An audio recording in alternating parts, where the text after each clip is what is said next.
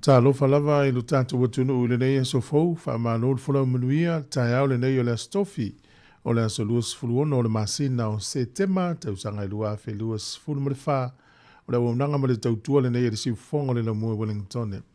Ai alo mai lo le tātou sanu ngalotu, tai tai le sunga I le tausi matanga luenga, Reverend Missy Faseu, mai le kalesia me tutisi Sāmoa pitone. E usi mai alfa fonga.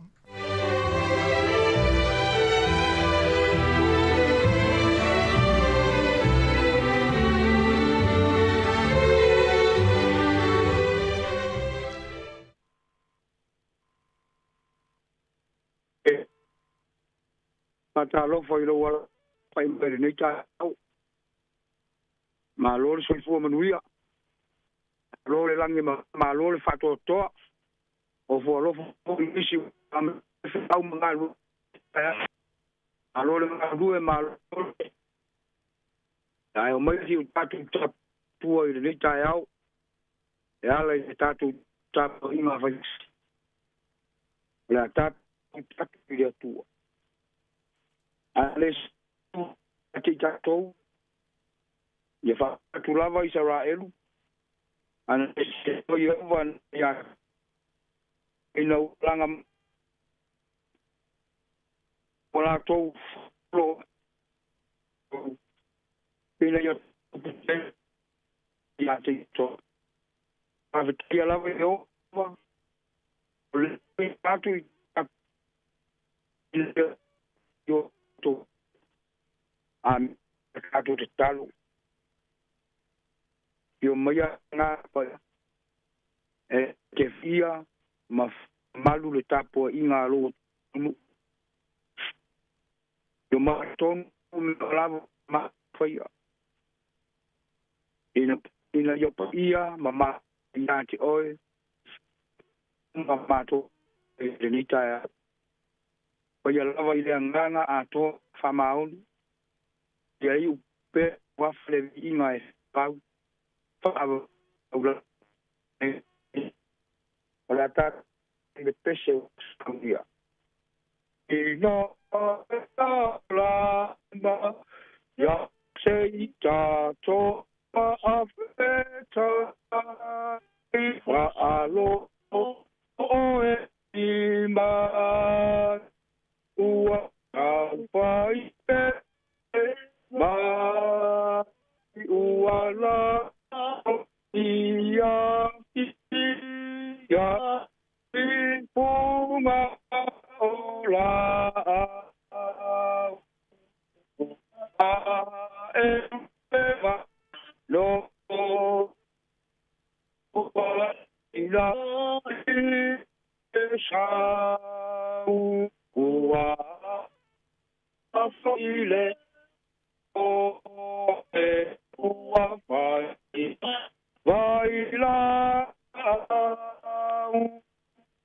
no sia ile o e fa ya e a ule ya possibility le u tu mari a pa tu ta ole leo la pa va ia to ai lo to I me te ai ma tau si pula o no wa tu ina ma ia li to nu pa ia me le ia sa oila wa mi o ile aso le wa o na la ma u sa ni ai o pai le ale li ana ambema ai ana na lo so so ni ai o so mais tani ia pata sia ole fa wino tu sia mo ma fo tu si nga ngā stolo fa wino i fa yu po ke fo tolu ya va ngat ai le tolu se por maltasi onga mai ya fiong pa ia va ai la to a sio petero ma yoani o tangata ile ya o ina ua male vale lea o foi o la to ilo foi a ua sa la to fatasi o ilo to foi ia la to tangata maloloi ko fa mai la ua o le mau la to pai mai ya te ia o fai mai la ua o se ia ile tau tala ile o la o pea ya smeta fai ai ni tangata wa o matua iloa e ono nofo Jerusalema o malava o fai la ua le fai long si ma fai sa tato u fo tai ina nei tu ono sala lawi nu atom tu amatawa tu ila ua lava o to tas tangata ipo wa amiat ila ua ono ole ya ila ua ei tau tala o watu le ngo ye tal pelu mayane ya tila kono irum tua ona ma ate uto ai ma fa longo le na sidi auto pam faya ona le tau ta la ma ava yai ma mo yai ora tonto ta ya tila u le la u la to se me fa nai ila ua wa i tangata umai wa anu faya o fanga furu tau sanga o le tangata sa vai ai le fa longo lo ai wa mavai atu la ona lulu in e meu fa poto ina o tumo fo ila to umai le ma u tatu ile si atua ale aloshi taro pe no le atua mamala malam mana le ai la fa mo ta mo yo no wina le atua ile no mo tu e ya te yo nai fa va na un e sua fa mal le atua le male anga me au tu le au ngana ina ele atua fa na ele atua ona tangata me se va fa u petros fumaltas au ye ni ma fo ngo le ni ta au u ato le ngana au atu le suafa o le atua ale fa malos pa ele atua tangata au fa tau e ma ai ele ai se fai vai as e mau e se arfa mau e foi tau Wai o lava I fe a o se nga o lo to lue ai I kampa o le malo se fa la potonga ai isi ngā ruenga tua. E asa fitau. Fa. E te hawa o nai a fitau. E te hoio ngai mani whare tonu. A pēle amatanga pare nguenga hai. Ngā mōri maua pē teuru maio. A mata lava ina atu. O rei le whare pui pui e tau fia ai. Se ia ria le. A sa iri le mawa. E ua ona o le loto. Le loto ua ti ngā ma le loto ngā. Ua loto. E anga loto le au osi ngā. Ma le au sai o mare tai. O le au e leo leo ina anu. Awa o ta i te teru mai. E ui te tū mai o e woti. Ona o tū. Mai ma tere na wata ngata woti. Taritonu iai. I lea tala inga. Awa onga. Pai mai ale whai pe tusa ma le ima feta.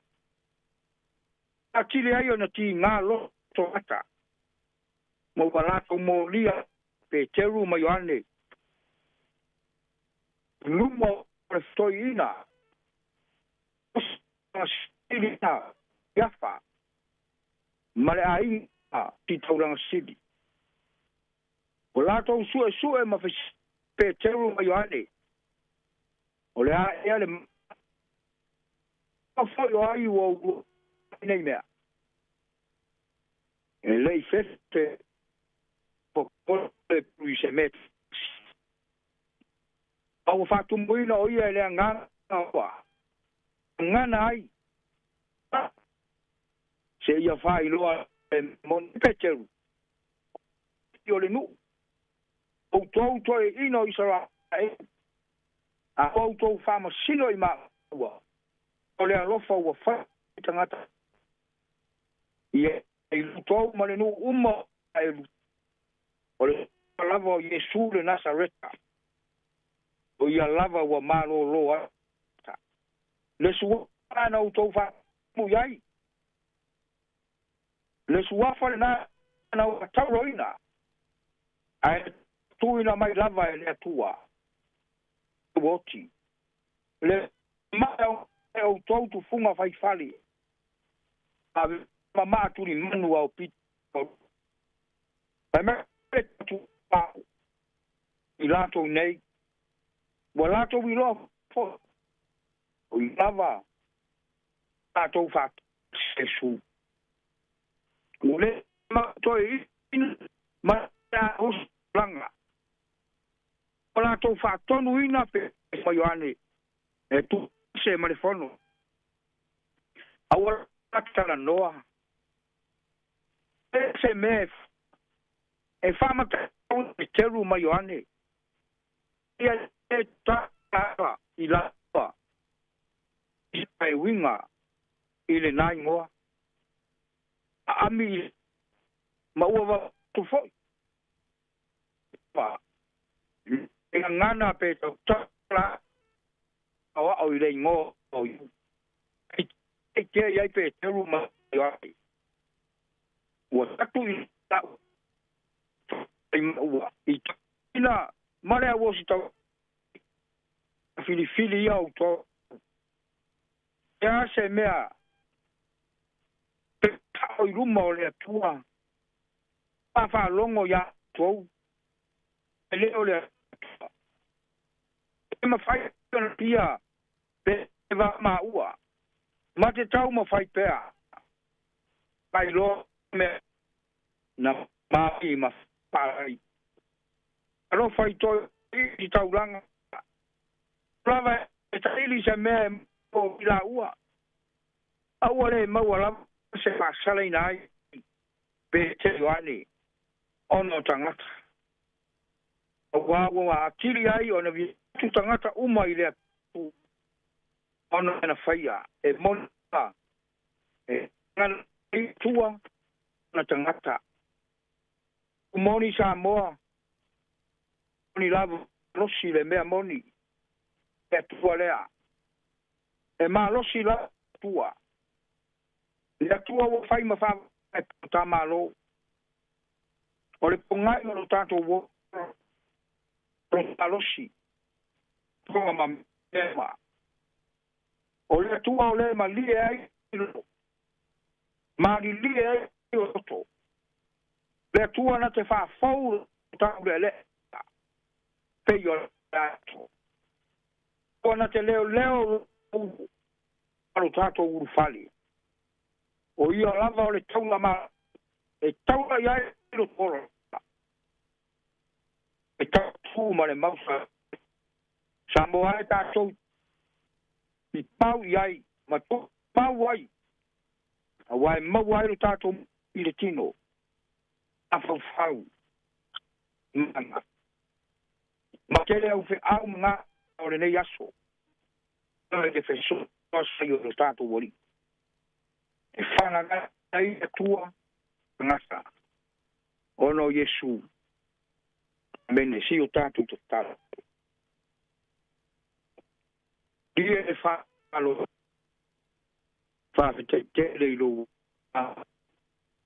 wa e to puli le yaso faita wina alo wala au lia fiesia ma le manu sa ma sana fa manu ina i lo tua fa mama tai o mato mau le ma alo mo ola fo fa wai fai ma uma e te fina ngal vai le pons ta mate e via e Sāmoa le wa mato mona le o lo fina ngal le ai fa ele tama ai tai fi toi fu o tanga au li ai sia ma le ma pie le nei ta tai lo wanga le va o singa ile fuwa ma lo apa yaso lo le tu le ino Sāmoa ma ona tanga i lava mato na o mato tangata spea ma fale tonu pea ai tai le ave se ai wa ma lo wanga le lei fai ora a tele lo wanga le sa mai o au yanga o au mea e tu wai ma lie le fa lo fa rete a tairo fa mai no lo ma to pa i so se bete alo ai e ma se sta leni ma so se ma to wa fa rete tairo wanga le ei ayo ma na o e al wenga ma o i ala o le i lau tau singa fa lo wanga le lei fai pe ya ina ya mato fa na ol pas wanga tama o le nganga min me uma lava o le nganga fai ai le soifu to wo fa so ani sid e tua ai ya mato fe a uma fa lango lang mo ye vai wa lo mato te ma mea uma lava te yo o ia samat o ai malo tu au ai sulu yo mato vai mato te sa e lo fin na pa vete ono kidin pena no ai no soifu e fanno ma fala ma li lo ma I fonga sa mo ngata o se atu atu mu fa I tangata ai e pe ma oilo ma tu fa ma ngalo mai sa on tangata o ame uma se ai pa me uma o ma e tonu ai avalita ma ngalo mai amangalo mato ai uma lava ai mai se au ka keris ka pato au no tu ai lo tua ato vala au toto pedis lava matotoi to mangalo mama sila mai ma to no via fai manuia alo to va le lei mai alo fa mai soani ma ya Sāmoa mo ona la mea uma lo kau ai ase manui o le atunu pai se ai ngam uma ye gai palofa ye gai panga le lei ala to fe a ma funga ma fa mo Sāmoa mana na fai ngam a anga le lei ta a soi fura pea mata ta alo rofa fama on oi manui au ka si ra ak mori maui lea so tama fa mo le mol yai pelo alo mai ai le o le tu la le ai at fo fe au ma na e ala ile mori o fina ngalo to talo wi na o sa mo mai so wa inga ta ape ai ngate ya so ta for ya ilo wanga le lei o wi ta ma tu o le atu nu tupu ale to ma lato ya pope ni aso se te o na ma to tu ai ya te o to talo wi la si fo no sang ai o ta le e to tu ai ma fai lo ai ala le lei a to talo wi a manga le lei como mia la so yo fa no ti yo mamai le ye lo fa malo pa ya ni le mo nga e mo ai le to fi mo ai le ma pan ma ya ti o ma to talo kena ya ma to fa na ngai manga wenga ia foi na ya ma to fa na ka uni mo ne yaso mo lo le poto mi tam a le poto ina ye lo a ava mama ta ya o le atu mo to taro tama a lo ke au male nga luenga ato rue ai male au finga alu o mato tanga tai male au ai mato te talo ye nana ina pema ya au nga oile tua e matau nu ai mai levi i tuafa o ma oile ne ya fa mai o a ke o inga i lungo ala ma atani mana au e liso le li i wa ma ole ma vala au tu pa au i lungo Sāmoa ma ta mai mato lo manu e le to ma alo male ngang ne yo o au pa ba la am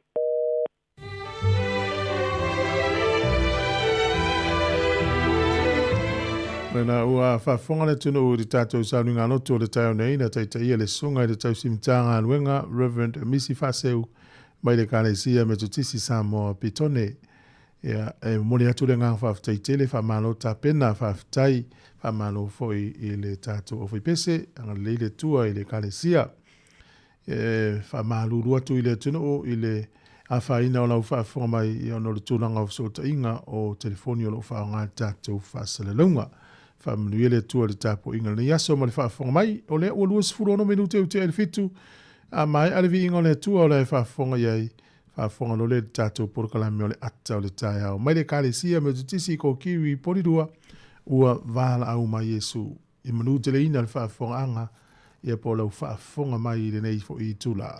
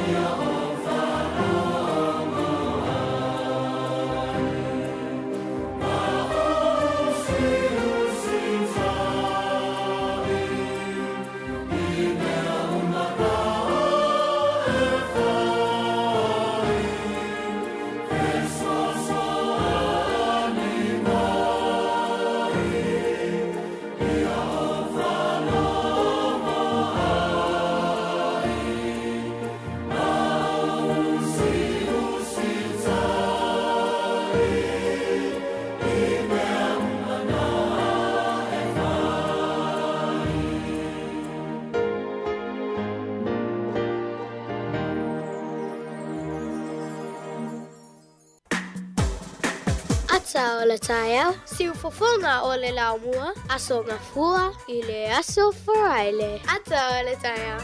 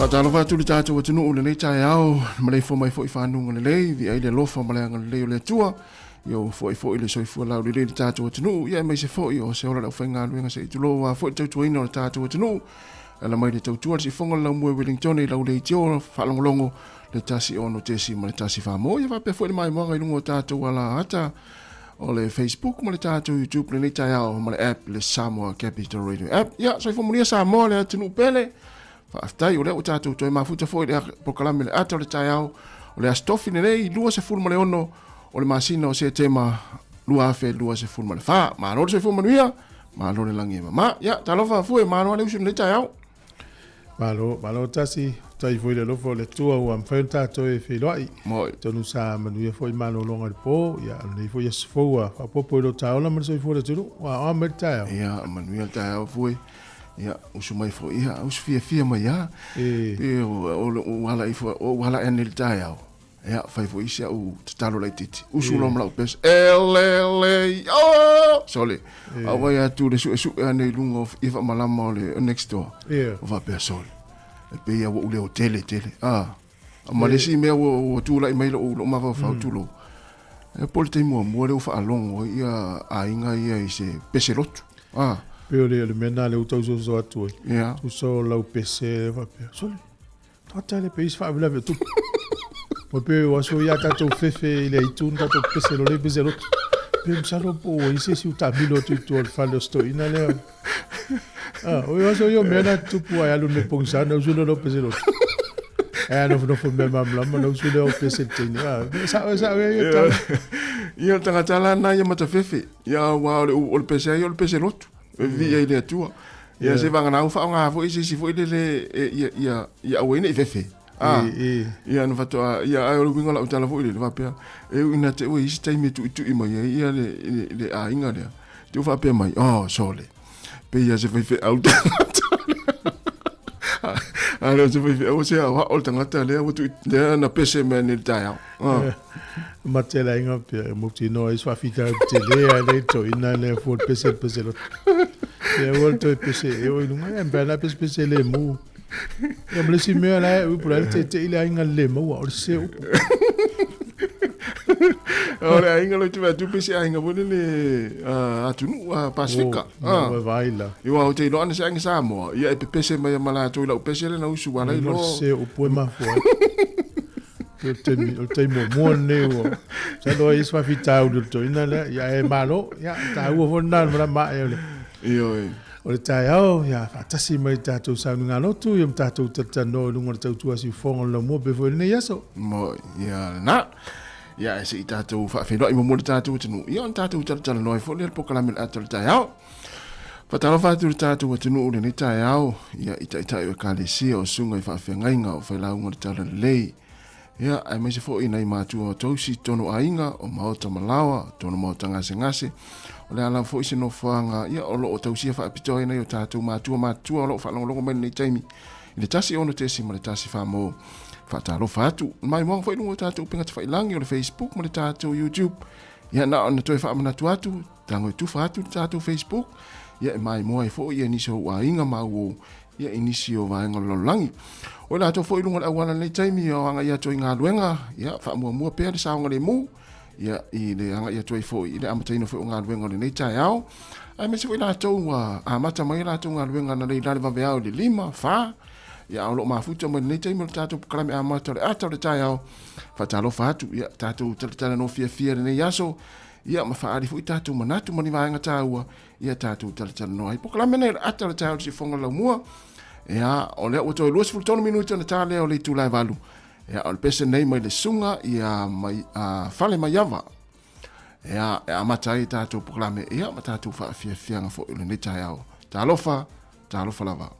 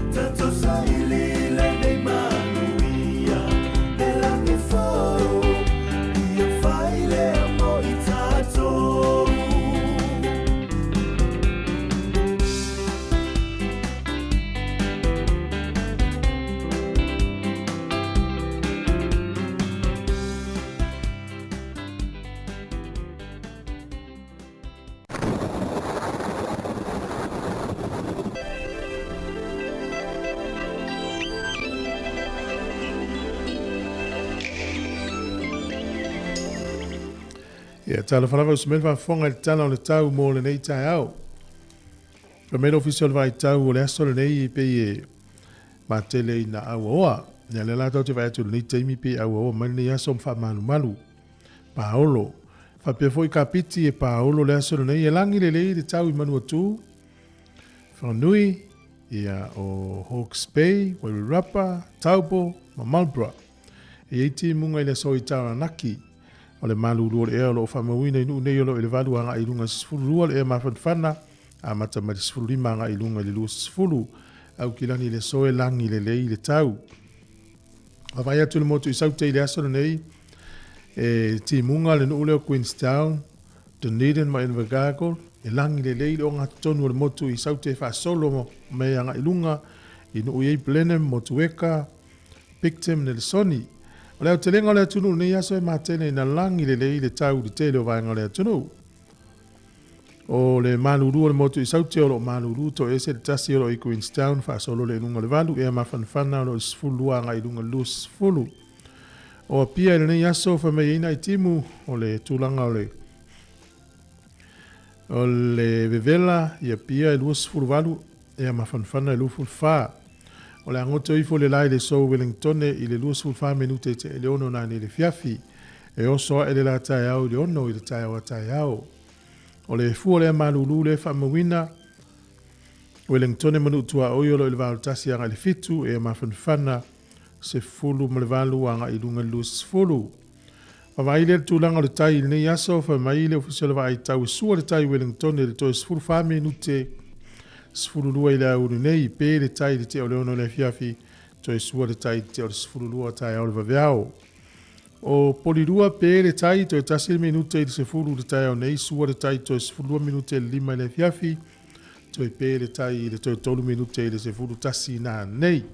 Ia le tūlanga na o le tai ma le tala o le tau ma le tūlanga e pe masua o le tai mo le silifia le au whangota mtato uma i fuafuanga o le whaiunga le vaiaso.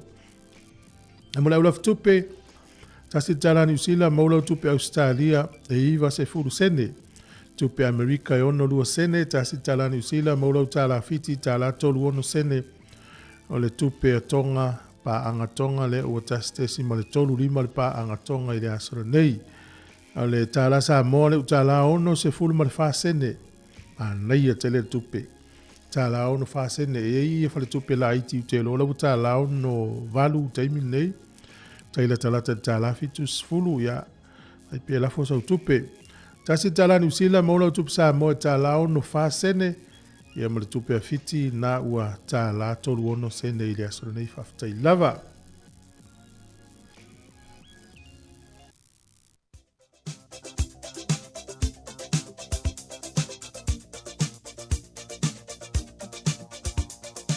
O whamrianga o soifua o so whanau tātou emaili lava na a so whanau at samoacapitalradio.co.nz moni a tele lava o tau asa soifua o tau na soifua mai dine aso po se asa whanau fo se se whanau lua se fulma leono nei masina o se tema whaamni atu tātou poklame whaamni a tele lava le atua ma ia toi whaopopo nisi tau sanga se tele mo o tau ma ia fo i pea le malosi le tino ia awala fo i whianga ia i whiau mga luenga. O le tusi whai tau mō mai lea le tusi o Efeso, o lona mata upu mua a lona whai upu e se furu ma le tolu. Efeso mua a lona whai upu e se furu ma le tolu.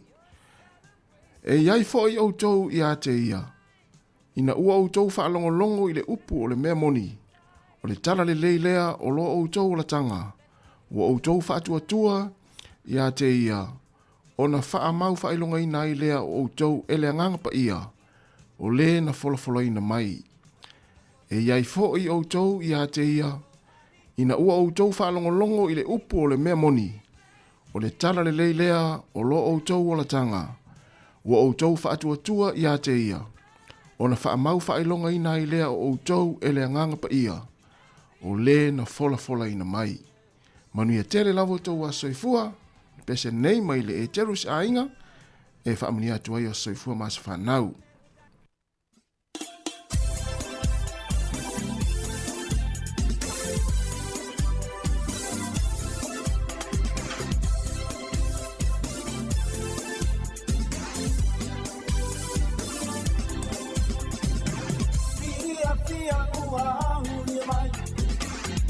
aso Sāmoa he miti iai. O se tatala whaamanu ia, lo aso whanau auria. Me oni awa mani pēna, e usitai ua sirirena. E manu ia i lohuola, e oli ai mawhia fia. O mai tātou fia fia, lo aso whanau auria. Tātou vivi i mawhanga petai, i lea tua ua auria mai.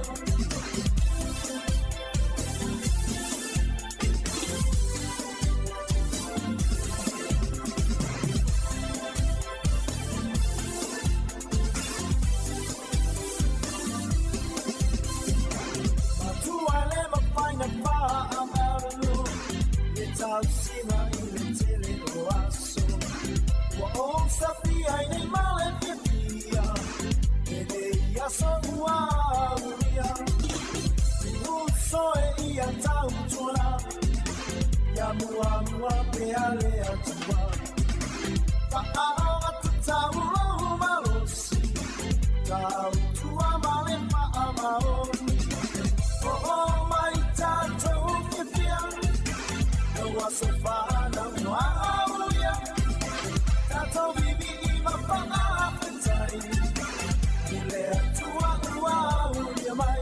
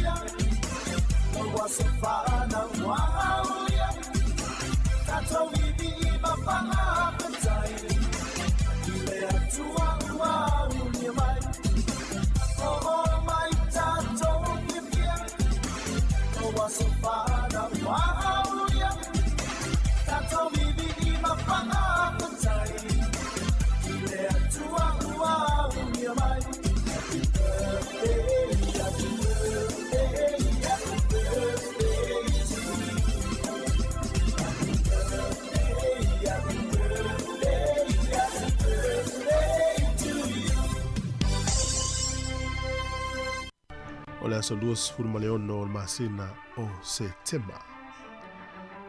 O le aso nei le tausanga e tasi iwa lima o ia le toe maua ia fita malo o whaatasi ia le taulanga o North Korea ia matua mtautia pulenga nuulea o atulo malo o whaatasi toe pu e vailua maila tu taulanga. O le aso tausanga e tasi iwa lima sfulu na ofia tuaile malo Indonesia ilalo wha malu o malo o whaatasi. O le aso nei tausanga tasi iwa o nusfulu pe amale fitu sfulu miliona tangata Amerika na mai moa mo le taimi mua i se whaafinaunga ani sui se toa lua tau vā le tofi Palestino Amerika. Le taimi mua leo whaiswinaunga lua le televise na finau ai ia Palestine ia le tangata le o Richard Nixon ia mai le vaenga le Republicans ia whapea foi ia John F. Kennedy o le vaenga a le Democratic. Manu malo a John F. Kennedy i le finaunga lea ia na whaia i lunga o le televise ia na malo fo John F. Kennedy il palota. O le sol tausanga tasi iwa valu tolu i le se lau tolu sfururua tausanga talu na whawaina tu ngā vaa lea Amerika o le America's Cup. Taimi mua leo malo i se vaa leo se vaa Amerika e tau le Australia tu po le vaa Australia. Na mua i le sol tu unga lea tausanga tasi iwa valu tolu. O le aso nei tausanga tasi iwa valu wha na malia i Peritania o le atu inatu Hong Kong i lima o saina. Le mai au se lau lima sfuru tausanga ia o pulea i Peritania Hong Kong. Malia loha ia Peritania i le aso nei tausanga tasi iwa valu wha o le avatu ia saina la tau tuwa ia. Ai fatu afata unuina le wha moi le aso mua yulai le level po, turua po mao, tausanga tasi iwa fitu. na le malia ia ile aso nei te siva val fa fatua ave ia ile aso mo yu lai te siva iva fitu o le aso nei tonu Europa fata au ai ngana ese o lo tau tala itanga te Europa ia Europa la tau tala no ia Italia o nu Britania Lucia o Falani nu umala o Europa le aso nei fa ilonga ia la tau fo ngana fa ia la tau fia fata au la tau ngana o le sol tau sanga tasiva valutasi na whanau o tamai tai leo Serena Williams, tamai tai leo Champini ta alongo tenisi. Ia o tātou tala nātou e maua whakuponga tai māsani whaftai. Halo whaftai, o le ua toa iwa minuti o na tale o le July. Valu tala valu na whaafonga rei tātou tala mai Sāmoa. Ia leo o tapina mai le sunga tāse salam sam. Ai mesi o tātou telefou, whapong mua o tapina mai ana whaasolo. Le peatari tu lai valu ya toi fa malom toi fa talo fa tu nei taimi e na tu ina o fangu nei tamai ti lunga sa ni la onga e toi o tai au ia ona tu u lo le wa onga nei tamai o le nei foi kwata Mon ya onga nei aso fa nau ia fu tapo inga nei mantu fa malo foi la to tape nei tamai ti ave le onga nei kwata la mavai ia e finga tai pe ona tu ua onga nei tamai ti wa ia inga e au sangi e na o tamape na o tina ia ona whaawasenga no le po ia no fwe waita maiti. E i por kalamea le anisi o whala tonga ia avita maiti e tua ia e o mātua e whenga luenga te ton ia e ua lewa na tutongi e mātua le awa no e o ita maiti. Ia e mahano lava. E le ia se fianga tele i loto mātua pe amo maili poti e ta maiti le kuata mle kuata la lelei. Ia me foi le mātua tautua na e tulipeli poti o ta maiti i le aonga i loa aipo a mai. Ia. Wa le swinga i neo na popio aso ta onga ta o izamo. Ia. E se hase ava i nei tato mātua i li poti ma pe sota inga mātua. O nei la lulangi u tato i swing. Ia. O le tate nofo i ale e mo mali i meli o taluma. Ia ele wa onga ai. Ele o yeise whanoi foi le ta umai pula al mafuanga o le aonga. E o se text. Se ele saul text al fai aonga. E o kometi o mea umai o. Fa polo kalame umai lungo masingi computer aonga. Ele ia i lole tama ma le teine te me whaita wala aunga i o kometi ana fiti i teksi mātua. Ia ma nei al tato sila fia i mea ia i lofa pia fo i leise se i leise an telefoni. Ia peo isi au ala so ta i male aunga. Ia le la tonga. Ia tamaiti ina uto whaalongonongo mai. Ia whafia o mātua nei kua tai lau li poti na la mai. Ia wai fia fo i siu tina ma siu tamai momori o i la aunga. Ia pe a mo mai lau li poti tai au. O ka se mana i o lau tau mwhainga kuata nei. E whenga talanto e whawhiwhia wale wa umar kuata. Ai au ngā mō kuata le i ruma. E mai se ia whanau a tele ne lental no for University of Victoria. E mai si University. A wala wana no fwai. A whapeo tau sanga fwau e lea tari po le whine i le University. Taimil nei e whanga yo iai. E whapeo nā fwai. La tau e sauni ia mo le tau sanga ino scholarship. Tu sa o a onga nei taimu tato itas. Tu se tau sanga ato e ta pena i mo le sifui tau sanga. A ta pena pe umar Christmas mer tau sanga fau. E le aila e whengtate le tu langana. Ia le na. Ia wa tatu i Sāmoa pe e loa le tamu whai o tamai titi le mai reporti. Ia o le Sāmoa ia o le ngilisi e si. Pe o le A, B, C, D e tau mai le tamu whai. Ia taluan ta o ngata iti. Ta teli vai e si ti e tamata upu e mai pe a. Iwa fwe le ingi ti a kasi. Wala nanga tau si ona ana ia se ti se mo e pasi vo ti o F. Ia fa tai fo ia onga ia so ile ingi ti la nanga tau si. Ia na ia fo ile mate le tele tatou pe a me le poti ale tamatiti o lai e fo ile le lai. Ia tate fesili ia wa a me le poti me te vai atu lai mo ia ia no ta fisili le ia sfu o ta onga ta ita fa tusa la ina i tamu fainga na i fa na ia fa wona mai von me si mo mata upu fa ali on me report ta mo ta ia hete no la ni ia o ta vai foi i ta maiti mai ta va pesi a pelo le peni la mu la sa uri si ai no fo le vasele le vai o le si pe o le Wa vai la le me sa ta foi ia Ia nā ala i titi. Iu, ala i titi. E mto liela, ia nei mātua le vato mo so talo faisi o tali. Ia si o fil. Ia mtua i le lo orisi le mela na ia autu si ele vai fa Ne vai ia wale se no fumto suisi ole de vai te papi suia le ti de a pe fa ngana no vai istamet ia se vai na ia na te fa longo mai ma futa mai ia o ana sa fa ia vai ngana ia mai le fa talo fa tu tato tu le wa fa talo fa mai nei tai au fa talo fa tu le fa tu ia finga ia sila ia va pe fo ia le sunga le pepe swalka fa talo fa fo ia sunga wilma atoa ma lo fa tai ia amelia fa moana fa talo fa tu talo fo le fa tu ia Teresa Apoto Rosa Wright ia va pe fo ia le sunga ene fale au fale a loto ia va pe fo ia le sunga ia o ilisi rea tam fai mai o ka sto tero tato lisi epi merina fa taro fatu fa fo wina tanielu ma lo fa tain mafta mai sau vau ni la tofa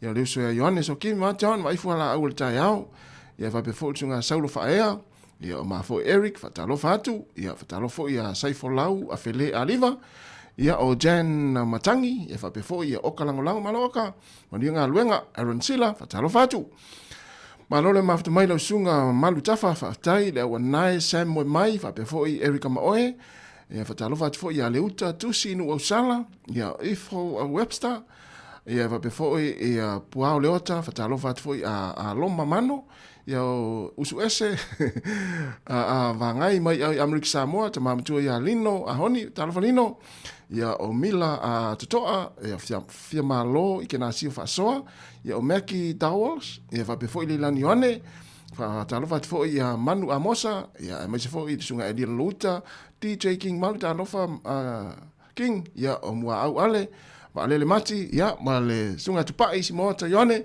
fa ftai tele lava ma ftai mai ia le la vatu fa fianga nei ia mai le opese alo au ia la tu outal vau ia na solo le matatu tala mai Sāmoa. Good morning, kia ora, talo falava.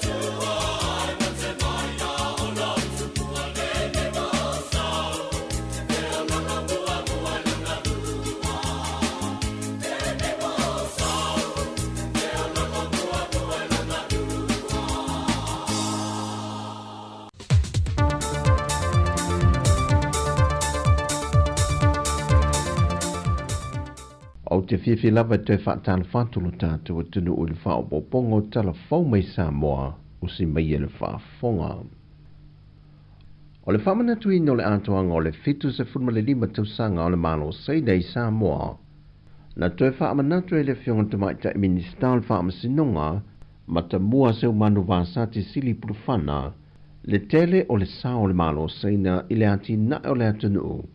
E le ngata ia na fesoso ani tau le soifua malo loi na le fausia leo le whanmai o fo mai o fafua ina mailo la tutua whapea foi le tele o mea whainga ruenga mo mia o le malai ba lele o ati na e tau ia o onga polo keti mo le manuia lau tele ai whape na foi i awa no wha askola sipi o lo maua awa no ai whanau o le atunu. Pei foi o le silafia o le aso se fulma le tolo le masina le nei o Septema na sia ele ampaso le malo i Sāmoa le ofisa le siufongo le lau mua e se whaatala noanga ma le fionga le li pule ma le teitei fono le komiti whaatono le siufongo le lau mua e ngalu rue whaatasiai o le sauninga sa whaatu teia lea i le lotoa po le nofanga autua le ampaso seinei Sāmoa i vai 5 na whaatasi e le fionga le au mamalu le maloma le na masiofo le fionga le fong fitalai masui le pānemene whaatasi e masui mai isi malo i le atunu, ma le sui mai le siufonga le lau mua. Ua whaanga solo whaatala noanga o le pui-puinga leo whaamtalanga tau teknolosi whaone ponei, e whaapitoa mo le taringa malo o teitai o malo le tau pulenga le masina fau. O sea o onga na whaatu tei e tutonu le lua aso, e le nganga o le o ina lea o awala ma me totia, e na ia mautino e pui-pui a whaamtalanga tō tino e whaatatau le whontanga whaafao malo le nei. E le saunoanga le fionga le ministan tanga ringa fisota inga tele vavave whaon po nei. To e lupe po muni nuku on semo. O le ngā ruenga le o le a ngā rurue whaatasia i lantou na vāla au lia. E ia matua mautinoa le pui-pui le o pengta whaailangi ma fisota inga whaon po nei o le a whaongai na le whontanga tele le nei.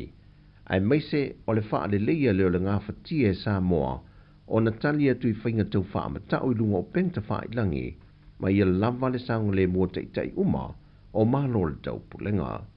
O sui na whaatasi le nei whontanga o la tau lava to mai maanga waa e le wha moe ngolo o fina ngalo i le fionga le minista e au sia le la sanga malea nganga ia malu pui pui wha amatalanga o le whontanga le nei ini o sa whainga e whaonga ai nai a wala whaateko na losi.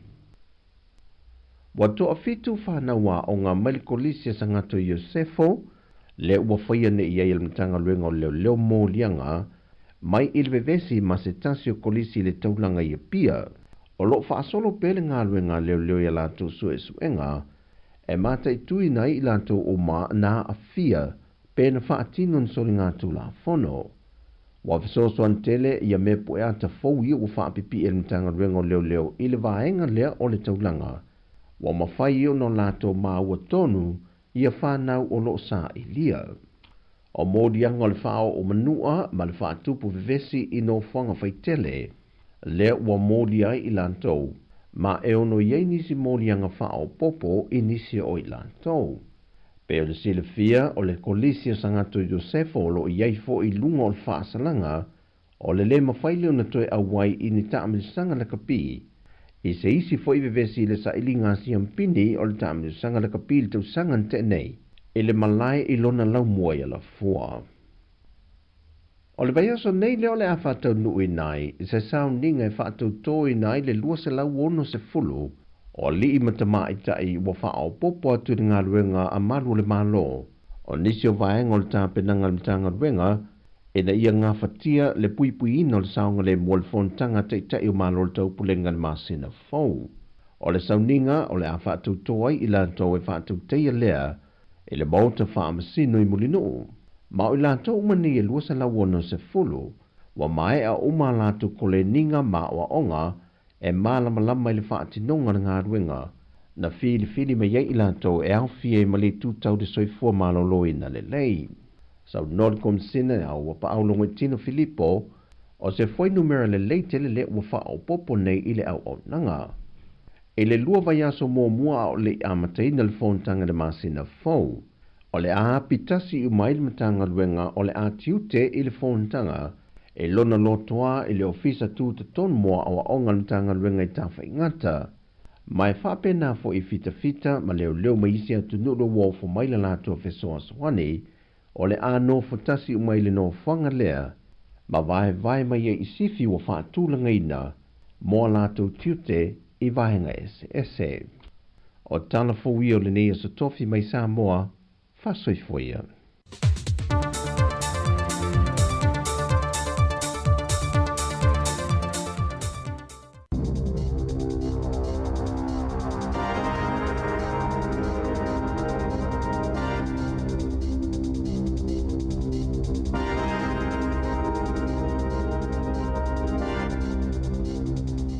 Talo falava o talafo mai le si ufufonga le lau mua i Wellington ne mo le nei tae ao le aso lua ono se te malua a felua faa.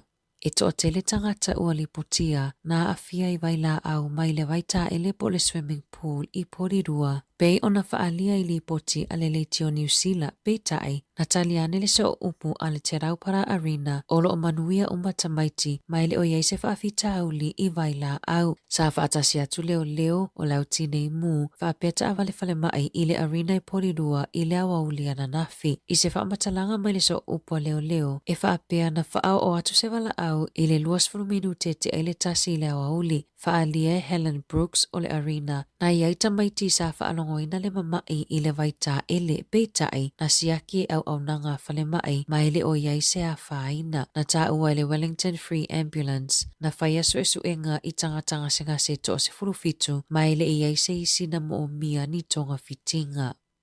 E tusama le tolu se laulua se fulunga luenga ale kainga ora ua fuafua e faamuta. O le afuafuanga o se vaenga lona lua o le toe faatulanga ngaunga luenga a le matanga luenga e lua se lautolu luanga luenga ma matawhai o i sa faalawiloa ina mua o le a ave ese na whailoa e le pūlenga i le aufenga luenga le afuafuanga i le aso ana nafi e au fiai ma se talosanga ina ia sili atu i le afo le numero o le aufenga luenga i lana au nanga i le Kuru Tau Group a Maori ia ave ese le ana faamoe ina ia faamalia ina imana onga mua fale a tangata Maori ma faatau nuua ia inga uma i lalo le faamalumalunga o le whengainga o le waitangi. Na whaafainga luenga ina i le kainga ora le tolu a whewhase lau tolu walo tangata whainga luenga e o mai le aso mua iulai le tausanga nei. O le pulisili Andrew McKenzie na whaamawai ia iulai o le tausanga nei ma o le aia mawaina se tutongi e tusama le tolu se lau ono 5 a whetala e whai mataui ma leo foato e malolo vaea ma o le masino o ke topa le ua sauni e tu ua i le matanga luenga. E to a 5 mai le to a fitu sui o le komiti whaafoe ua whaamuta foe a la tau matawhai oi. Whaalia le palemia Christopher Luxton e te taona whaamanino a tili e le kainga ora na fuafuanga ina ia whaalele ai le pule ina le leo tupe.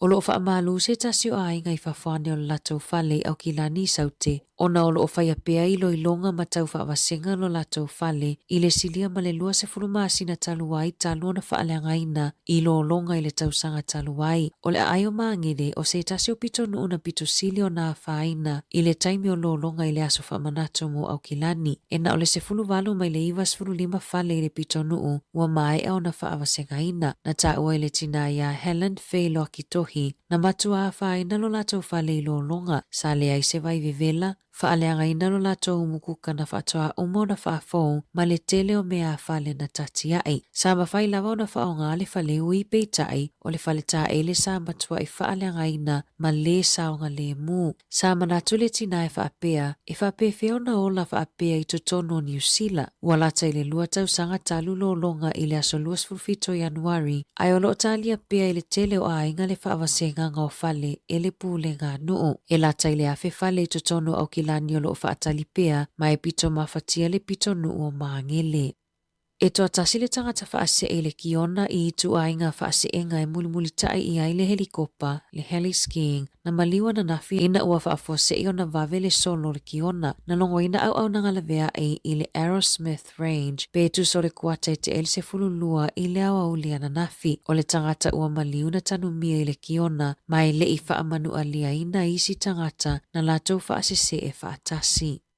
O fale o loa e 25 ale foodstuffs, o loo whai ai whaataita inga o te konolosi fōu, e pu e ai atau tangata whaatau, na mawai le awhi fitu se lau whaafito o whaamaumaunga, whaatasi ai male tangata i to atasi, e le I whaamaoni ai no na whaamaumaunga. O loo ngā solo le lei whaataita inga o ia te konolosi, male whaamoe moe e whaaititi ai ngā o inga, ma soli tu la fono. Whaatasi ai male whaingo fio na maua le au soli tu la fono, I to tono fale o loa. O loo tulilo ai nei supermarketi le whaonga o ia te konolosi, ina ia mawhaiona fuafua e whao ngā I le lumanai. Wala ngā ele au whaito whamata upu e winga I le ono tula I mai o le whaitu au, mai si mata upu te konolosi ma whaamaumaunga patino, na mawai whaataita inga se tangata na ngā oi I se whale o loa, ma na whaasaona toio o atu I le whale o loa. O le isi naunau ta inga ma le whaamoe moe ia masini, ina ia puipuia mai ai le au whainga luenga.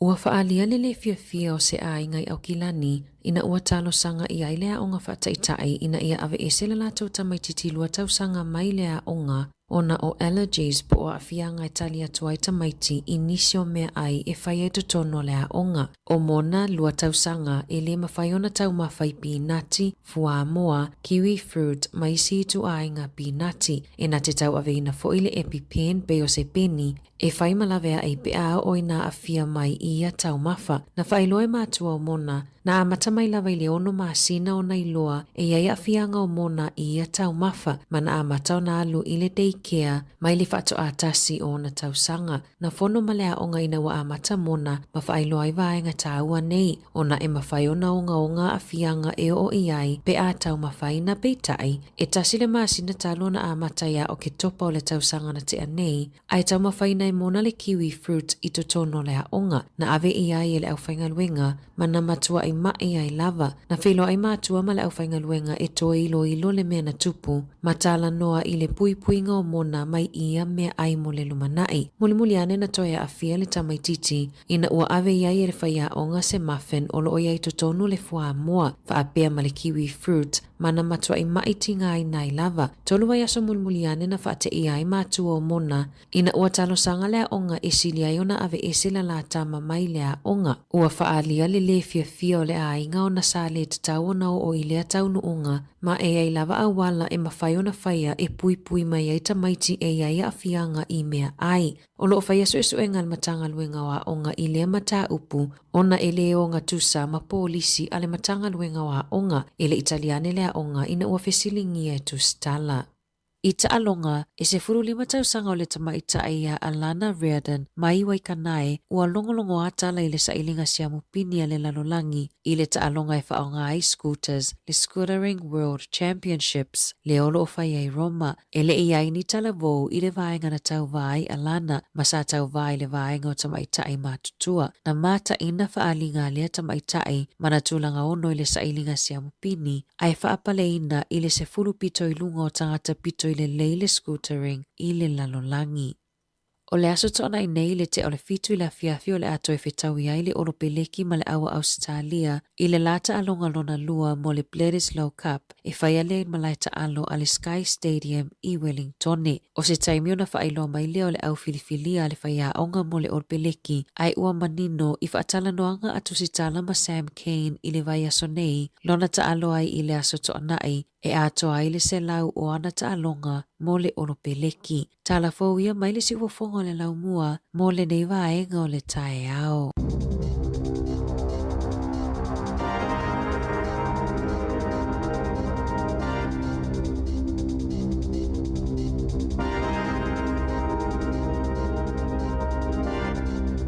Malo whaatai le whaafonga mai le tātou tunu una ua mai atu tātou tala mai Sāmoa ma le whaapoponga mō mua tātou tala whau le nei tae ao toi whaafonga iei le tūlai iwa I le tae ao nei. Se 45 minuti o te nei le tūlai valu. Pukalame le ata le tae ao. Ia, manuia fo ilanga ia tōlai mātua e mori whanau a onga le nei taimi o le pisi o la wala. Mori, sawa oe ne la toi tasi le aso le toi o na umale wa onga le whanau. Toi nei, ia tae ao lo le aso atoa. Ma lo lava le whaamana rosi. Mai tau wina I e leso na o watu e lisi whalo loa na e whaifoli whatau. Mata no mistasi o Tomasa mo le whenga luenga. Ia na moli mona lo whaanga I tatou porkalam. Whalongo longo mai lawa sita ma. Ai ola na tala lawe mai te loi. Te le o tamaiti a o ngai e wo whainga luenga le taimile. E. To le o langa le e tunu. Ia. Ia, ana ia o ngai o lo whai unga le tausanga o la tau whai unga o mai le whainga luenga. Mo. Ia o tamaiti le universite. Mo. Te le tamaiti le alau te whainga luenga whatu ia. Mana ia te le talo whaina i tamaiti. A ole se foi le tu e ta o le fa vea le fa masani whainga luenga na te ilo ile o lang whainga luenga ele se o lang whainga fie. Na tonu. O i fo ia mata na ia ilo pe fa pe fio na se fel tupe. O le si le ato mai ele maua uma tangata. O le fa so ino me o tupe. Mo. Pian tata no ele si aso tasi. Ia. E fa tala ula. A o le tele o tina ele le me le fa so ino le tupe le ai. Yo. A atu ia tama. Ia pe ina i vaenga na ele. Ia. Ele Ele tama mal tina fa so in. Ele o tina uma foi. Yo. Ai pe o le tele o tina ele le o lan fa so. Ia. Ia po le ivas fulu ivo tina le lan fa so. Ia fulu iva ma moe na i loto. E pe ta si alpa sino tina le la tu fa so. Si dia tu tama. Ia. Yo. Ia pesa e pe o ele sanga te le foi la fa so. Ia na. Yo, ma fai ati te fatina ma ti te fatama. Ia na me la le fa so. Ah. Wa le ta te lo ia pe e mo ia le alu fa folo mano si Al va ve Sāmoa. Ya te no ma. Oi. Ya malo lava ya. Ia. Malo foi le uspo inga lu ngam tiute. O le si tu langa le mai tau ina e ila to va pe. Tu ina no lima si o malo lo. Ai te si la via. E ila to o sili atu mo le ono lima tau sanga le matu. Ala fa inga lu. Esa. O foi le mo le malo si. Ia ma le si tu lang. O le ono fa o le matu a malo lo si atanga tai o le tau sanga. Ah. Sa o le le. Ape o le mame ona malo lo mai tai mi e ono fa ai ono lima tau sanga. Ya mo o e ono lima la te whainga luenga ia ma no lava na te fia o e ole ta ua le olo walo ese marfale Ia. fail fa malostino ila unga luenga e mau al malos Moi. ai no folo le fale ia o le mela na tupu Ia. umia ia mo e tau mafa le umia te au matua Na vai le tino le nga yoi. Ah. sa o le le ia Ia taro si ai le wa afia la ngā luenga ia e lea fu a mata o le whanonga tō fu i le la vaea. Vai ngā lea le kaina ora po le vai fu le o fale o fale. Tōru o vatu ma le tōru se la ngā luenga i la wha mutaina. ale ma lia ia o le ua avele avea ia le minister le pe le ngalo tau le au nanga i le minister le pe le Ministry of Social Development pe te usea.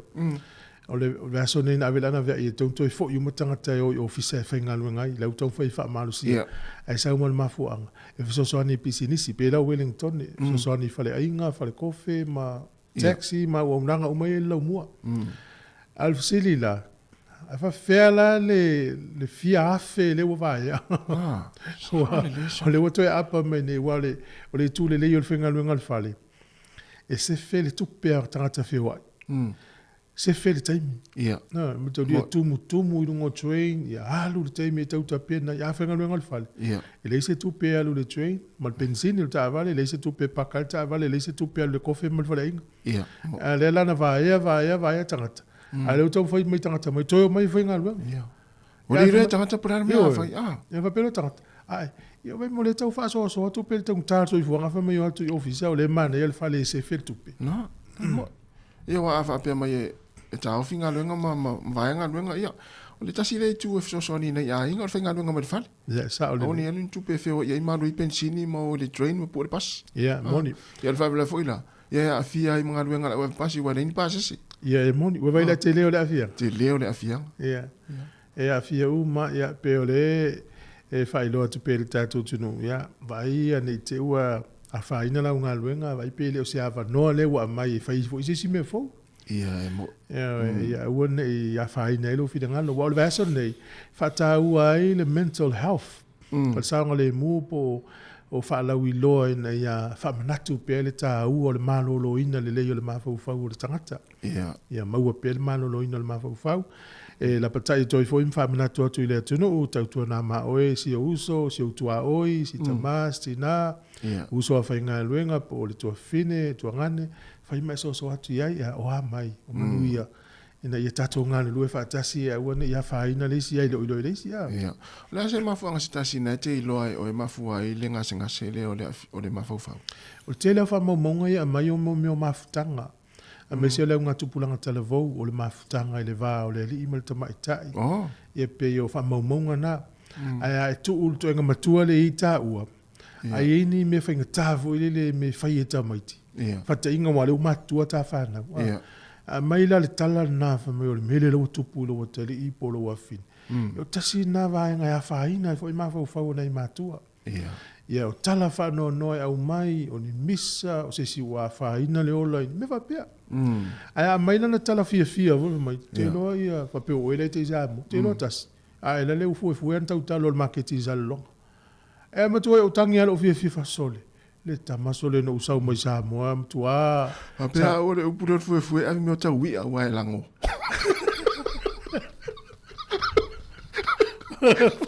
Mala tua la wau nei tamala inga. Tau tala le. Wa tau talo tau tama mata mu le fue a. Ai le wa li ua li fue ia tau talo. Sa te wa pe estamos tasi la le ot la na fa ngota la le fue i fale me umana a mai la tala va pena e to ya lulo to ma fau tu pe sol le tamana tele ne i tala le ainga fa pe le a ye le watua ye le ainga le lo to yo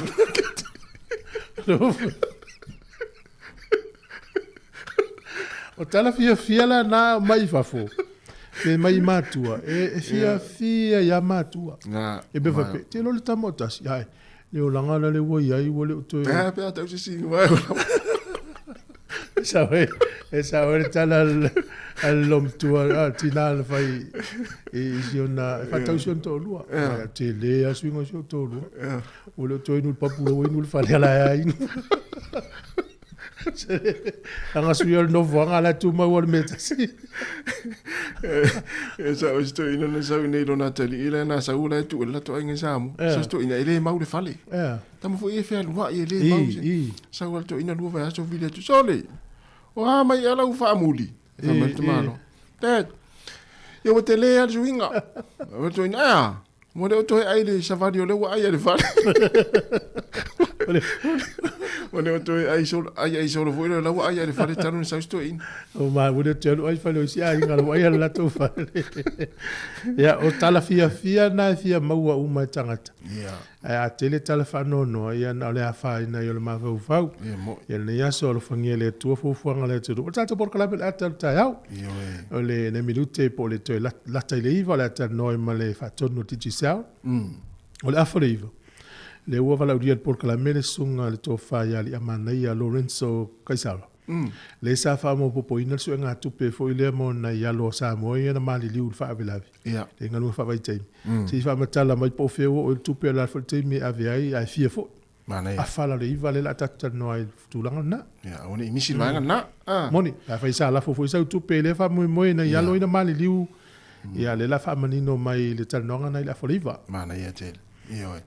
O le na saule tala fo le na mai ana o le na ye le fa tu ranga le sa fie nei fa na ile swimming pool la ta to poriru inga vai la au fui le tonu le vai io ia ta to vai nei ia vai la e ave tu tonu so io te le lola over le vai over la au me foi la leta te fai ai tamati se o le no le vai ia wa to le tamati va tu sta mati la e tau ai no vai mai le swimming pool ai le ta tau na la to winu ia wa o le stanga te masa ni na ia le swimming pool la fo ia o tau sanga ni le ia le se ava no ia nga la wala tele fo ila to ko le ni ia o le no le vai wal mena e te wa fai nei pe o tamati le vai ia va pe ona va ia nei tamati lo te o mala to ma tu le nu vai la tama Yeah. Me foi na tatu tama o a mena fa na swimming pool. A wona vai tu tama te la te inu vai vai te me te le alwe ave. Ia te le avano. Ia e o ni tama ti ia. Pa pe ala tu le inu na e. Wa fia ila tu la tu. Te fa ui tu tala ia mai fa momongol po. Alo fa tu po kala me tatu. Se o sole ia lui e kale mafuta mai Sāmoa. Oi, sole tu po kala me to tele nei tatu ai ngai Sāmoa le fa no mai. Mana ia te. Lo lava ia. Oi ni si pa one ia Erika ia sa le. Ia malo ia pa pe foi ia sunga pro okay ia John Ia, mai se fo i fatu a lupe, ia sunga tali vui. Alo tali. La uinu vai ia. Ia, e fa peo Rachel Sifa, ata Ioane, fatalo fo i fatu a Teresia, Agustino. Ia, mata ia, i me mata fola, Alan Solomona. Ia, manuia fo i ngā ruenga nei tai au. Ia, le lava tu fa fianga le. Ia, Asi, ale taina le pese tu lo la fo o la fau. Ia, e tate tala noa e fa manatu aso le vai aso ne lo fa tau ia fianga le mafau fau. Ia. O le Mental Health Week. O le aso fo ni le fa tau ia yo fofonga, yo mata. Oh. Ata to vai le suinga o le teimine le o langa i le te le o vai nga se senga le utato vai. Telefoni, laptop, iPad, computer, o le wati, o TV. Tele na fai na i mata o tangata. E le lai fata ua lau si de sila na yaso. O le tala na fai mai e fo mai na ufa longo i disi yaso. Ia. Ai mana o le lei lau vai. To anga e sila mai vai la au. Lanu mea mata o la au. Tilo i ai la au i e fiso soani le mata. E le taimi nei. Ia. O isa suinga o lau vai nei taimi. Matua masau o la ua ai le mele. Po i al tangata e tamia nei o te ilo le leia. Ai sa. Ia. I le ai masi. O no, au te fia, le ua tau. Au te fia te lai, i vai fo le te le alu e te alu nofo lalu se la mo o tiro i lau o la au. E te fatoa whaonga sa au fonga. Pulmen. Ia o zo ia fai tau tusi e le ia malo. Fata ua lau si de sila ne aso po o fonga. E iwa yaso. O le mai tau ina le tele o vaenga se senga iu tatou vava ai. Ia whaina ai lau si de sila ma whaina iu mata. Ia la. Ia te pe si to ina fo le na. Pero ai mana vai fo le fai fo mata i Sāmoa. Alu atu le tano ava le sal lolong. Ia. Le fai le tano ava na to ina fo mai isi atu isi no. Na to ina mana tama i mo li na fo le ki mata mai ya. Mana o to siaki mata. Mai na to ina tano ia mana ia. Ki atu mori mata o le to ina fo mai ia le mori la iti fo ia. Tama mori la iti fo le fa mai fo mai. Ia mori sto ina saina le. Ia ki atu mori mata o le to ina fo mai. Mana ia mata to ina le. Ia fa solo tu le sto ina. Mana ia mata to ina le. Ai taua tu no ia sto ina le ile ile sto ina le whatever no na sue. Na le fie. Na le fie. No ki atu a le mori. No taua tu mai. Tasi ata male anga mata. Le anga mata ta male. Ia la tata to pese. Ia mai fo ni tai au. Ia ma la va fonga to tangata na fa tala na ta. E fa ma ni le la tala o le me mo ia tu. Ia me mo ia tu. Ia no le va la u Ia na le anga tele mata to ina. Ia maluia lo fa tu programa tal pese.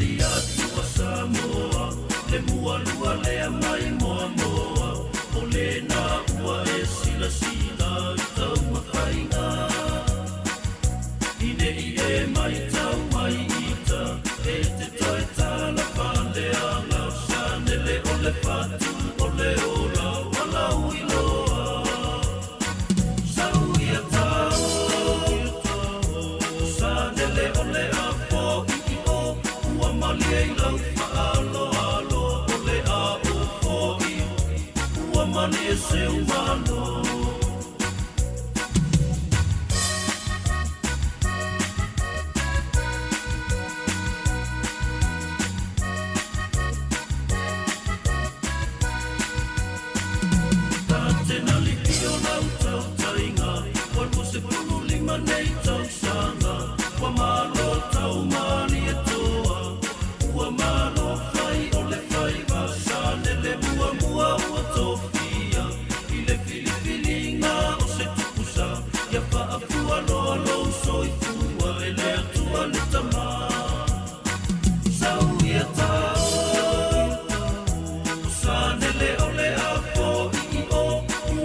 e lau whaalo alo le a o fōi. Ua mali e se umano.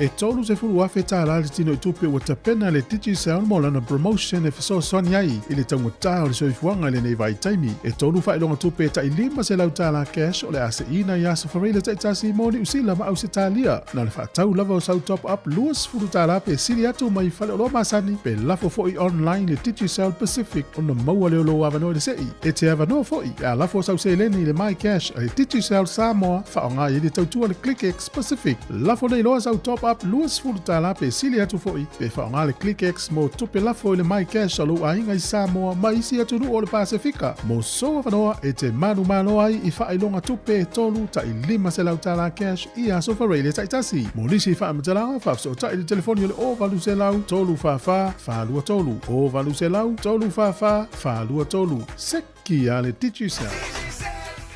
Whaasila si langa tā ua. E tusa malo mātou tu langa e vea ai ma ofisa whaasara lau. Mātou te tausisia tu la whono ua sau nia e le Broadcasting Standards Authority a whai e fia whaia sau whaasea i se mata upu na e whaafonga i ai i le Sāmoa Capital Radio e le tau na lafo mai lau whaasea tustusia i le tuatusi Limatasi Mangavin Avenue Porirua Wellingtone pe ole i meli mai te alu .moresi@samoacapitalradio.co.nz e le tau na whaia i le tonu le luas furuaso whai ngā ruenga talu na whaia le whaasala launga. A whai e le o whaamalia ina oe i se whaai unga o tu inatu e ma whai o na tu ina sao lau whaasea i le te mana whanonga kai pāho po o le Broadcasting Standards Authority e maua nisi whaamtalanga i le wha ngā solonga e whai ialo ia lau whaasea i le upenga ta whailangi bsa.govt.nz whawhitai. Watoe lua se fulu ono minute ona talo leo le tula iwa ya toe fatalo fatu le taimi manuia foi fai nga malanga o ile foi la malanga i Sāmoa le yaso ya afa pionai o moni nei ma tu i Sāmoa ya mana tua tau foi ya ona siaki fo mai ma vanela voila au ave Sāmoa e fu le umina o ai ya saulele o le tau na o la to le vai nei matua vai uma talavai mautinoa o le lei me uma o le si foi meo o fuala au o le veile atole ave lalo ia awa mana o mile lungon va le pe mana o miel te mile pe o tolo malanga tolo fa le mai tu la le mana va le ia le wa le atole lalo fuala au ave atole ave lunga e ini pe pa fa mo ngai mautinoa ia o ma faina tu o i tangata fisi mai po aia fuala au ono nei vai tau i masa salo tangata i mlai va lele ono le feve ingo fuala au fa saina ia mai se forta u le alu tangata molina i matua tasi ia ma fa ai longa le atu wa so le o fo le lo atu mlai va lele fa le olo ia e te lo wa le te malanga so fo e se lo ta atatu nei o le kiu fo le tus folau ta te fa ai mai le ta milo atu pe e tai tango ni se sila ta atu ia fa tai te saua o la ta milo atu ia e fai ngofia na ave le si ato le si wai e o te le tali tonu ni mele tu sa pe tu sa Ave ato se. ia e te tau ana ilo o te ilo e te lata ato ia wai le yasi ato stanga te ele ta ilo iai ele yasi stanga te le malanga i Sāmoa ele i se whailonga fo ele e no noe lana ato po se ie po se ai tele ana ave se isi ato isi a te leina ave se isi ato na isi ia sa tu si ai vai se fai longa tu wai te ua e me se la o se ato leva tu isi o fai po ipo a o nei tau non malanga o tai alfa po ipo ngale ave se ia ko fai pui pale wa te le fale to o se sa fa ine lava sa fa ipo le lava sa mo mo ia mana ia fa natu o le si fa natu e manatua a ele ya vai fo mai nei ona le uma no vili la appointment ia to e vili e fa ilo avela no se si te o mai maula no o le si tu o le van fata tali se ta otonga se si ona mai lolo le tu si mel fo mai ia o le aso le fa ilo ta otonga o le van ai fa tali pe o no masina o e fa tali moi a le la le ava no ono sa malanga e fu e po fe me avi fa mo na tonua ia te we na tele te malanga ia le o mo le ava no e ni si na tolo i lava malanga ya e les foi nai tu ta waile tala no i company e fa ile insurance o lau fa nga malanga o ni ya fa ina tupe ia na ia fa pe fo yo fili le fo i fa nau yo wa fo i le fo la ta fo ina umal tau sanga ia mana ia le fili le yo nai fa nau ia ia wa le mele we tu pulanga te mine fa nga le nga fa putu ta fa ia tu no fo i yes o le tu no le o pali Indonesia fai mai tangata ia o yo le tau ngofi esa fa long foi na fa pe o le mafu angala le ai mafu ai ona fia tu pulanga yo ta fa ona tau ngofi male o langa o pali i le mo mau ila to ia wa to ya lo su fai tu la fa ia fia le ta fa nga ia na tai pia le o i feeling o le nutu le taulanga amerika le ta o le Sin City Las Vegas ia Las Vegas ia na tala voi tangata yo na le lope pope au na nu alfa so lo ato ile yo ita ua ia ini si le fa fonga me wo ia mana fo ile tal no nai fa na wa ile ya set ana mai sa tu nu le Asia se tu lo fa fonga mai ia vai fo ile le finga tai la tu la fono pe asolia tangata fo ia atu ia moni o las fa manatu nei la langia to e mana tua matau mawhai e mano o whaatasi e tine i le whaonga ina o a upenga niukilia. Ia e peo le aso nei le alawa e tau mawhai. Te mana tua lawa le te mile na tua ia i George W. Bush ia ma Amerika ia Saddam Hussein. E wha peo lana te whausia mea tau wha niukilia. Whai lo marsai li linga. Lena i ua na ave lokasto ino Saddam Hussein sala le o team. E uma e tusuenga, ele ai mani mea tau wha niukilia na mauai. Ia, tatou mawhauwhau lea i te meo ai mai meo atomika. Te rei fo la whai na tau walona lua lau langi pel mene na pomua i Amerika i Japan.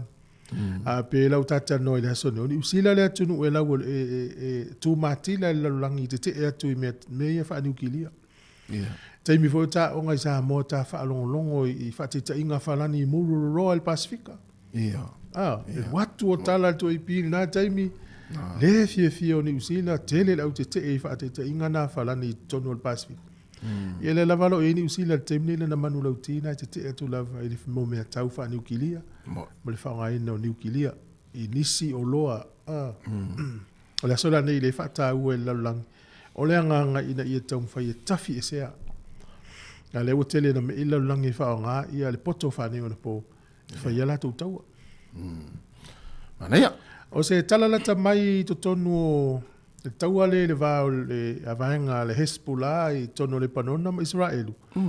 O lea ua tāpena nei Israelu o le ala tau tau mawhai e le o te mauna la tau savavali lo lea.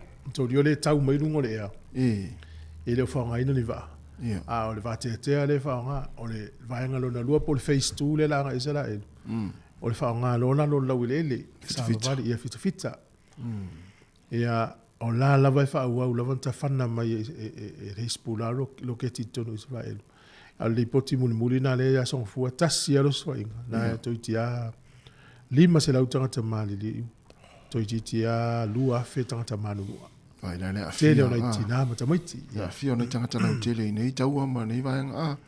Me le mani hele tu nuni ni si le wai tu ese ai le so o la wele ele. Ia, sa o le. Ya le tau te sui mi ata tau le sami e fa pe fo si o tatu o te no Sāmoa. Moni. Ai ese vai no fi fa so mai il tato por kalame le tai o i vili mai tolu valu lima o fa tasi. Ia. O fa tolu valu lima o fa tasi. Stai me le yaso on fa la ulo mai le au ni usila. Ta longa ma au le wallabies le All Blacks fa la ulo mai stai me le yaso. Awale ta longa ma le wallabies le fa i Wellington ni. Fa tai tato. O le tu mu fo i tai le la mo o tau ria o ma pepa. Oh ia, se vai. Tolu suma tupu wafe pepa i tau ria. O le sole i le All Blacks i tonu tau langa e saini ai po intanga te fio atu e filo. Ia sa, le foi la o mai e o ia onga le la o i foi i le aso. Ia sa. Ia le na. O nei fuafuana o le nei aso le pisi nei fa solo tu alfa un vai aso ye malanga mai. Ia pisi foi upa drivers la tau ye fio il malai va le upa. Ia o le telefo ia. Tele tanga te fai mai nei o no talonga le ia pasi taxi. E tau tu na o le na fa sala isi eve taxi o sol i Wellington ni. I le o fa o nga ia potu ia fa o nga nei tina fai lele. Potu ainga. Fa vive lai fa un susu a pepe, ma sui e ita maiti. Ia oi fa fonga mai o ele avta avale Sāmoa, ia ue te fa nga ina potu ia nan fa asala isi ave taxi. Se ia la tola isene. Te ilo ele ni ave taxi Sāmoa. Ia ne ni ave taxi Sāmoa. A wau le me vela utala. Fa mai no e fa vive lai ia la tau lunch, la tau mea ai. Ai o Sāmoa, se ase atu si mo se mea ai. Ia, na. Tu tono lanta avale pe tele an fa tau.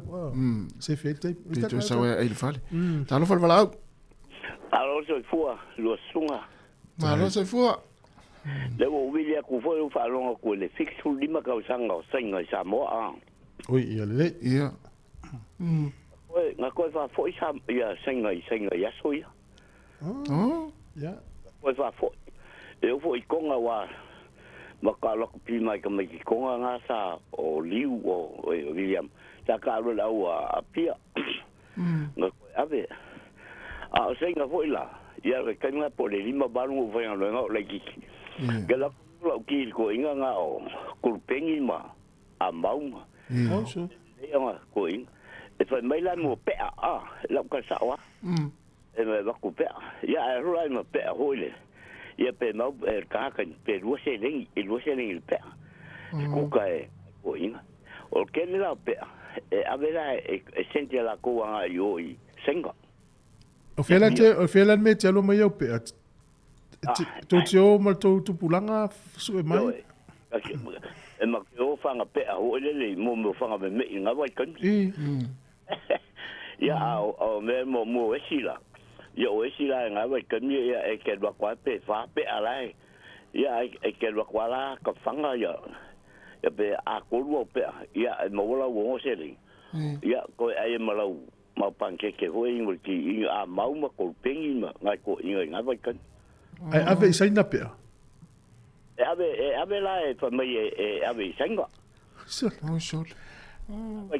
ana kukala la uria pe ana to foi la auto a ke li ai kai ro pe va fa no foi a wa mai e sai sainga ai sainga ya me eu ela me yo o nga uma e ma ku ko nga uipo oi ele se le ki ai sen al mela ngan ko fa fo I ma senga I senga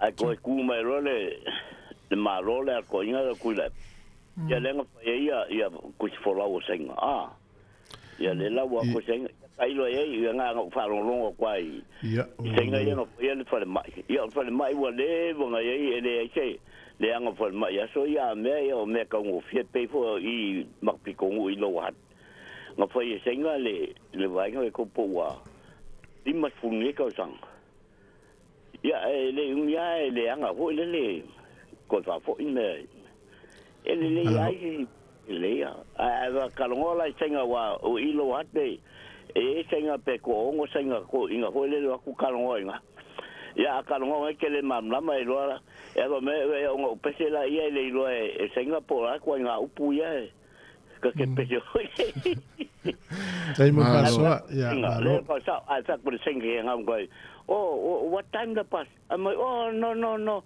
ele lo lai lo ngam pepelo malo fa tai mo no fa soa ngai ko va foi senga wa lo foi ele ya se si sa ko fuaka como ko vai venga ngi lo lang senga la ya la va qua poco de anga si senga tai mo fa soa mai te letu ne aso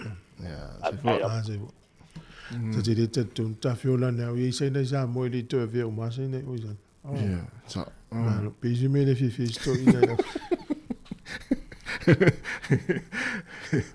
pues tu ina pesa si aquí voi sei inga ma sa mo ya sola ole o fa mo ngai a mai supermarket o le ta ua le o le pu o folinga o le tangata ma la to fa ngai le poto fa ni o le pole o le facial recognition technology e wala to me to wina o pa u ilano ya le a fa i sa wanga fa nga lima ma sa wanga i upu matala e fai i tangata fai ngā luenga talu nga fa nga le me le technology fo le ui mai le nga io e le nga Wala wilo tangata le upu ele ya ona volinga mo le ya ya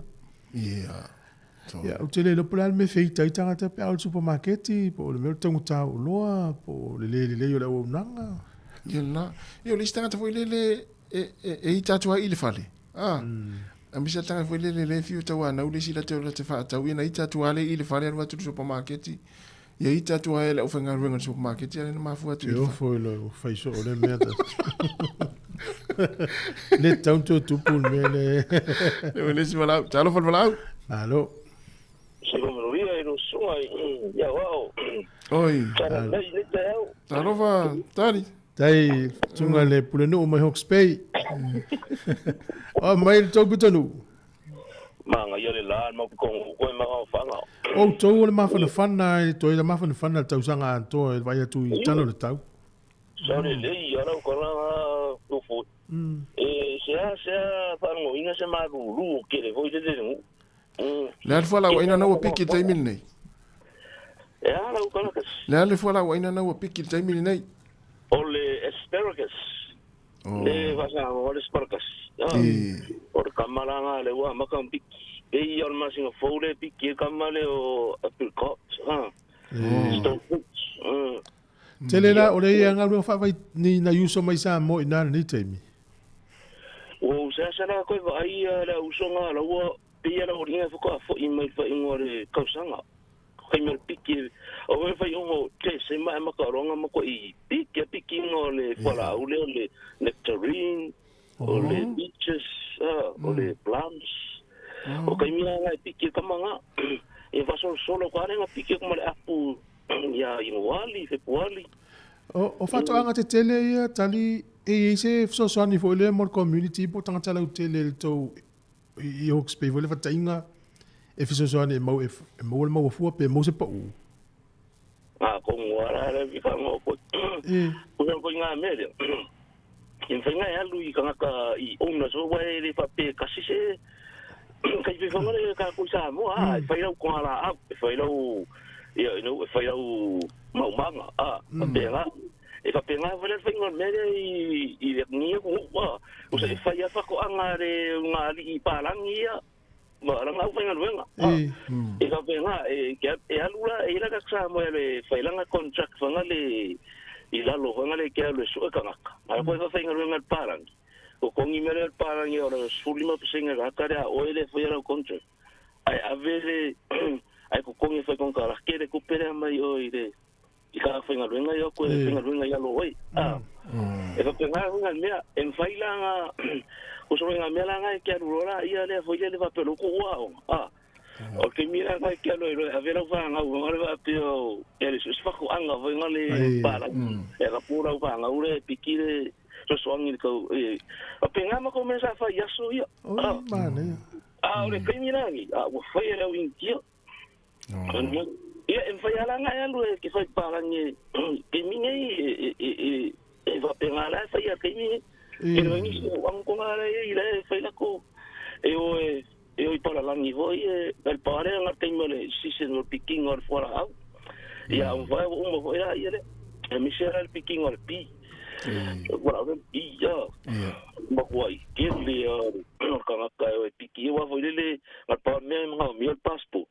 e ka mai a pero pe ko ro so ke lo e so me so se le o sta me la ko wa inga le e piki me le fora ko so wa lula e ko pel me e wa le fa me la vede e ko va pe ora ko un iri e sa malo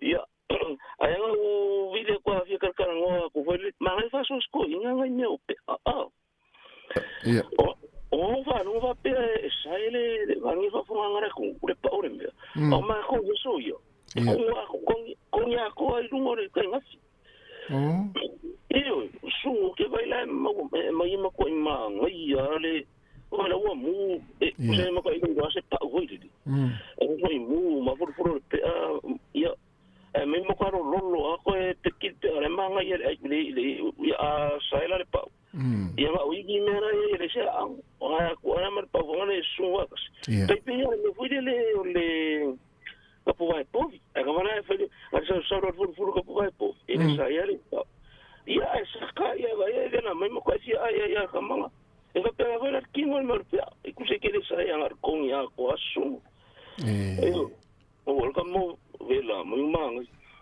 malo si me ngo fica ngo ko nga filo vaso e ne ale o fa ka ungo me yo fai longa ko le ro fesi ke a ro e si ka ore o mo kai kusi ko lu fa ke doilo pe mal fa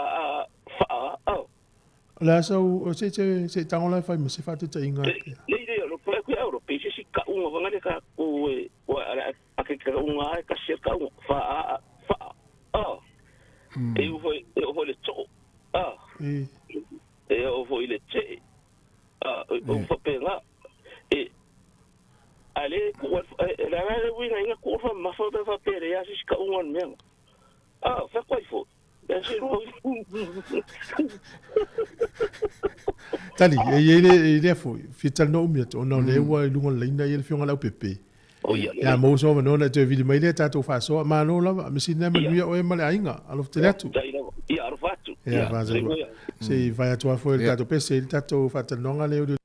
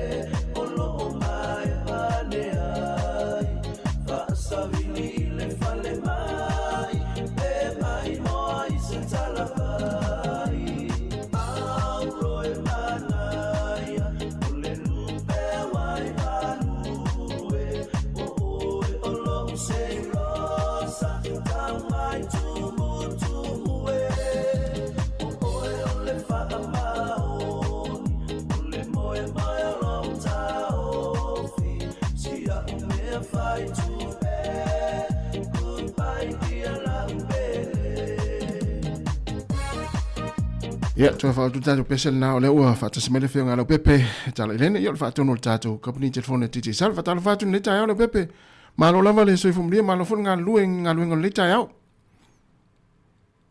e fa tala fa tu le io Sāmoa tono le no mo le ne ta yo ya me se foi le tu ale fonga le mo le sunga me yava ile lo sa se ro foi me sunga le ya tu foi no le fa mal lo singa ngol ne ta yo ia malo fo le on sa inga nga mata ia o ma ia fo le tau ia i matou nei Wellington ia mai se fo ia fa pe se vanga ile sa vidi le ma sani fo ma li le tangata ia le fo vai atu ia le o lo langi le matou le tai mi o vai fo mata la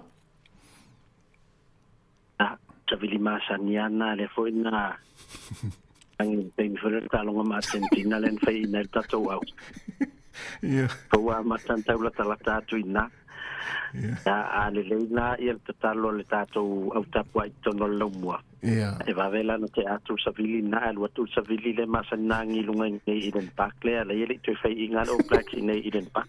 Mana ia sa le wa batauria uma pepo ta lunga le stona no winga.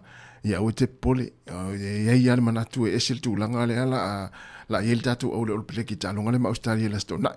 Ia. Mauare mea o te iloa io la te le suinga langa na o ta alo le first five foile le blues. Isole. Tono, ia, la te le ele suinga le tengo le longa. Ia. Te iloa na ua le ia se si option na ia le al coach. Ia wa tauna vatu tamana masani le malo ia le. Ia. Ia, ia le tau au tapua te leo ma ua le leipe o ona lua o te ru matamata. Wai apa yo maruluna ya to no le tal fe ngai matulanga lo soi fu tu fu na wa ya ya dan wa ya ama ni pepa foi le ya wo fa nga ya mata pu da tu au ya mai ta wa tu lo winga wo le ya ma se pepa to foi le to ya wo ta ulia mo pepa ta long ya le ya fa si me si on ta wa nai lo ta pu ya tu le fa le mata tu yo le ya awai le foi na te wo fa le tonu talo ya ala te no fono fon le pali va ve fo ya ona fai malo longa la fia na mole sa ya ai farta tele mole ta no ni ta eu pa mana tu masani ya va il tato se ile fai ta eu fa so to pa plus futa la pesiliato on foi le tu al click x ya ela foi se leni nga ele mai cash and digital Sāmoa ya mo wono wa no tato se ila sa tae tolu tato failonga lima se lau cash o se ina mo New Zealand for your tato cash prices mo Australia ya man ko foi fatau mo ai ngai Sāmoa nan fen fa wal tato talo fa voucher nga isa ol tato website pacific40.com ya over man se lau tato fa lo em fa yana la foi talo fa voucher mo lo ai ngai Sāmoa Fayalla to fatau le weekend na fo mfana tonga 12 billion le vai ia fa pena fo e cash power ni ainga Sāmoa ina marvanga mo muri famna to fo ia no painga wenga tono fale fasi manui au setalia ia no mana mia amo ke topa ia fa pena fo November o le o mai ia ni si fa mo mai tato company lia na ole rates lai a matai a tonu watu ia lau fa mai se me le va ole lu su fitu le tolu sfuta la Australia le tula e a nga tele mo la to fu le te to tsi na em fa yo na to mi met pa se ia watu fu ia la wa ye le me te no fu ai nei va nga tipi mai lo ni ia lau pei la vai se lau lima suta lai e tipi mal vai aso molto tongi o lau fali male tolu suta lai tipi mai mole transport a vai provide ato ia transport ia lono winga se lau vale sfulu ia pate tenga lo pe lu se lau vale le vai nga tipi vai aso mole transport male mete no kuai ia le si vai nga ato ia o ato no se le ni nai tu atu au ia e fo la vai oi fa yo le la se le ni la mo termine ni chila fo ia no ia ai le va ve fa so tai mai ia ma fa ile no tu sa oi tamalo e puller company ia Australia ia ta no tu langa na mana te luas ful fitu ta la ile tolis ful ta la le tu la a mata o se o matua mana ia ole na tongi a mata i wala no winga umani le ono masina ua si atu lunga pe fa pele le ia tanga te fule fainga lunga le fainga lunga malos no le tele ai a mese foi la ta to e fai foi ainga ia kwemna vatu malo ainga o foto anga le mai sunga le pule ona e mo muna e fainga lunga pele la tu ma e va ai foi o pe na tu langa fale nga onga ia pe se nga te mana va tu ia lo ai na nga na ia te au ia ma te mo la to lo i nga lu nga ni te Soani foi lumina yo ai nga whaingata fo New Zealand tau su o ngadwenga lo te ngai mtatu. Ia mana ia tele malo fo ila o fionga fo so swani nei tatu kana tangata ia misi la tu le wa vai mai nga wenga ta wa tele vai na ia pe si vai nga te fia sa no ia ona pa mai le tata no fa te tele lava. Alo le na fai lo atu al numero en phone so ta mai ai o lu tasi li maono do lu fa o lu tasi li maono. Do lu fa ia manu tele ia fa matu tele. Ni ya so ia me se foi le lo tapo inga. Ile aso tona ia a fale tonua ia etua ia o matu fuata fale tonu tatoa ia moni tele la manga vengo le yaso me se foi neve yaso tato fero pea ai foi le wa tasil minute te inele tu la eva o se met fa fonga ia tato tala a mai Sāmoa.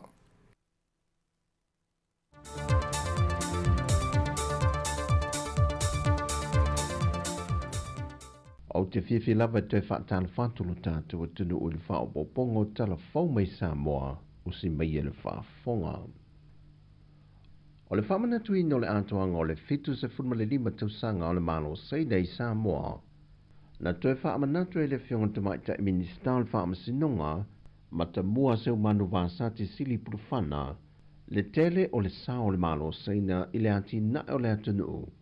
E le ngata ia na whesoswani tau le soifua malolo i na le fausia leo le whanmai o whomai o whafua ina mailo nā tautua whapea foi le tele o mea whainga ruenga mo mia o le malai ba lele o ati na e tau ia o onga polo keti mo le manuia lau tele ai whape nā foi i awa no wha askola sipi o lo maua awa no ai whanau le atu no.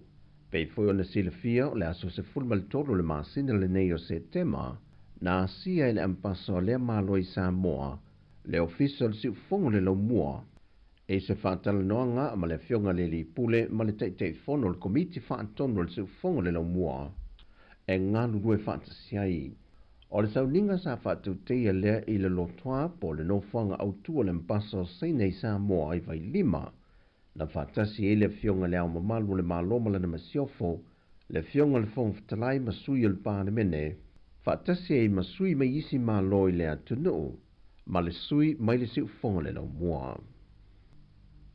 Ua whaanga solo whaatala noanga o le pui nga leo whaamtalanga tau teknolosi whaone po nei, e whaapitoa mo le taringa mā lo o taitai o mā lo le tau pulinga le masina fau.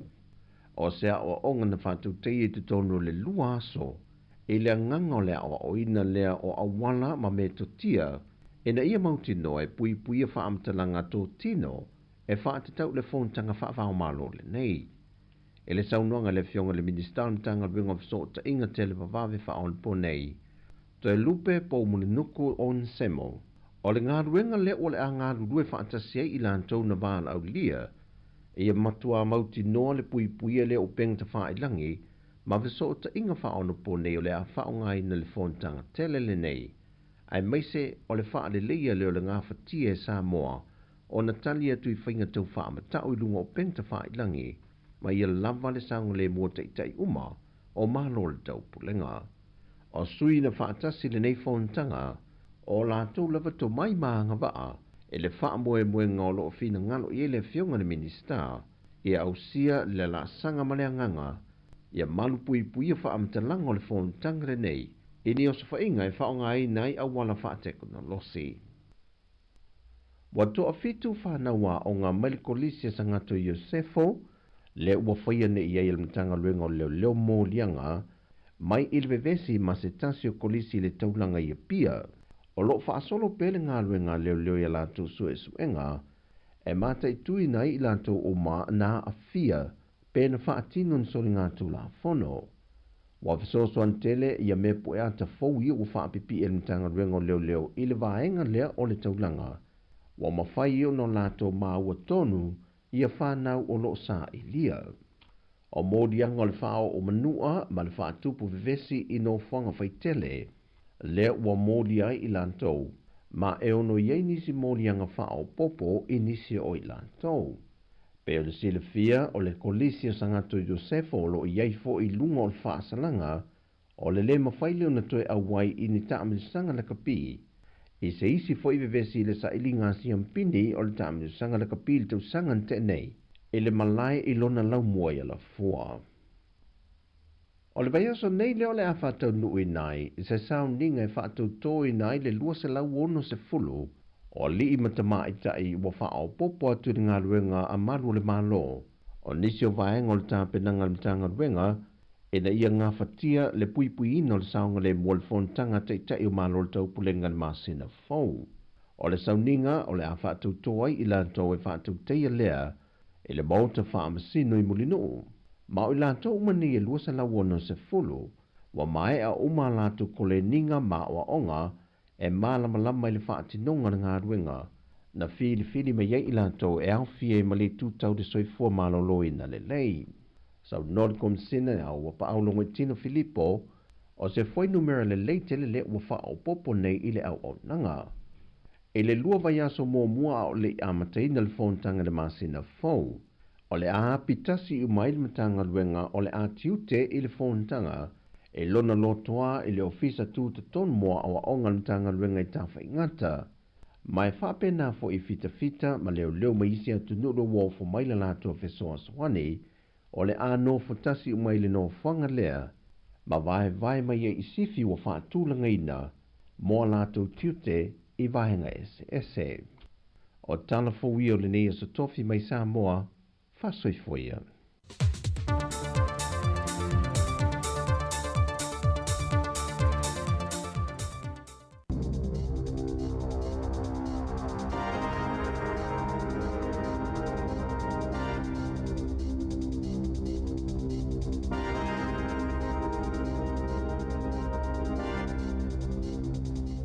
E toi whatalo whātua le whaopoponga luna lua o talafou mai le sifofonga le laumua mo le nei vaenga o le tae au.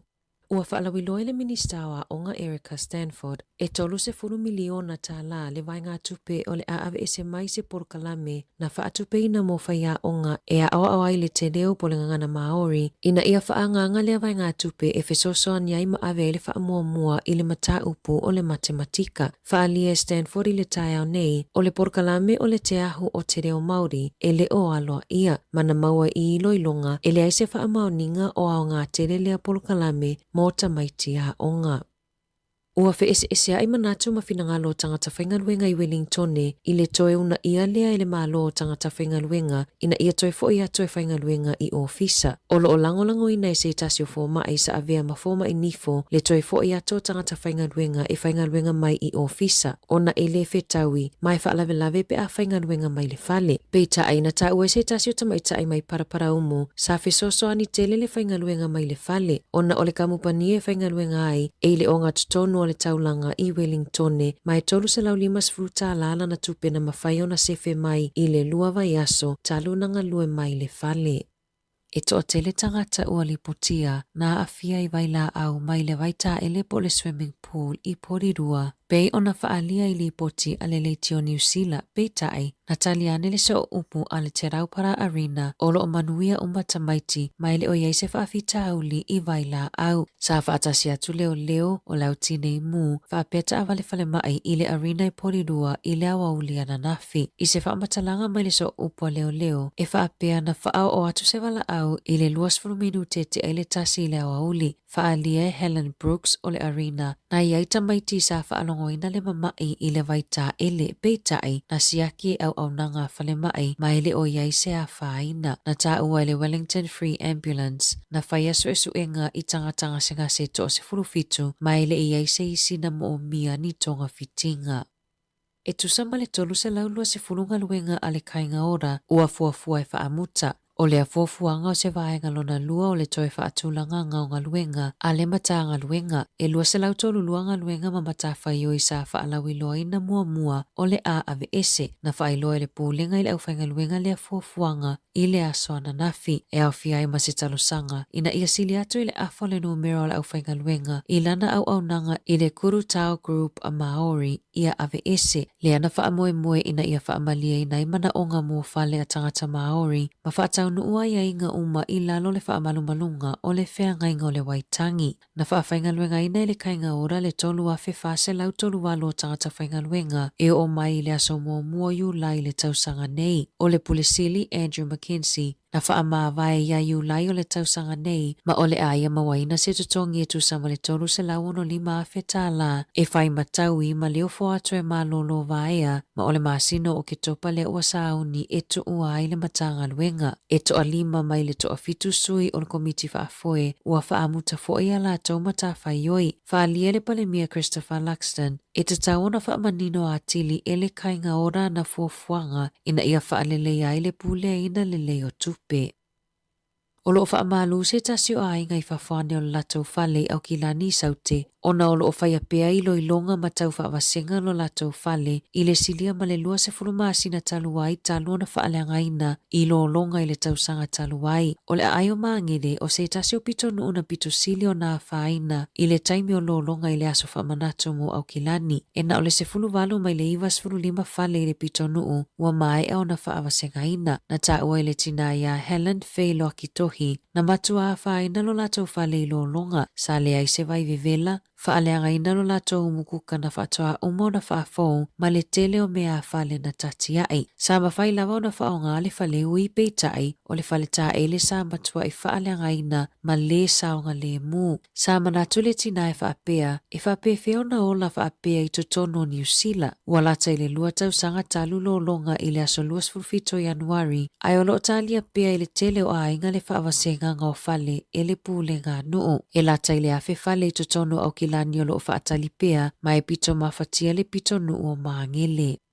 E toa tasi le tangata whaase e le kiona I itu ainga whaase e ngai mulimuli tai I ai le helikopa, le heli skiing, na maliwa na nafi ina ua whaafose I ona vave le solo le kiona, na longo ina au nangalavea I le Aerosmith Range, pe tu so le kuata te el se fululua I le awa ulia na nafi, o le tangata ua maliu na tanumia I le kiona, mai le I whaamanu alia ina isi tangata na latou whaase se e whaatasi.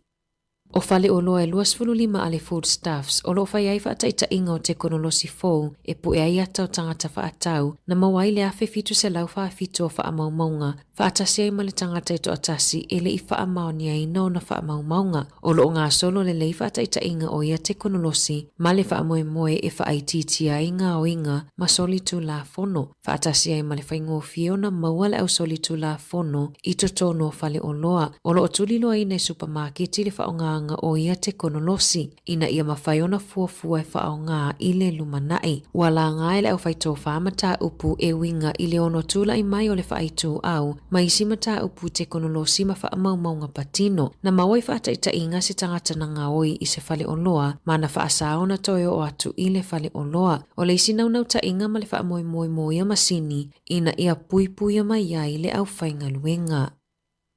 Ua whaalia le fia o se a ingai au kilani ina ua talo sanga I ai lea onga whaataitai ina ia ave e sela latou tamaititi lua tau sanga mai lea onga ona o allergies po o awhia ngai tali atu ai tamaiti I nisio mea ai e whai e tutono lea onga. O mona lua tau sanga e le mawhaiona tau mawhai pinati, fuamoa, kiwi fruit, maisi tu ainga pinati. E na te tau ave ina fo ile EpiPen pe o se peni e whai malavea ei pe a o ina awhia mai ia tau mafa. Na whai loe mātua o mona na amata mai lava I le ono maasina o nei loa e iai awhianga o mona ia tau mafa ma na amata o na alu I le daycare mai le whaato atasi o na tausanga. Na fono malea onga ina wa amata mona ma whai loa I vaenga taua nei o na e mawhai o na onga awhianga e o iai pe a tau mawhai na peitai e tasi le maasina talo na amata ia o ke topa o le tausanga na te anei ai tau mawhai na mona le kiwi fruit I totono lea onga na ave iai e le au whaingaluenga ma na matua I mai ai lava na whilo ai matua ma le au whaingaluenga e toi ilo le mea na tupu ma tala noa I le puipuinga o mona mai ia mea ai mo le lumanai. Mulimuli ane na toia a fia le tamaititi ina ua ave iai e le whaia onga se muffin o lo iai totonu le fuamoa whaapea ma le kiwi fruit mana matua i maitinga i nai lava. Tolu ai aso mulmuliane na whaate i ai matua o mona, ina ua talo sanga lea onga e silia iona ave e sila la tama mai lea onga. Ua whaalia le le fia o le a inga o na sa le tatau na o ilea taunu onga, ma e ai lava awala e mawhai ona whaia e pui mai ai tamaiti e ai a fianga i mea ai. O loo whaia su e ngal matanga luenga wa onga i lea mata upu, ona ele onga tusa ma polisi ale matanga luenga wa onga ele italiane lea onga ina ua fesilingi e tustala. I taalonga, e se 15 tausanga o le tamaita ia Alana Reardon, mai wai kanae, ua longolongo atala i le sailinga siamu pinia le lalolangi, i le taalonga e whaonga ai scooters, le Scootering World Championships, le olo o whai ai Roma, e le ia ni tala vou i le vaenga na tau vai Alana, ma sa tau vai le vaenga o tamaita ai matutua, na mata ina whaalinga lea tamaita ai, mana tulanga ono i le sailinga siamu pini, ai whaapale ina i le se pito i lunga o tangata pito i le leile scootering i le lalolangi.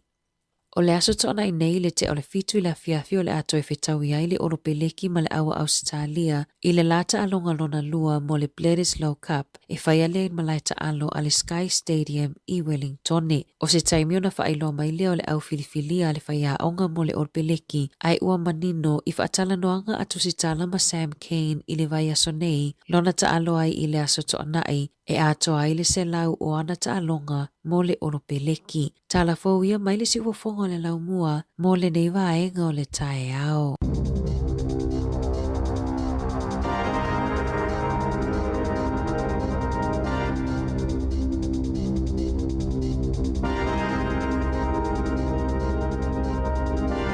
Se 45 minuto te nei le iwa to fa fonga le fonga tatu telefon si fonga lau mua le tula se fulma le lua i le au nei ya le la pena mai ana fa solo tatu tala mai Sāmoa ya to fa talo fa tu le taimi alo lava le mafta mai mana tua ya na to e longo atu ya tu fa tu tatu Facebook fa so atu tatu Facebook i lau Facebook page na ye le mata ina ainga ma ya tatu de mai Famalo i pa angal tato ritio le fa so ina tato Facebook. E me sio pa anga masani o la to e mai mo la ya so uma fatalo fa mai. E te lava we se le au tu fatalo fa le ofisa. E fa manga no mai e fa tai lava ma lo ma puta mai. Oli poti sa mai sa mo ya onga wole utu va la. Tama fo lo fai le ngo le onga le kalesia. Ta u le nga ina ye le ngo le onga le kalesia ono tamati. Ale fisili u te fisili. Fa mata lo tu ita miti i le kalesia.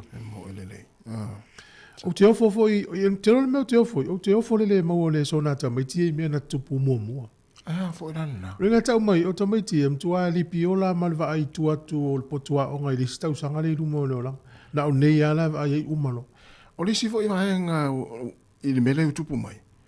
O lo mingo tamaiti nei. E matua ia le ilo atua le atala i fai o le ainga.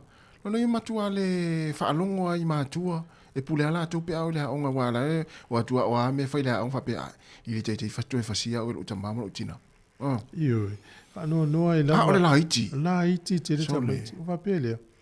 Ya, lo mingo o ta lo fai le onga le asta lo le onga sangatu Yosefo le onga te lero na sao le malo Sāmoa ia na tama whanau le watu i mateine i le o ina o le potsala lau ia lau mauto finga le to tele i mtanga aluenga o le malo o le whainga malo ia o vanga whau whai o lo i eiton ia pangale ia o tau leanga ina e tamaiti ai manatua a olo le wha mafa le tū la fun o le a fie i o le o langa o tamaiti i le utato le o nil tele o la tau i le tau talia i nisi ao a umana nei a whal pui pui i o waile a alu la tau sanga toru pe whal pui pui e maa ngalo mai po o lufu lua tau sa sau lo lea ia ele ngata e fiwe wa le wale isan na ia na tuspasi mai le ia 12 ia 13 e whenga tāna ulu whale i le universite lo nunga a mosa no imta ta ese le tu sama tua ese ala wala le wo ye mo ile ia o le fasili fo ila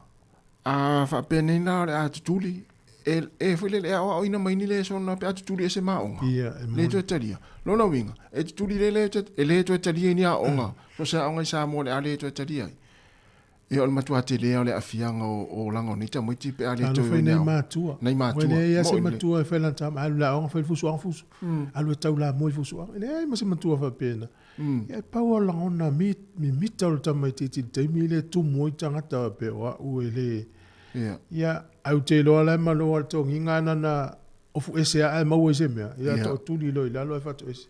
Esa o le. A fonga mai Sāmoa o tamal teine a onga matua alu su el poto ia e maua. O le poto la lafi. O le atua la tau fia el poto. A o e te alu su e. Le la tapua i o matua le karisia. A fai le te tua sa vai sa ui pia su el poto. Tua tango li malua ia. Na tonua. Pe tau mai tua e te nofo ia pia e talfatai. Tango su el poto ia maua. Ia, nena. Ia, ma wa fatinga fa pia o e leo e te fusua i tai le taulanga a o lo tama. O te mai le le o le fale. Matua fasia o i upu. Ele ni upu le fatinga ia o. Au fu le se tau su ye lo langa. Ala u tala mo mo fa te san. Fue. Se o e tu e la lo ingoa. O el tatu nu e fa e el tatu nu ia te. Ale ala fa lo mo le tatu nu isa vai. O le fu to e ta o tu lo ingoa ia o. An mera le se o tele lo pra le stal. Fiu fu e ave o le onga e te fa misa ile onga. Melea. Si tau sui ia. Si tau sui ia le meo foi. Se o tali. Te la tali tele tu. Ia, o te fatu ese te o tama. Pe ia o la talo ngol fai pele.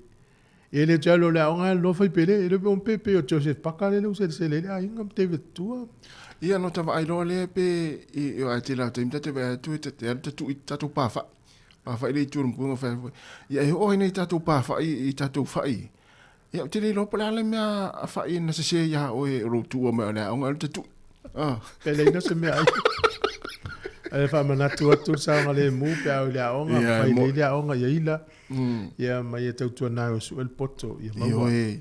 Se o ta fiu e whai le mei Sāmoa. O lea. O le mea lo le fusu. Ia o le mea nai. Ta fiu e whai e le ai masata mea o ngana mo ai. Ia fuafo i tala na iu te fasia ne oe lea. Fasia ne oe lea. Ja, ele se mele fast tele vasen. Musu anga ya sola ya onga. Oi fai no mo o le fale popo ne le soni ya sola fai fusu. Ala mo ile tele pu asi tu no le fale popo. Ya e fu le va ta ape langa mai va fu pu a fu le te no fusu. Ya, tamaiti. Ya fa malo sia onga se usta i matua ma fa le ya onga. O le fa tapena mai e fa tanole sunga ya li amana ya Lorenzo Kaisal. Ia. Ia e tulanga so na seleni le na au mafola le tele o tangata ni usila. Ina yuso ya na afia so ifua ngalu fa vai taimi ya. Ia. Ia le la tal pese vai foi ya na fa ile o fa tal no na fa malo fa tai. Ia. Tal sia ia awana itapunia le aonga awana istofa fa pena au tau mane e kalisia. O le pule aonga, whai aonga, mātua, i nei tamaiti whāronga te tā. Paule mea anga i lea onga pia whapea, e me se ale pule aonga whai aonga. I me whapea ua whiu ai le watulo tama tuai o lea onga. Tama mātua o lea onga, tama fuile le sa ilonga i lea onga, ma tau lelei i lea onga. Mātua e tau te tala i tamaiti. Whai ase le hōl fuile le e tau te tala i tamaiti, i tama mātua lea onga. Tama tuai. Tele me o tupu le vawa onga ye lua ele ai fai. Ia mo ile le. Tau whalongo nei la le mua tolu. Se ato tupu mo se me le onga le avile pe waso ia. Ia wau te ilo fo ila wa ngā fo ile mele na wha ailonga ile se lau tau sanga. Ia la fo wa aina i tamiti a onga i tau ti ngao nei tamatuai. Sa. Ia na. Ele na tamatuai. Mane atunu ua fo ai fo ila tau tupe me tamatuai la na fai. Mo. Ia le tal pese si fonga lo mua taimi lua su familu te utele iwa.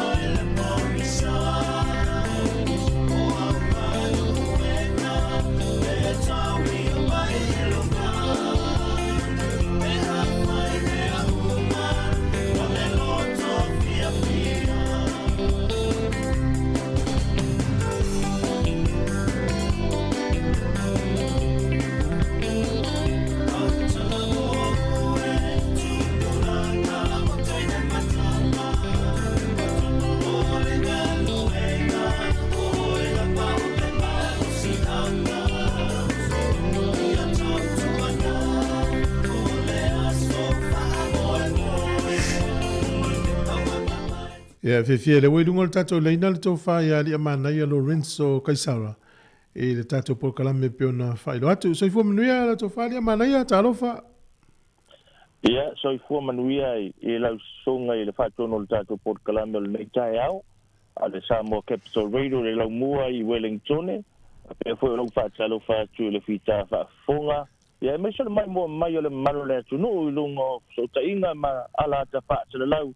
Ale tātou wala leo le swafa manu malo le tātou limo le tātou whaola i Yesu Keriso i o te whaatalo whatua. Whaftai mola ua manoa atu fua. Whaftai lia mana ia. Tata no ele si aso ngalono ofisili atu e mana ia watele lava fo ilo usao i le community ma unga luenga o lo whai. Mana fo il whai lo na iutu a ma si utu o fio anga. Ea whaina lea. Whaftai mo le tāpa ino le fo i vaenga ia. O le whasino manga o lo nei whatau vaa tu fue ia sa o whanau mauala nei mai vase uta. I le vaenga fo ilea aile tau e o le tāno lea. Ia o vase uta sa o whanau wai ia ai onu o mātua o sa vaia matawhanga manu i le whanga o satu paitea i sa vai o si umu masaanga ia ma loto whanga ia o awhioanga ia po onu ia. O sia ufa sino manga ia io e tu la lava ma to tu ila tu foi moni malo fa tai lava ana eu tu a ola ma le voi fa ilona eu tu a lo po eu tau a inga fa lo mai ia o lo tama o Kaisara a se singa ia ua fa ilangi le fo launga sa tau sinu foi sa fa pena nga lu due nga luenga le tu ile kale sia le fakasa e fa le la tai ia ai o so kina lo so i fo mai pea ia ma tanto no lo fa fonga mai ta pot kalami so ma tu ai ngai sa vai le pangan te mine nei o le toa uta ile uo Kaisara se singa ia o matua na o fa na mai le nei la langi ia o fitu se folo ma le fa nei tau sanga so kina ia ai fitu iva tau sanga so tama ia vala au ro ia lo na tua ya salo fa fo mai fo i le fa va termine tu fo malo ya le na matel no nei ai misa o ngala fa ja mo au me ye mita ai matua pe ale le tama martine fa malo fo i lo tau ya gilani ya mar community e ye lo sao le sa fa nei sa ninga se le ni le fa nei le mana ya se mai so so nanga o walena o vai atua a mata na langa ali se fa sa la we fa sa la u le suanga tu pe la tele la va le la fa famta langa na la to mo tu sa mal fa mo a fa tele la va tu fui e mo moli atu le nganga fa tai ele se fa so ele tu langa dia fa tai mo la mana ia fa tai mo le vano sa tu na mai i lunga o le port kalami fa tala no i wala ngol me mo la va tu fui na ona a matala mo le tatu ki palito va ia le pisi mai o le miria palang ia ia le va se miria fo ngale sa mo se so tai no fo no so tai mai tai ta foi gale mai se fa tala no anga ia ai o tolo ku lo su fa tai tu fui o me foi le sa o ngo fia i lava ia fa tai mo fa tal noanga ia fa pe foi mal tato por calamel pi men Sāmoa o le Sāmoa pe tai pe yo mire ia lua tato Sāmoa ia no mano ia ai o le tu saua mire foi ngale New Zealand Herald o le One News o Star e o la foi il TV le Radio New Zealand o le fakata Maori na so tai mai uma ai o tu lang le na o le siringia la foi o lo nei tanga tau wala ngo le ia tau le atoanga o le tala o le tātou sa ilinga se leni lea mo le tamali i fo o le tino ua fa ilangi le fo launga ia ai o lo o tele lava o na pisa o i fo le telo media ia manisi o ila tau fo ingale o laua pewa a matau na tatai fo inga tatai ese le vaenga va pia o la tau sa fa ia o tele nofo lava ma o tatalo ile li fo ingale fa mo le mole o mai file mu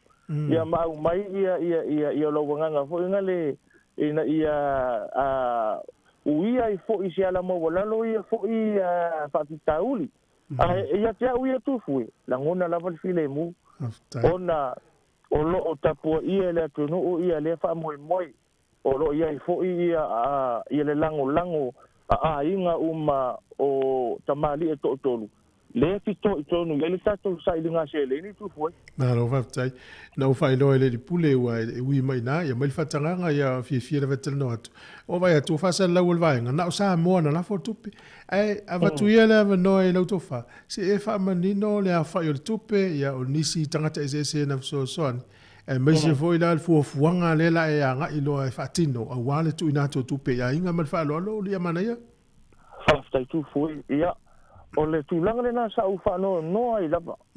Ona sa whai I le whaatale noanga ma le Radio New Zealand, whapea fo I ma le New Zealand Herald, whapea ma le PMN News, Pacific Media Network. Ia, na whaamanino le rei ia la ata ia le tūlanga o le Seleni, whapea ia I la tau o loo sa lo whamai. Ia peitai na ua vai atu stasio tu susinga stasio media mai Sāmoa. Yeah, na whano noa ma o I was hurt ona le tūlanga foi lea. Ua upu se ina le whautala ina o le tustusinga whapea. Ua na o le Samoan community nei New Zealand. Ai Samoa o te tautino atu. E sili ma to tele atu tangata maisi atu no ele o ni Samoa. Sa o lato ua pongi le wha le atu fue. O le upu moni lava le na. E o lava I tangata whenua I tangata maoli. O le to telo tangata intia masaina ia sapsosoni mai tu foi. E o lava foi palalangi iwe. Ai le fa pe foi la na o nei au kilani. Tu foi o le ringa na fa mtalanga sa o mana o fa upu ai. O le ao te aroa New Zealand community. Ona ele na o matou nei au kilani. O le to telo tangata mai Wellington, Christchurch, Dunedin, Invercargill. E o lava foi pe of plenty ya luanga I lunga ya no. Tangata o mai sa o pongi. Ona o lo lato tali tonunga. O le give a little is more transparent. Maranga ele se alo mai fo ilea.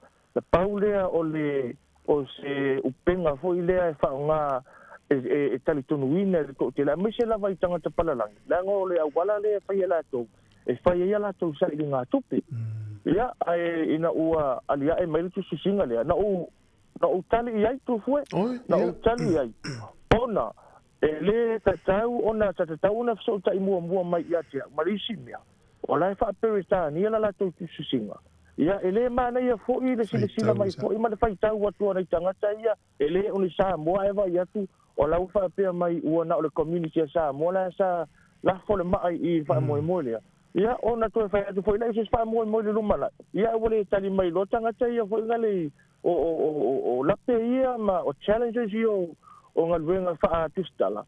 Ia, o nga te taula pona te siringia. Ia, e whaia si tu singa I tu sai mas wha moi. E tu fue, o lea ua wha matu mai, o lea ua release mai ele ki valito, le se eleni, ia, mai e limas fuluono afi. Limas fuluono afi le tu pena sau I tua. Ina ua ave SFTs ale ki valito. Ele lato service fee, ma lato admin fee, o na wha mamulu mai lola I o le se eleni. Lea la ua uma ona e tatano le taimine tu foi. O la ua ta oto le se eleni o le Pacific Easy Money. Na maua mai loa, te a e se loa. Ia, ua are foi la ma wha maunga o le tusi na au mai le kiva listo. Ia te au e release mai ai tuole tupe. La foi ua ave le kopi o le Pacific Easy Money. Ono le tulanga foi lea tu foi. O le manu langa te le se eleni. E te tau ona I loa le au wala na maua mai ele se ni te le la ua ave le tusi fa maunia tulanga foi le pui mai ai foi ia le Pacific Easy mai le money laundering ma tulanga fa pena ia ai o lo ta oto ia te au le a foi le se ni te mile nei ale faritua o le sunga ia wili ia fa funu masalo le songo fua ona ma feloa I lo le ma le tina o le faritua ia no lua matu ao iai pe transfer iai es full fit wafe lea wa fua ia e tu ao iai faritua wili ia ma wa fatai o ma foi ona fai ma so tainga ai ma tele fe lo I foi ngale face to face ai atia lava ia o savalvali foi I o is faritua ia ma si no fualo moli alo ia le so ani ele mai atia tu fui ai fa upunga lava ia e mai le community atoa anisila ele na Samoa. Se leni la ua whamatu I o tu fue mo na I uso ia tō lua le sunga ia le unga ia whapea fo le sunga ia tāwau. Tai tolu sefulu e mau ele tai tolu sefulu afe Sāmoa le tangata ko tas. Mana ia le tupe. Ia la awa ta otoi o i le Pacific Easy. Ma ua whai ai fo i mana whai ngā whapaanga ma le Pacific Easy na ia saunga le mu ma ia malu pui pui al se leni. Ia ua whamauti noa mai fo i le sunga ia misa mana ua unanga o le aso lava u te malanga. Wa le fu te malanga i le aso iwa o ke topa. Ia ona paila i o se whailoa inga ma a inga ia i le aso se fulu le aso so ai. Ia matawa au e le avea fu ilani cash tu fue. Ia ia uman manunga i tūlanga na le cash. Ia ai le lei lava le matou whailoa i le lei i whalitupe o le Pacific Easy i le ofisa. Ia tapu ele le yata ina ia sila mai pela tunu transparent lava ele molingo se leni o saunia fo ia le Pacific Easy ia la to siaki fo ia peni card port se telefo ia ina me ane tanga tafa pe o ia na fo ina pai mai ia li ai dos fuafe ia va kunga los fuafe la ko si vai lunga le card port ole fai numero lava le ua fa malele atu ngo le tato por kala milta nei fai numero lava na ole atu sia i lungo le tātou cardboard siaki lea. Ia, ma pu ele leini ata ina ia toi whaile li poti di kiva lito wha pe ma kila kiva lito ia. A toi whai si meo le awa pe nā o nā le toi fisiringia. O le aso iwa lau tamlanga i Sāmoa, aso se fulu. Ia, o le afu fua e wheloa ia i masuyo a inga ia. Ia, o na wha mahe ai lolo tātou ngaluenga i nātu fue. O se tala pupulu na. E whaiela ia pia tau whilo inga yo ane nei a inga ia pia. Ia, e one lava wa e moni lava o a inga o laisa vai. A inga o tā vao o lo wha mautu ia pia. E lava la tau a inga ia pia la tau whale ia pia. Ai wa umona whaitau tanga inga ma le tua fine ia po o le tua fine o lea unga. Pa pia ma le whale tua o lea unga. Ia, e whailoha ile leita tau ia pia i le whale Pacific Easy mani. La tau ofisa. Ia fo ia whaisi tala. Ia ma wha malama le se leni. Ia, transfer umalona i o se leni tonu accounts, e le se cash, o te musu leva le melo cash, lang te wale i loa, o tele tupe wale i loa i pa u ushoinga le marketi pa u ia pia. Ia ele le ia sangwa le mule transfer sao leva le toris fudua ke ia ale pito ia a inga ia lua. To tonu le account le a whaatanga mai i la tautu fue. Sao le lau sau no. E mai tau o tune i la tau nanga le kiva lito. Ele ngā luenga le whai mai Sāmoa, maata ma meo, mamtua ala ngona la tau fia wo, sa awala tau tupe i tangata na fo iai. Ia, mamule atu le whawhitai tele, li amana ia, manuia fo i fuanga, e sisi vaenga o e fia whamitala ina e whalau tele atiri ai, no ngā fo i te pisi. E sisi vaenga tu fue, mai le taele o lo wanganga o leo te nofo i lalo le la au tele le i le kalapula kapia o tahu. Ma u whaasanga i le langi ma u langona le anganga o le whaatai tu fue. Whaatai tele Sāmoa. I la o tau titi whaitama. I lo o tau lango. O lo sila lo tātua tua i lau foai. E lo ia te au se manuia tu fue. Ua nao le tua pole te tele o lo ia sila fia lo loto ma le foai sa e aoina. E nā te toe whaatu tumu atu le tamau a inga. Sau tua lasi. Ia ona o lo tau manatu i la uso ua whai i langi ni fo launga. Ta poi mai o la umalanga i momole li tātou selen. Ia ona o toi taliu mai ai lea whai sisia tali poti tu fue wha manuia lea tua i au tiute. Wha manuia lea tua i whai volo tātou watunuu. Ai meiso na ialo mawhanau ia onga. Ia wha soi fo ia.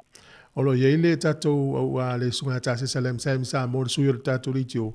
Ia fe tau i mare teimi nā le atawa ao esi aki au te irote ua iai nā e ruatu e whai me fo i tātou tala.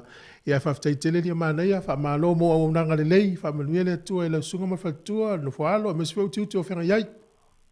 Whawhitai tele lava tiu fue, wha manuia le atua, manuia le nei aso, wha soi fua ia. Soi fua lava, whawhitai, tau whai ali a mana ia Lorenzo Kaisara, tu sa mali whaatal noanga, ia, malo, tasi, ia, natu leu a o mai ale tanoanga male uso ia mo dia 12 tai fo ile tunu mo ile ia tu sai male ave no fo i wo fa fonga mai ai e me si o ena e anga le le fa mo mo ile e tato fa longo la e le na sa mo na fo sai na initia maori ku kailet wa no vai fo ile email sa na fo mai to no le school fo ile va vai Te leo ingoa tangata ta te le i loa lai.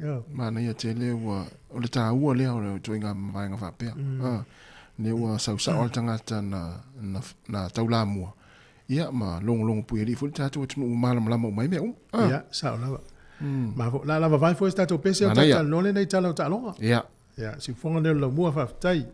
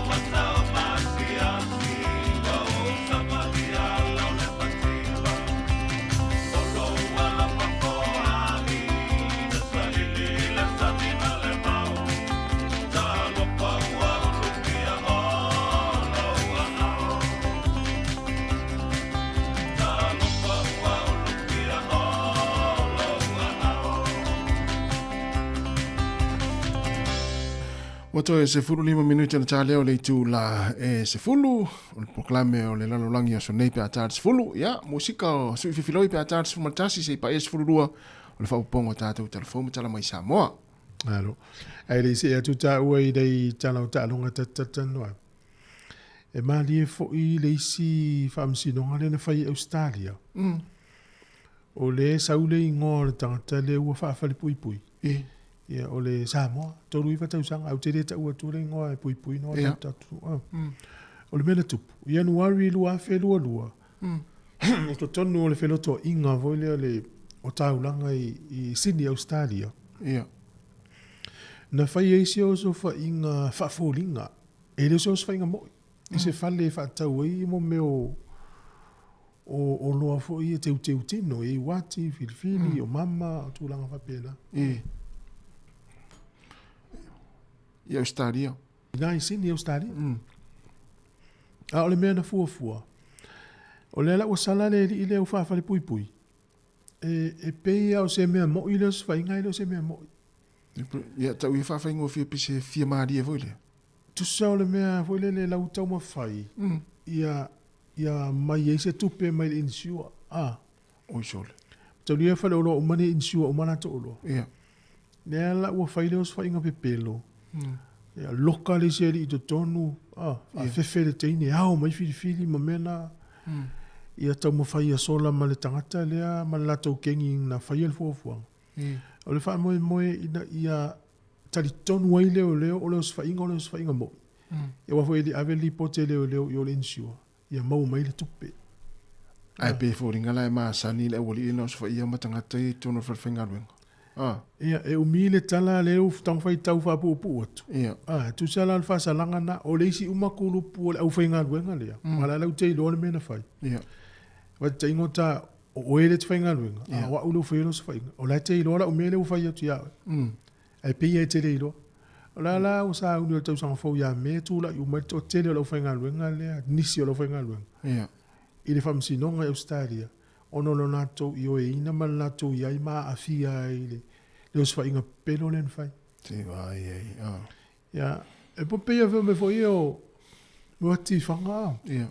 Le I tangata o le vaenga lai o kingi. Pia ele leia ele lo ia le mai umatalai. Lua tu lolo os whainga.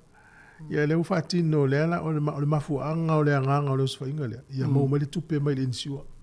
Te vai ei. Ia e fo I me whapeu tupu. No fo tangata masulu non fale pia na mu. Ai le lona sunu a ia lona fale. Ia isi tala fui nei tangata mātutua.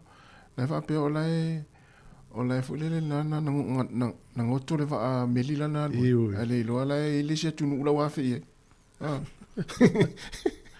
ia o me fa pe le la va être pesod o le tupe atola le insua e tolu te si mal o fa miliona tala ni sila Allah ia wa foi tongu ta o lo ma ta o fali ma me o ma la e polo me mo pe atu tong le insua ia ai le fanga ai le se me mo mai wa le fala la pe ta vale ia e o mane lima tau sanga le tongi le insua o ma wa le stava le fo tau le insua ele se me o tupu ta e a lo le stangata fa ma ia ile to tongi esa insua o la vale o tinga e ta pe nei le insua pe o mane le vere ala vere ta vale da so de sa na me fa pe ia ala sili latas ia o le fa mo monga le sa ia lo peleki o ai le tangata piton sili na tele na cards, red cards, ma yellow cards, le au lo black se temine. Le au lo il temine? O le kapiteni? Yes, o le kapiteni. Le loka? Loka. Parrot? Yeah. O tangata piton sili na tele na pepa whaasala ia mumuma la no mumuma samsama. Ile au le iei nei temine. E tolu ana pepa samsama, lua pepa mumu. Yeah. So olo iai Sam Kane e fa ia mumu fa ia samsama tasil mumu ia to unga fasi tolu ia samsama tasil mumu Jody Barrett tasil mumu tasil samsama Ethan D. Crute tasil mumu Borden Barrett fa samsama ola Cody Taylor tolu lam samsama iwa vai la ia la woli ile ia temia nei ia afa pela fa wo pel mele afa ina yo le au yes yo i si ale se au ale fa ina pe va pe ya me le te fe ro la pe va pe or sam ale la no mumu moni ya lu sa o tu ile to sa ton ya O le ua o le winga la o le whamitala. E te tau na pu le ia mi o le au ne ia whai nei mo le angai. Ia moi. O le tala mai fiti. Ia. O le matua o le tala nei la walunga le malo fiti le temine. O le fai mea le tonu o le poulenga ma le komiti wha foi o le una kapia fiti.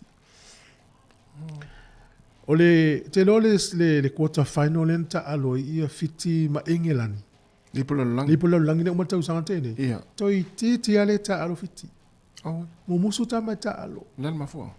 Le to tongia tu le komiti wha foi o le kapia fiti tupe na fola i tama.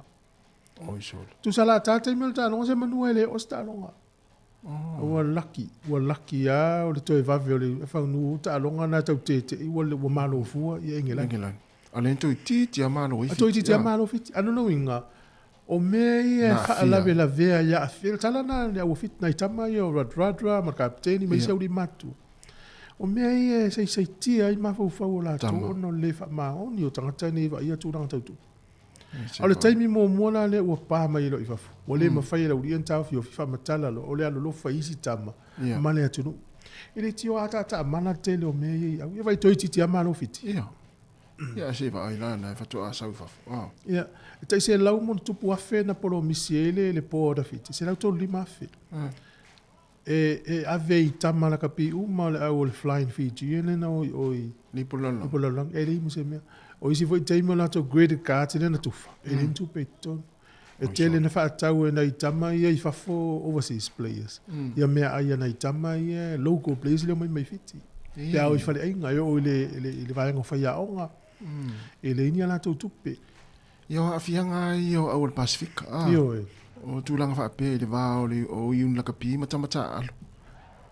Sa o le lea ia o le mena lea ia whai nai e le tele o nei tama ia po kala auto. Io leu tatolo ne o fiti. Ana peia le whainga o le laka pia fiti e pe o le whainga ni usila ma Australia. Le lei ma sao le whainga kon kalate matupe mo tam. O fiti le isi au e matua i fiwa i lola isi au o laulang. Alo ingo mea le po na tia ina i tama. Ia mea le i mātou wai teimi. Te tongia i le umu uru mo le mawhia. Pe au ta alu lisi nu. Teimi le na ta ulu tō mai le pia pa. So pe le la tō Engelani tō ta alu. Mo le la o ia pia e ta alu. Ai fiwa ki mo le joisa vai. O le e le inta alonga fasa lau atu. La la tu pespese nga fui le fifi. Ya malo, me sidi na o mai pia lau. Malo, ole na ta ui tatu tala mena tupul tala fasoro pito. Ma au mai ele tu unga le vaale le a New Zealand. Le na malo le tu unga le tausanga wa le mo le tausanga. Ai ole aso se furu ruo na masina fou. Lea o le su el taimin nei ele va a le Luna Rossa mai fea i Italia. Ma le va a Britania le Britannia le Inos. O va ana e lua le la su e ina le va a tutu ma le va a New Zealand i le ipu le Amerika, le America's Cup. Le aso sfuru lua le amatai tu unga i alo no winga hiva fo i la tu unga. Ia sa ola. Ia fiu fo i tato matamata i tu unga i a le su enga champini pe a po i le va, ia e mai tau atu. Ia maralosi ma va a ia e lua le la su e le va e tutu ma le va a New Zealand le aso sfuru lua. O le po le aso whareile nei, toi se fulu, minute, toi se fulu minute se fulu po. O le lata alo e lo le au o le Panthers, ma le au le Sharks. Granola Sharks, e ta alo le semi-final, o le preliminary finals. E ta alo le po le stona, i le au le Storm, ma le au o le Roosters. E ona tau lunga i lo le Sāmoa mua, i le afo le iwa le po, le sāle vaso lea. I le ta alonga le final po, ai o le a manu malo i ta alonga i e lua te toi. Ale. O isau piki le te isu ele final? O te manatu e malo nei le Roosters mai o le ta alonga ma le Storm. A malo atu le Panthers i ta alonga ma le Sharks. On the final lo le Roosters ma le Panthers. Ona toi malo fo le Panthers. Lo na manatu na wa. Na, wa te lango ai lau au ne tapua. Ia lau mai tama mo to sa mo. E whenga tā ona whai ina le aulea le stormi o le lato malai. E whapena fui le aulea le Panthers. E whenga tā fui ina whai ina le lato malai tā longa ia le tā pena tue le whai ngon vai aso. Ia ai te loa e marosi fui le aua le Roosters. Ia au te loa le aulea tā longa le vao le Panthers ma le aua le Shark. E maro le Shark. E mo. Ia. Ia tātu ia wai. Tātu oile te au ngai le intatu tama mo mai. Ia tono nei tala nau ta alonga staimi ona lau melo le au lo Blacks ia wa ta alonga le ai un vaso nei ta le Australia i tono Wellington e. O le ta alonga muli foi le i captain i sa captain o Sam Kane. Sai ni le tolu tau sanga ta alo Japani. Da fisili el fa ia onga. Pen final me fa umal tau sanga nei le tua le fa umal tau sanga me Sam Kane le ai. O le taimi e tau nā. Umal ta alonga foi la fa Wellington e ato le se lau ona ta alonga. Oh.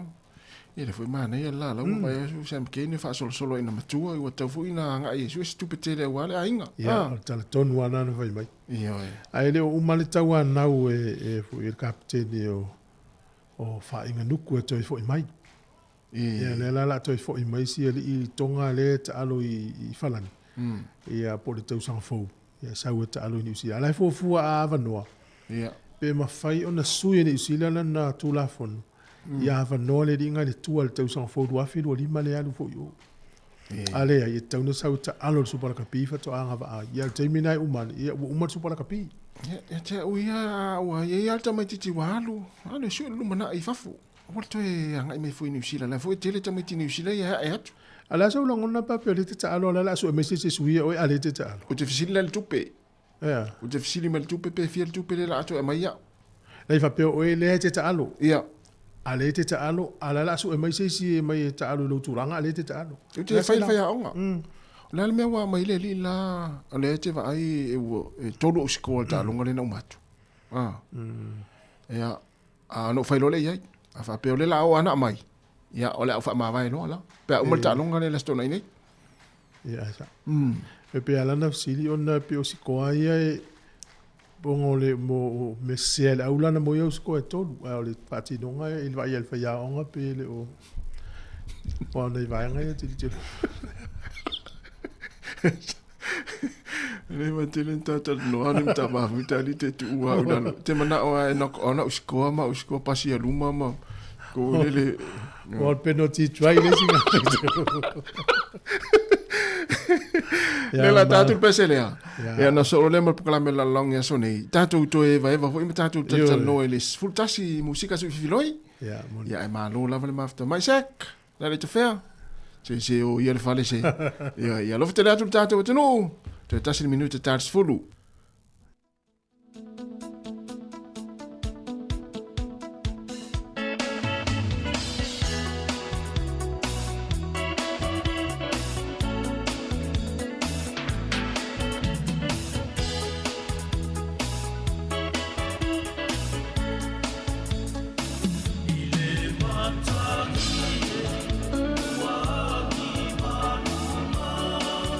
Ai, o loi mata.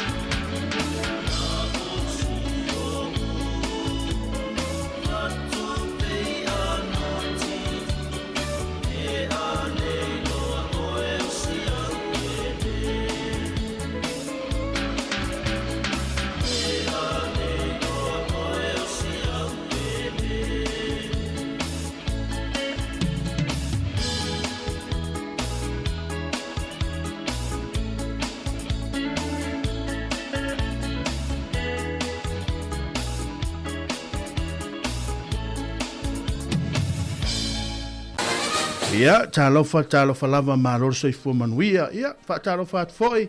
Ia, ila wa fionga la wano le nei vaenga le aso. Ia, malor soifua manuia le nei vaenga le awoli. Ia, malofa tai lava lau sunga Jerry le nei vaenga le aso. Talofa tu hoi le pa ia maulunga o le tātou tunu ma lau fonga. Malo le langi mo ma le soifua manuia.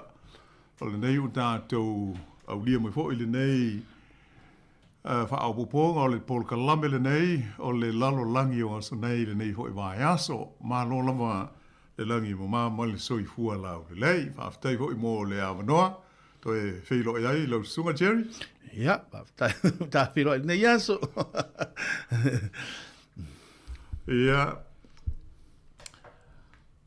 e whapea hoi ona whaafeilo e atu i le maluma o le au whaafonga i so se te wha le ke lope, ia olo e silo mai mo iai lunga o penga o fiso te inga tele whawhawe, ia matatou fiso te inga whaateko no losi.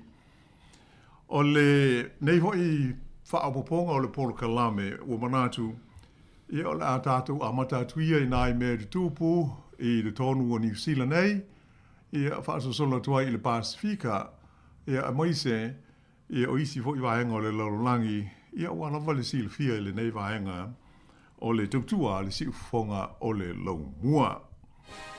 O le melea ia o le tātou tala mua.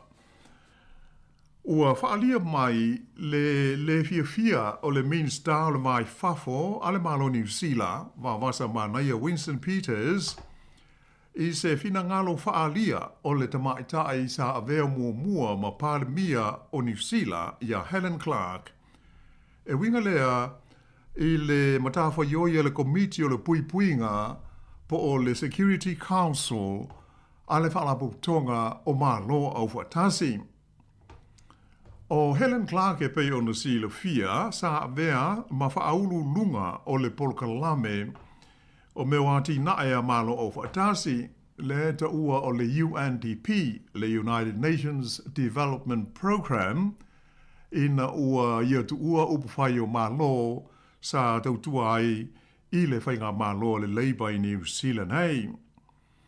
Ia mai o le tae ona le la, lea na ia whaari ai, e whapea o se tūlanga e whaapopole nai, e winga lea i le tūlanga ta ule leia, a toa ai maleao ngā, o le komiti fo ile nei o le puipuinga a malo o whatasi, ona o le mata upu e a whiai le taua lea o lo whaia pea i le vau Israelu ma le Hamas i le tono o Gaza. Nā ta ua Helen Clark, o le tūlanga ua whaapole nai ona e fōlinga mai e le aia ma se mea ua whaia e le Security Council e whaatino i nai se i unga whono ua uma o na pāsia ina ia tāo fia le pāpāo whana i le tonu o le territory po o le nuu o tangata Palestina le heta ua o Gaza. Whaari ai e Helen Clark, o le tiute whai o le komiti le nei o le puipuinga le Security Council, ina tau mo whai e sa ili se awala e mawai se file mu i le taua o loo vevesi i le tonu o Gaza.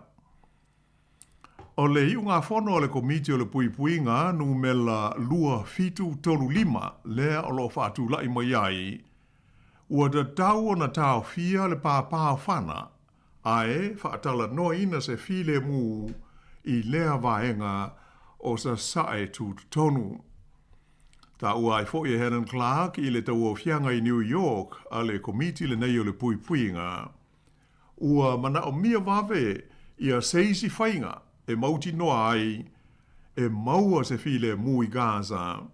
Ona o lea e alia ni mai e le i whaatino ina lava le i unga whono lea nu mela lua fitu tolu lima e pei ona ta ua.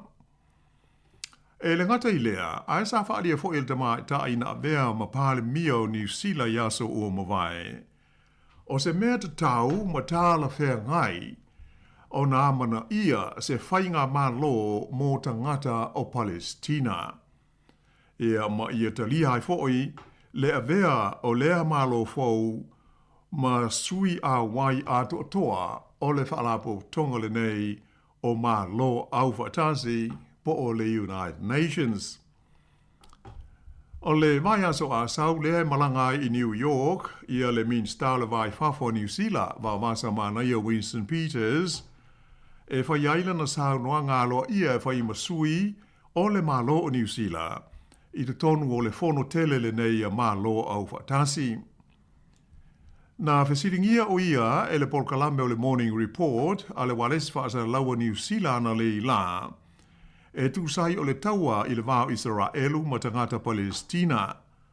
Mai na ta awaia le li minsta, e mana o mia o na whaia le mea o pitu sili, ina ia vave o na maua se i unga o le neifa le tonu, e pei o na vesi ai lea vaenga o le lalo langi.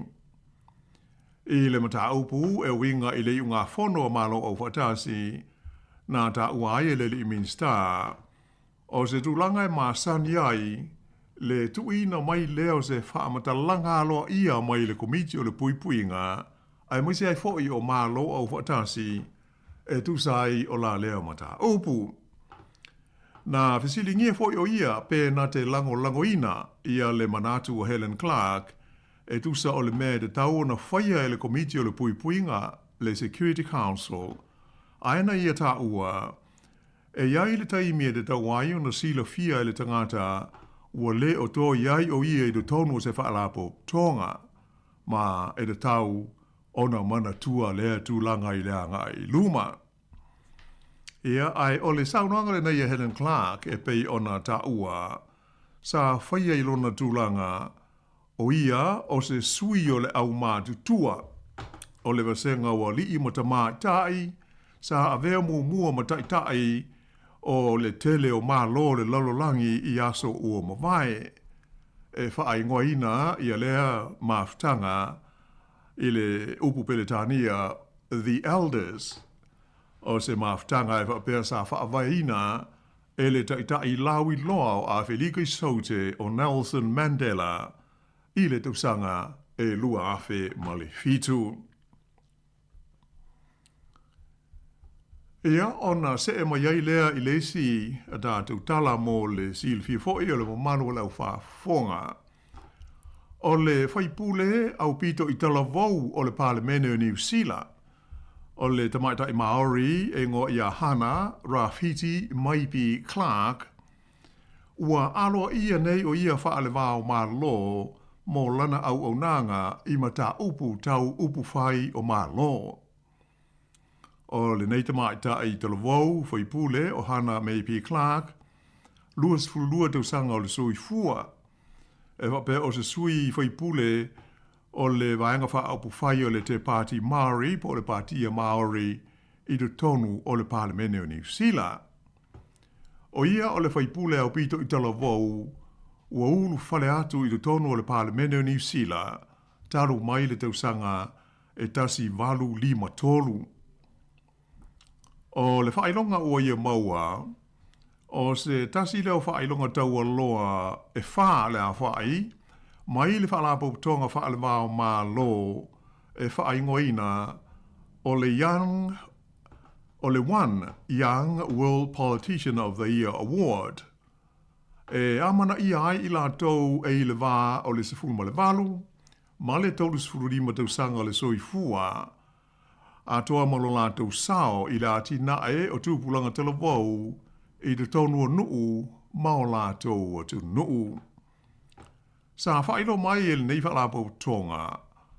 E whapea o le sao o le tamaita i whaipule talavou le nei i upu whai o mā lo. Ua maua ai le awanoa whapea ma se leo o Māori talavou, atoa ai maisi talavou o New Zealand. I tūlanga i le whaafuaina leo whainga mā lo wha demokrasi i te tonu o New Zealand, hei. O le tausanga taruai, pe o na sila fia na whaea i nai, i le lava whaailonga tau o loa whaale mao mā lo, i a le li i pule nuu o le tū mā lo Northland, o le li o moko te pania, e pe o na sila fia, o le pālotau le luafe luas fulua, le ana manu malo ai le nei ali i le tofi pule nuu o le tū malo le nei o Northland, Ia ma veai o ia ele ngata o le ulua I Māori ua ia umia lea tofinga. Ae o ia foi o se ulua I talavau ua avea mo pule nuu I le tala whaasolopito o lea vaenga o Aotearoa. Ia ae usi mai pea le whaafonga.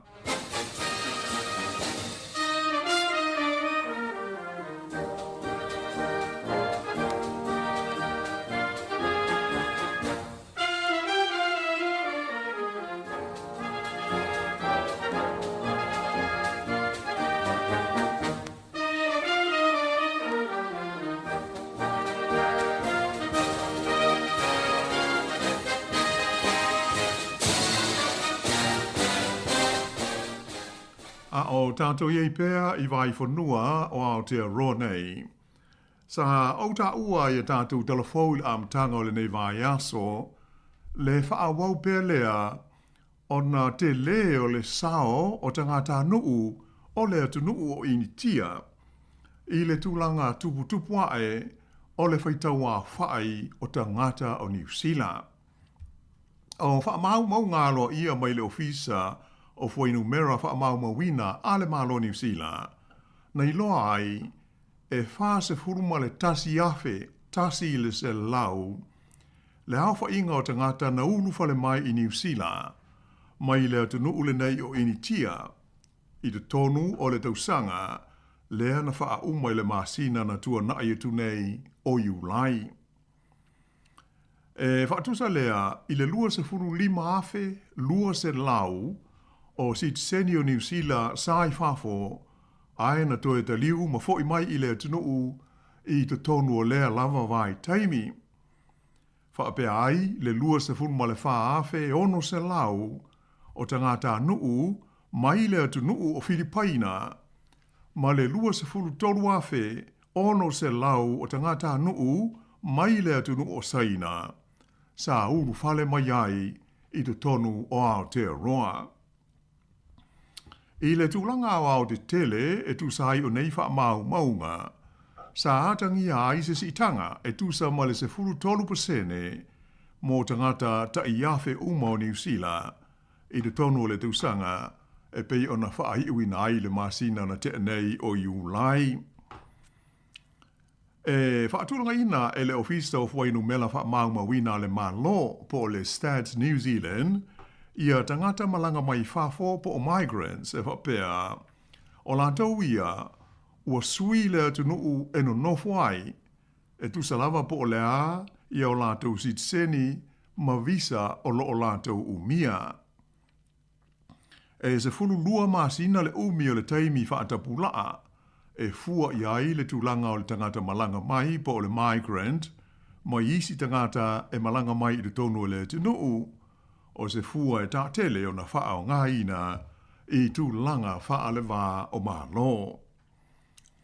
Ai le ngata I lea, ai o le fua ina o le tangata nuu po o le sitseni o se tangata malanga mai whafo, e wha o ngā I ailo na tangata nuu o loo ilo na tūsi fo lau na ulu whale mai ai, ma toe malanga ese atu ai ma New Zealand nei. Ae sa wha ilo mai ele mtanga ruenga, Whainu Mela wha mauma wina. Ua maita wina I nai tau sanga, ia ua tua na etu nei. Le wha awau pēr lea o na si tia, mārua e ilunga, o le hawha inga o tangata nuu o initia, e malanga mai I New Zealand.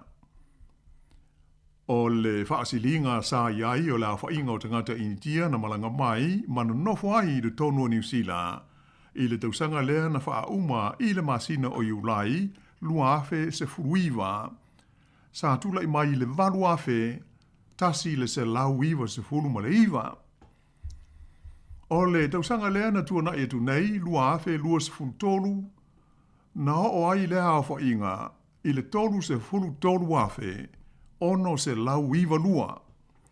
Sa iau o mai ai I le tausanga lea na wha uma ia Iulai, na tua na e tu nei, lea na tu lai mai ai, ua tolu se furu ono afe, iwa se lau fitulua, le au wha inga o tangata nuu o initia, ua malanga mai manu nofo ai I Aotearoa nei. Whaatusa ia whai nu mele nei o tangata nuu mai ini tia. I le tu langa o tangata nuu mai lea tu nuu o Filipaina. Lea na pa u ilalo lea wha inga i le tausanga lea na u mai ai ulai lua afe lua sifuru ma le wha. Ma tu lai mai ai e lua sifuru lua afe valu se lau iwa wha. Mai le maa lunga e tolu sifuru tolu afe iwa se lau lima iwa sa iai i le tausanga taluai lua afe lua sifuru ma le tolu. Sa whapena foi ona pa ui fo i lalo lea wha inga o tangata nuu mai saina sa malanga mai i le tono New Zealand i lea lava vai taimi na pa ui fo i le sefuru ono afe tolu se lau lua sefuru fitu mai le lua sefuru afe fa se lau lima fitu sa iai iai laio le lua afe lua sefuru ma le tolu. Ai o foinu mela mo tangata sa malanga ese atu ma New Zealand nei na au pito i toa tele tangata nuu o New Zealand lava ia na malanga i fafo i te tonu o le tausanga atoa lea na whaai uina ia i ulai. O lea wha inga na tūlai mai e valu se furu ma le tasi afe. E o atu i le fitu afe lua se lau i a tangata nuu o Saina, lima afe lima se lau tangata nuu Peretania, lima afe tangata mai Australia, ma le wha afe se lau tangata mai le atunuu o initia.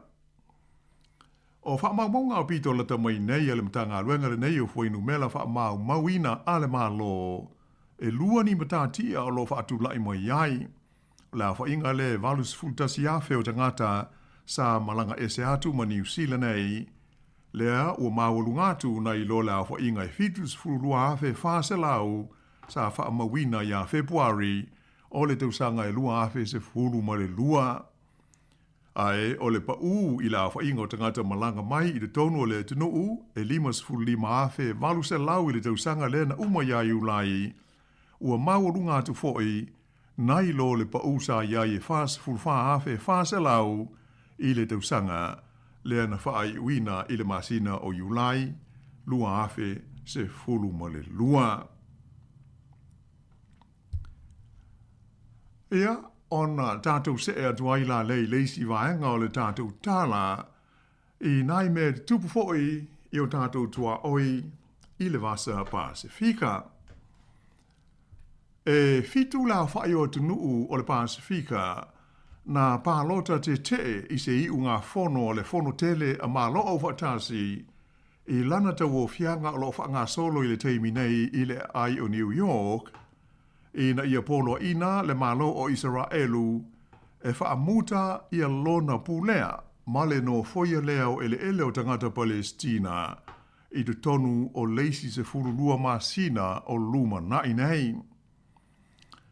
O le iunga whono le nei e whaapea sa tūsia ma wha upuina mai e le ofisa o tangata Palestina.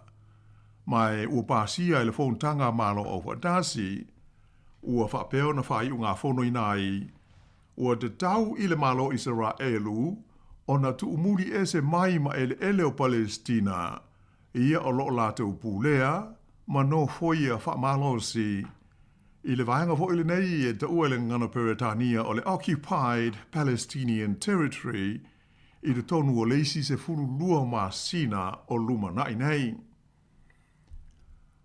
E se lau lua se furu wha la wha i o malo, ma sui a wai o malo au whatasi, na o lātou lango ina le nei hi unga whono po le resolution e awhi ai le atu Solomona, ma le atu Marisala, mai lo tātou I tu langi le nei o le Pasifika.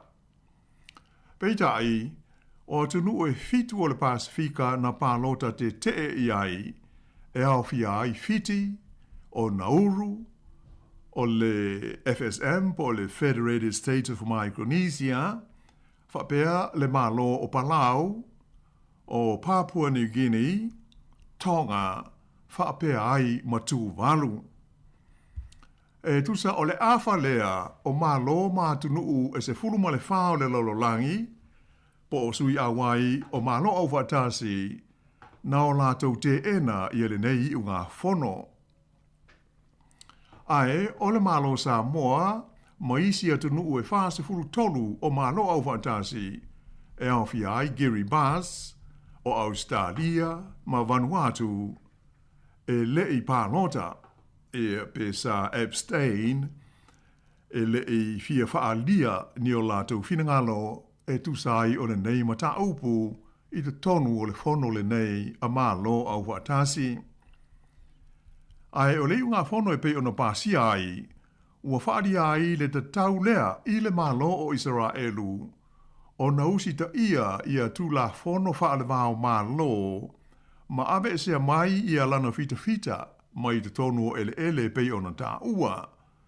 Ma ia whapea foi o na tau fia, le toe fausia leo nisi no fuanga fau, ma ni fale e whaamautua tu iai nisi tangata, ma ia tala i lalo ma le lātou pā pui o lo fausia, i te tonu o ele nei, i le itu vai sifo o le waitafe o le Yoritana po o le West Bank. E pei ona si le fia, e le mamaru o lau whaafonga, e tele atu motu o le Pasifika ua o lātou maua mai ia ni fesoswani tu sao mai le malo Israelu i nai tausanga ia ua tua na ia tu nei i tu langa masani o ana polo kalame whaalewa o malo. Ai o se whaari ngalo ia mai le minsta le mai whafo le malo New Zealand ia wa wasa mana ia Winston Peters na ia tauai o le langolangoina e le malo New Zealand o le nei unga whono a malo au whaatasi e atangi ai le tūlanga malo si o le langolangoina lea e New Zealand o le tūla whono wha le wao malo. Ato ai fo ima le mata upu e winga i le tau na iai o se whainga malo taualoa mō tangata o Palestina. Peitai, na wha mawhaina mai e le minsta, e iai nisi o wha opunga o le nei unga whono malo au whatasi, e le o fia iai le malo o New Zealand. Mai na whaaria lava i le taimi o whelafo inga e tu sai o le mata upu i langona o le malo New Zealand e tu sai o la lea tu langa. Sāta ua mai fo e wawasa mana ia, o se whaata ita inga, o le sefurulua masina e pei o na wha upu mai ai e te tau o na o iai ua tu umuri ese mai ia Israelu mai elo Palestina. Na ia taua e le o se tūlanga whetaui ma tāla whea ngai. Mai manatu malo New Zealand e tele isi vaenga ua taua ai i lea i unga whono ai sa le te tau o na o fia ai. O le masina le nei o se te mai tau sanga uma e tau au fia ai le whono tele le nei a le whalapo tonga o malo au whaatasi i lona no fuanga tu tonu i le ai o New York. Ia mai o le awanoa leo tai o le lololangi e malanga atu iai a wā le whaatino ina o la tu saunua ngalo ia. Ina ia sila fia ai e le whalapo tonga i o la tau mana onga ma le tūlanga e tu ai i mata upu o whea ngai ma le whono tele a le lololangi po o le United Nations. Ia ai usi pea le whafonga.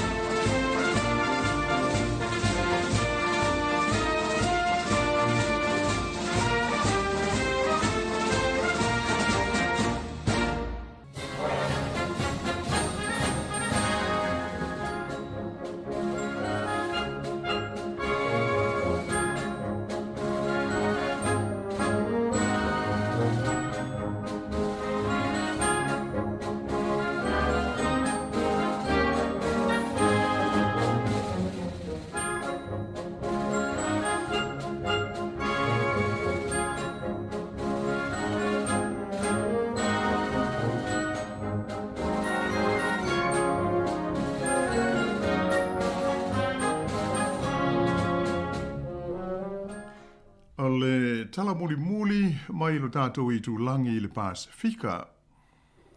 E to alua i e tangata o whamaunia mai le mali liu i le stofi I ni vevesi le va leo matangata i le nuu ingoa o St. Louis i whawhatu o le ai o no mea le lau mua o New Caledonia. O ia vevesi na amata i le pole so lulu a o tau mawhai leo e o atu i le nuu le nei le a tali tonuina o se tasi leo nuu e malosi tele le lango i ta ngata ma whaalapo tonga ia o loo te te i le malo i te tonu o New Caledonia. Ta ua mai ai le whaongaina i nei whaalawelave o maina whaatangimata a toa ai mawhana e le vasenga whaapitoa o leo le malo whalani. Mai o tangata e rua ua maari liu sa manunu ai i ia vevesi mai na awinane i le whale maitele le Mary Paul i le lau mua i no mea ai na maari liu e le i le whale mai. Ua atoa ai nei ia le toa se furu ma le tolu o tangata ua maari liu i te tonu o New Caledonia talua na tūlai mai ai solo te tee ma le mau vevesi le vāo tangata moni o ia atu motu ma tangata mai whalani ia ua nonofo ma whaamautu iai ona o le fia o tangata o le tinu i ni swinga i tu la fono o whainga pālota. O i lātou is fultolu o Māli liwai nei whaalawelave i te tono o New Caledonia e to o se fulu maletasi o tangata lautele a e to o lua ia leo. O se lipoti mai sui whaasara lawi no mea na ta uai e leo e whapea sa tau mawhai i lātou e ta ofi ma whesilingia ia nisi o tangata o loo masalumia lea a fia i ni whainga solitu la fono talu maila so se fulu tolu o me lea na amata mai ai ia solo te tee ma whaalawelave ia uilonga o na awha ina ai le nofo le lei ma le file mu o tangata i ia atu motu o le Pasifika. Whaalia mai fo e leo e talu maila masi no me ua silia ma le tolu se lau lea whaio ni taimi ua whaonga ina ai whana e tangata o le nuu le nei o St. Louis e oso whaia ai leo. O loo tu mau be fo i ona iai se poloka leo i le awala au tu i le tonu o lea nuu. O na whapeo stasi le nei o wala o loo silio na lamo tia ai le saonga le mua tangata ma ta avale e hui atu ai. O ia whaale tonu o tele ina puni tia ai ma le mawhai o na whewa ai ia le tusa o le se fululua afe o tangata o le nuu tua o ye ngoa o ma Dori ai maise i lātou e whianga i atu i le lau mua i no mea. Mai o le teiminei, o tele ina malanga i lātou ia i wa o le Sami, ona o le tūlanga matautia o iai au wana di tele i lea vaenga o New Caledonia. O le nuulawele o St. Louis na maliwai le masina o Iulai, e se tasi o taitai o tangata Kanaks o New Caledonia o le di ingo ia Rock Wamitan, e whapea na whana e leo o le saonga le mua whalani. Na so o lea ma le pūlea whaamalosi ai e tangata te tee o le nofuanga au tū. E whaamautu i ai le kālisia kātoliko i lea lavanuu, lea na muli muriane, ua whaalengaina i se mū ina ua susunu e nisi. E le 11 i fo i talu na whaamalosia e le pūlenga i le tono o New Caledonia, i a taimi o sā mawawao, mai le vale o le aso luas fultasi e o atu i le aso luas fulfao le masina le nei o se teba. O se vaenga leo fufuanga e tautu ui titi ai leo no tula i mai o nisi fo i vevesi ai maise le aso luas fulfao se tema e whapea o le aso tonu lea na amata ai o na pū lea. I atu motu nei o New Caledonia e le malo tele o falani mai le tausanga e afe valu se lau 5 tolu. O stasi e whaalabo tonga o loa o fia i le mau, mo se malo tuto tasi o New Caledonia lea e whaingoina o le Union Caledonian ua uma ona o lātou whaadia mai whalau i tele o le lātou whaamoe o le aso tonu lea, le aso rufu wha lea o se tema o le a whaailoa mai ai whaalau i tele le whaavaina o so lātou malo tuto o tasi. Ia ai pei ona wha lia mai e talu ona uma ia ta alonga le Olimpeka ia sa tali malo ai talu wei nei le malo falani ua tele ia leo a to ai ma fita mai falani ua awinane i New Caledonia mo ngā luenga o le puipuinga. O le amtanga o le vaiaso le nei sa wha alia mai ai e le hai komisina o le malo falani i le tonu o New Caledonia o le li ingo ia Louise Lee Frank e whapea o le teimi nei ua o atu i le fitu afe le a whainga atoa o leo whapea ai ma fita falani ua iai nei i le tonu o New Caledonia. E pei fo iona ta ua i stasi o tātou Paul Kalame lata mai nei o le mata upule nei o winga i vevesi ma whaale lave i le tonu o motu nei o New Caledonia. O se tasi leo mata upu au tu sa talanoa ina i le fono tai o le Pasifika lea sa whaia tarua i nei Tonga. Na pasia ai o le a awina atu se au malanga whaapitoa e whai masui o le forum i le tonu o New Caledonia moni whailoa inga ma vaenga uma o lo a afia i vevesi ma whaale lave wha upu whai o malo o lo whapea o na a whaina ai ia foi atu motu o le Pasifika.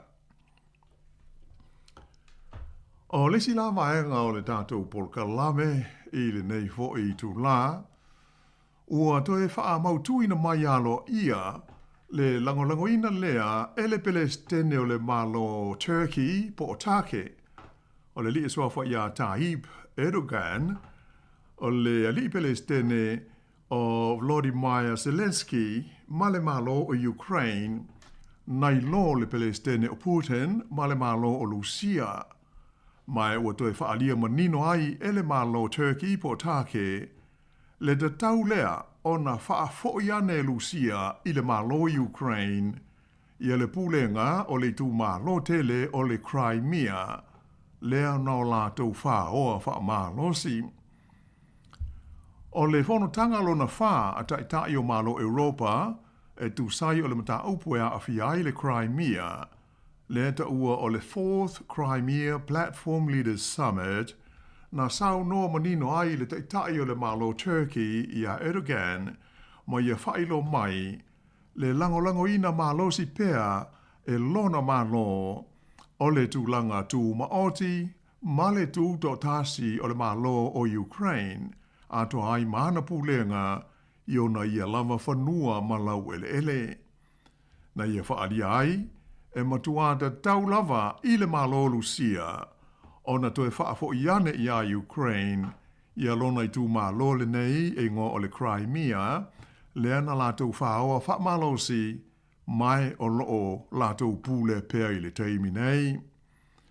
Whaamawhaina mai fo i le li Palestine o Turkey o Erdogan, e o mai nei e le o aloa ia lava i lona malo i Turkey lea, ia le pulenga ale malo Lucia i le tonu o le tū malo le nei o le Crimea o le atunu o Ukraine. Mai manatu ia Turkey o le mataupu le nei e te tau o nalo ia wha le tū la fono e le vao malo ia le pule ale malo Ukraine i le tonu o le Crimea. Na ia tau ai le amana ia lona malo o tangata o le Crimea ma ia whaafetai ai ia le li Palestine Ukraine ia Zelensky ai mai se le taitai o tangata ai ta ua o Tatars o le Crimea o le li e ngō ia Mustafa Abdul Samel Kirimakul i le fuafuaina o le fontanga tele le nei wha le vao malo o tāla whengai ma le maru se fulu tausanga tālu ona whengai tangata nei o le Tatars o le Crimea ma whaafi tauli tau upu whai o malo. I le tūlai mai o le mauvevesi wha le vao malo i le nei vai teimi, ua mai tau inai le malo si leo le langolangoina le malo Turkey o Ukraine ma lana whai ngā malo.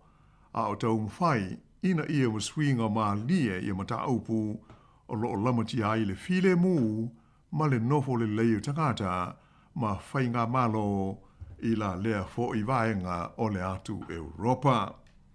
Ia e se vai foi le nei vai ngol por kalame ia ona toe so tu ai la le pe a te liu mai.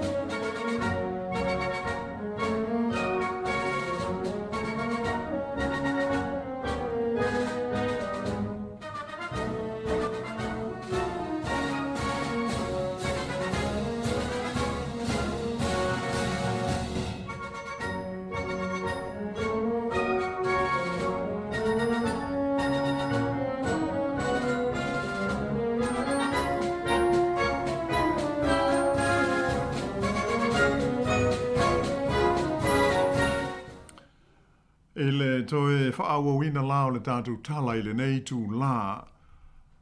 Pei ona whaafonga mai te le fo i o li poti, ia mai se o whaasara launga mai whafo. O le o sa soa so e lua ile nei vai aso, o pāpā le whaita wafe o mea o walesi atoa ma mea ta o solar panels, maisi masini tau whesota inga te le wawave. Whaonga ina e le fita a le vaenga o le Hezbollah i le tonu o le tunu o le panona. Ia mai o mai le taimile nei tu sa mara se fulu whala wha i tangata ua whamaunia le mali liwai ma le whaitau fia se lau o isi ua manu nua tinga ina ai. O le aso mua whapea e tu sai o li poti nei mai i sa sai turu tonu.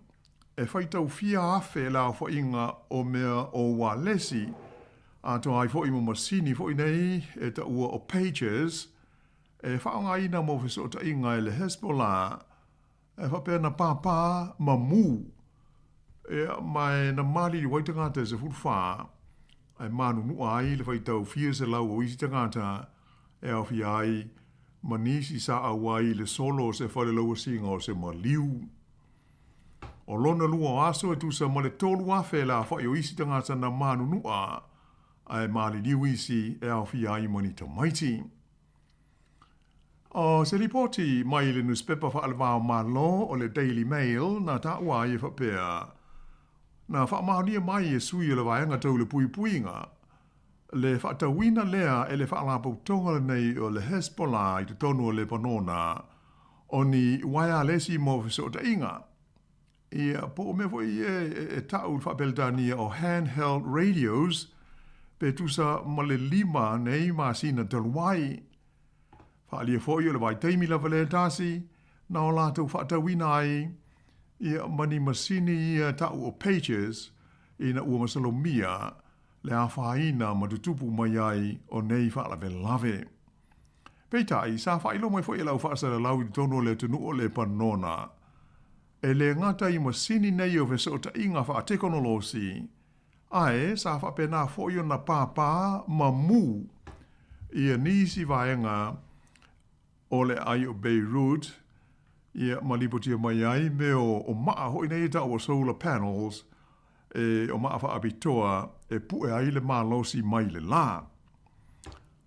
O le matautia o le nei wha lave lave, wailonga o na wha le tonu ai, ma mate tau le to tele o sa ngata i le tonu o le tunu o le panona. Mai to tele, ua talai ese maa o la to walkie-talkies, ia po ua lesi ia e fesota iai, ma ua la fuai ia i tu ai ngō masini, ona ole popole i le ono pāpā ma mu e pei o le melea ua ari mai. O se ata e wha maoni ai le tūlanga vevesi, male atu ko tu vale ua iai tangata o le ponona. O le whaongaina leo le fita, po le vaenga aua le malo le ponona. E la tau te whapapa ma whaatama ia nisi o masini a toa mawalesi nei o veso o te inga, o masalumia e ono papa mamu. E le ngata ia mea, ai o whapena fo ono masalumia ai, mani tanga laisa, e whapea sa mori mawina le whapapa ina e le ami, i le no whanga e paka ai ta male i le whale maitele, le whaingoina o le American University Beirut Medical Center.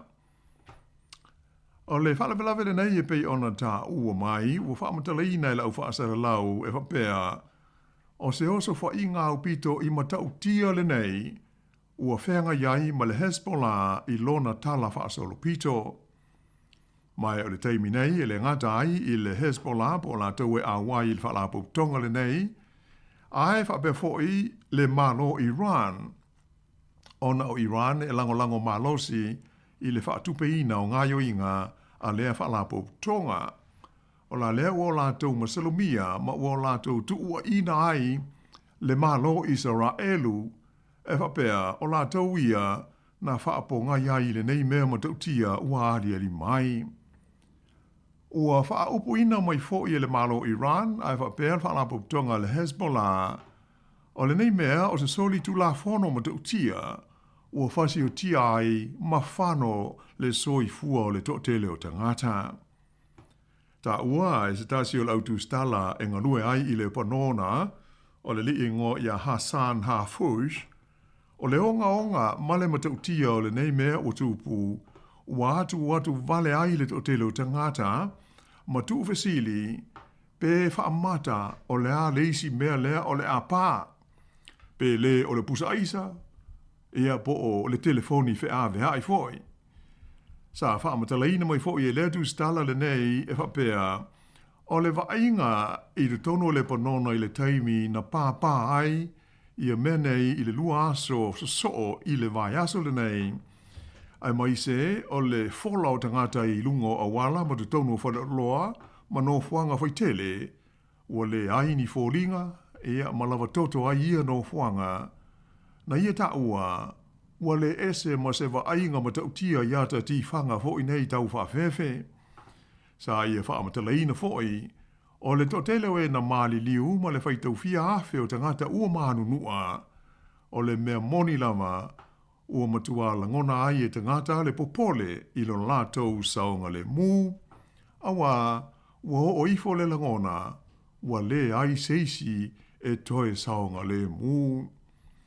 O le alitu stala le nei, ua tele le mau e vesi ua ngalue ai i le lipoti na mai ai o me tupu, o se tasi fo i ua masani e wa ai i tangata mali liwi ni whaalawelawe a toa mani taua, ai o lana mori mau, e le whaatusalia ia tūlanga i le popole male atu o tu vale, ona o le matautia o le whaalawelawe le nei le ai o Beirut, le lau mua o le panona, a toa ai maisi vaenga o le nei atu nuu. Na ia ta ua matua le mau tonu lava ia tangata i Beirut, ea mai ua tele ina le malo lo whaasala launga i lunga o le WhatsApp, ua salala wai ma whaupunga i whapea masalo, o le aso so i nei na papa ma mu ia solar panels, ma so seitu a inga o maa mo li, maa ta amale, ai maise o pusa aisa, ma so se mea e alu i leo wila. Ua tele foi, ma le mau whaasala launga le sao po o fake news, ua ta wai le ono pāpā atuai ma telefoni whea veai. E te tono whale mai o le tunu ua whaalia ai e wha mai, o le tōtele o tangata o lo tā whia mō tonga whitinga, e manunu a leanga o lātou fōlinga, ai maise o mātā whaapea malima, e matua tōtele ua pō ai ma ua tā waso, ona sa uu yo lātou lima i a walkie-talkies a toa ma pages nei, i le taimi na pāpā ai ma mū, ma awha ina ai o lātou fōlinga, mai wailonga o na pisi ai, ia le tele o whale mai te tele i le ai o Beirut, ma isi nuu o le panona. O le tōtele o tangata o le tunu o whautua ina le teimi nei, ina ia tape uma masini ia e whao ngā ai le Wi-Fi, a tō maisi me aru i le wila, ma whaingo fia o na whaapā mai se isi e wala i se waia. Lesi, sa iai fo ile manatu o tangata o le panona, e tusalava pe e te lango i le Hezbollah, ai a whai e le oi o se fita tau, o lona winga o loo e saunga le mū, pe tai o le whaalawelawe pe o nā ariari mai nei le tunu ua tele ina suia ai ia mawhauwhaunga. Ona, o le tele o pages na pāpā mawhai na ai le o tele o tangata na ariari mai lea i tono no whanga po nuu e mawai le au kerisiano. Na iai le manatu e le te tau no o ia nuu ia i tu a inga o whaalawelawe. Ai pe tai o le ariari mai e le ai ia se vai panoa o le panona e asa ma se sui o le Hezbollah e nofo ai. O le tūlanga le mautonu la o tangata o le panona ono le nei whaalawe sa whape foi o na awhiai ma le whaalapoputonga o le Hezbollah e pei o na lipo tia mai ua whaatonu ina ai e le whaalapoputonga le nei le whaaleanga ina lea ma la whai o le whaitau wafe o ala tau pages a ofa ngā solo o na whaalenga ina i le fita po o le army ia uta o tanga leisa mai Thailand o na ua masalomia e iai le tonu ia ni masini o no papa mamu ai ia tangata. O nisi o anta ua whaasalalawina mai o waialesi po o walkie-talkies nei na papa mamu o loo manino ai i nisi masini ia labels wailoa ai o le kompanie ingoa o le ICOM i Apani na fausia ai. O le kompanie le nei le ICOM ua whaamaunia o se kompanie i Apani e whaapitoa i le ngau singo o telefoni ma masini tau whesota inga whaatekonolosi. Ma i se whaaringa le kompanie i lunga o lana upenga o whesota inga na la tau tauai o le fausanga po o le model lea o loo maua iata o le nei whaalawe tonu o le panona. Ua manino mai ai o le model lea o le IC V82 na whaamuta i le tausanga i luawes fulwha ona toi fausia i le latou kompani. Whailo mai fo i le so lulu e le kompani Taiwan e ngoa o le Gold Apollo lea ngau sia i a meo pages e whapea o le tu ai ngā pager lea whaonga ina i los whainga le nei whaasanga i le Hezbollah sa fausia mai e le kompania i ngoa o le BAC Consulting i le ai o Budapest i le atunu o Hungary. Mai o se lipoti la tau mai nei i le atunu o whailo mai ai e sui o le malo e whapea. O le kompani o lo a fia le BAC Consulting ua na o se kompani tau he whaatau inga e lesitala ai i te tono o Hungary ai e le ai so lātou whalenga o si mea po sei si pisanisi a lea kompani de tonu o le tunuu. E le ngata i lea na whailo mai fo i le pāle mia o le malo o le li o Victor Oban o masini tau whisota inga po o pages ia na pāpai de tonu o Lebanona e le i o atu ia masini i de tonu o lona tunuu o Hungary. E o mai la i le teimi nei e le i iai lama se whaaringa alo ia ua tu ina mai e le malo Israelu e tu sai o le nei whaalawe lawe. A mai se o tu ua inga ma salosalonga o le Hezbollah ai whapea le malo Iran pei o na whaalawa i tele mai e pei o na ua lātou tu ua iai nei i le vaenga o ngā ruenga whaasipai a le malo Israelu le Mossad e whapea o i lātou nei sa whaapongai i le na ina leo ni me mawhaiu na whaapapa ina ai walkie-talkies, ai maise o pages, ato ai fo i ma solar panels, e pei o na mori mawina i le tonu o Lebanona i le nei vai aso.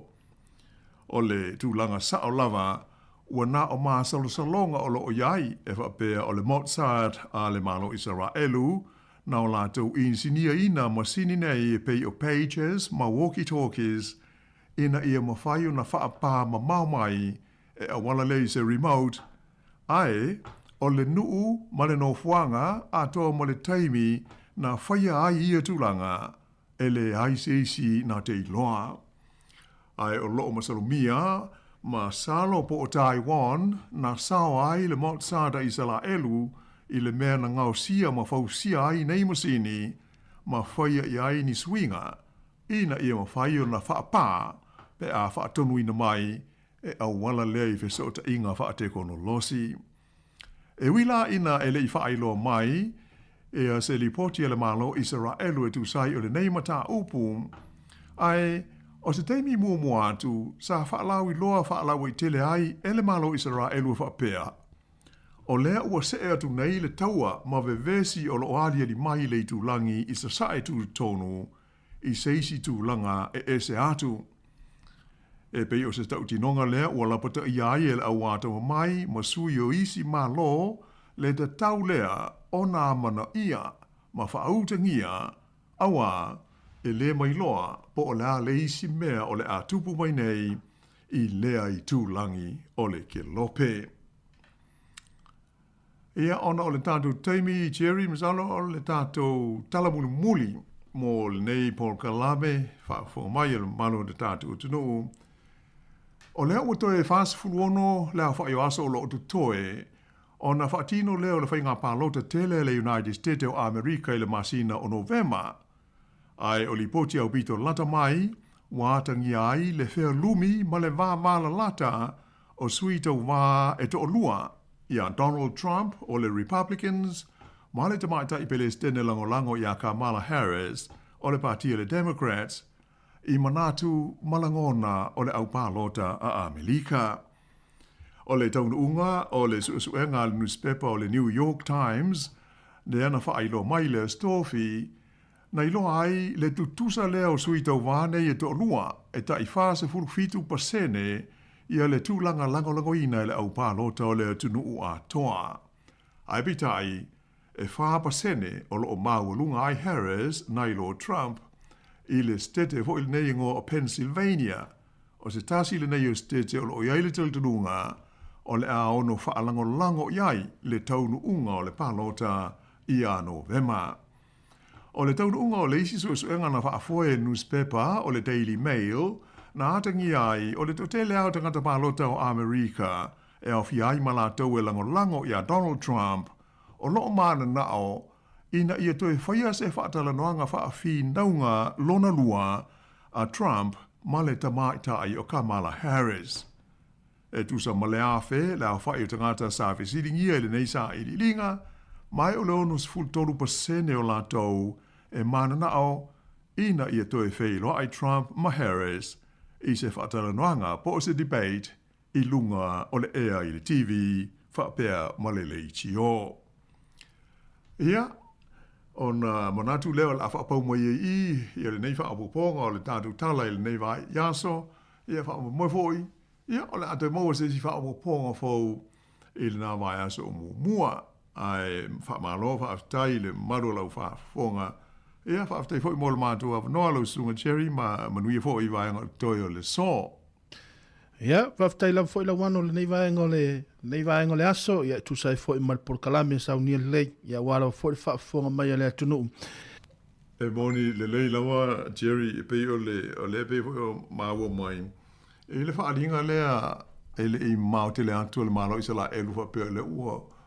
O se e atu i se isi tūlanga ia le vevesi ia po taua ia wa ele ia se o tau isa la elu am tangata Palestina tangata e ina ile panona ma a faila o se isi tūlanga loinga o le la o fa te kono losi lim tau ia wa fainta tele na tai tanuina le faita wafe oni walkie talkies e papa is tai me tasi pe a fai o se fa le tonu fa insinia ai o le me o foi pe a fai moi o le Mozart a Israel po fea na fa tino ai le fainga ai fei o le mele fai si fa popole tangata ia wa tātou te le mai loa la pe ana ta o le tustala le i le panona ia o le lo po o pusa isa le si me o la ke o pa tau tia te e le oni au penga la o pulfana ia le o le tu ai ngā taua isi tu langa ia mamao lava ma le mahufonga i te tau ona le mai tātou tāsi ia ua ne i o mai i tātou i tūlangi au whai asi whai ngatā pe a tātou mai tau atu i ai. Ia, whaftai lava mo le porkalambere nei vaenga o le aso, ia, tā whailo i pēla wano i le vai aso fau, ia, manuia la foi ia, fuafuanga nei vaenga le fiafi, ia, alo fatu, tātou whailo i pēa, ia, fatu whafa soi fua mara nei taimi. Te tele lava Thierry mo le mātou a wanoa, ia, whapena foi na mātou whaaso whaamwha soi fuatu le maru lau whaafonga tau ina manuia le alo atu le whaunga nei vai aso, whaasoi fuia.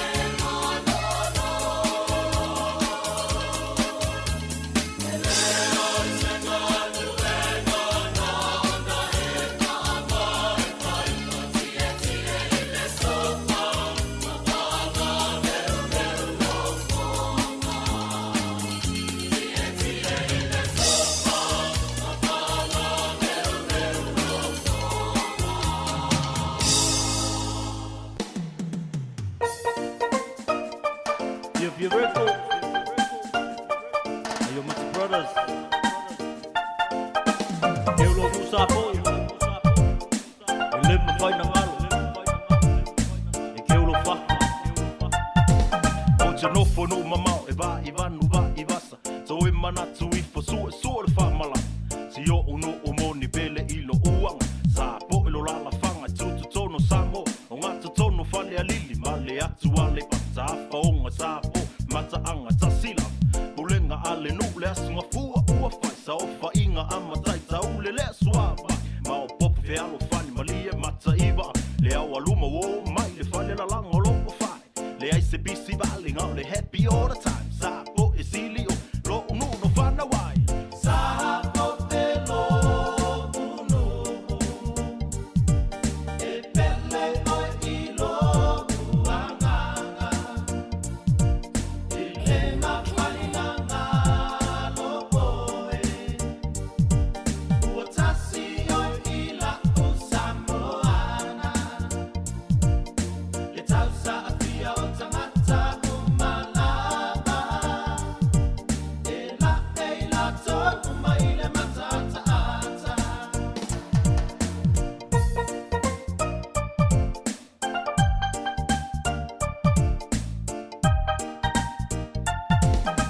E lua no whane sa le tapo inga le aso sa Le mete o tisi ma le la mosa Whaafetai i le atua i lona lo fapu Ta ita inga wale lei a wala se manui Le atua e whamomua i o tata wola Sāmoa e lo onu e pele i lo uanganga Ngai o lau whanguat whonga kai le wau makua O la lau si usi la au o whangua Ngā lue inga pea le mangu ia le apesia Ma ngai le la ala e vanga kupula Ka whaonga kulisi e o mai malanga I Sāmoa e lo ungu e pele i lo uanganga Sāmoa e lo unu e pele oi i lo uanganga I le mawhaina ngā lopo e ua tasi oi i la o Samoana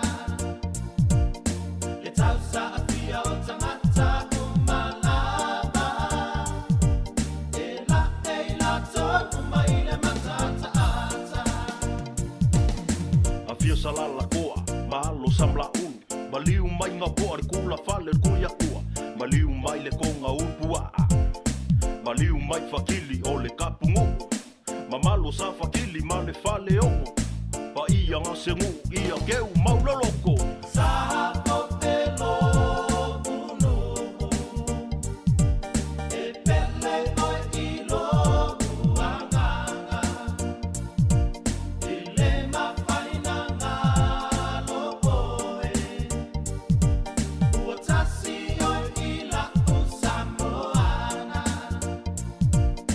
le tausa a fia o tangata o malaba e la tonu mai le matata ata Sāmoa e lo unu e pele oi i lo uanganga I le mawhaina ngā lopo e ua tasi oi i la o Samoana le tausa a fia o tangata o malaba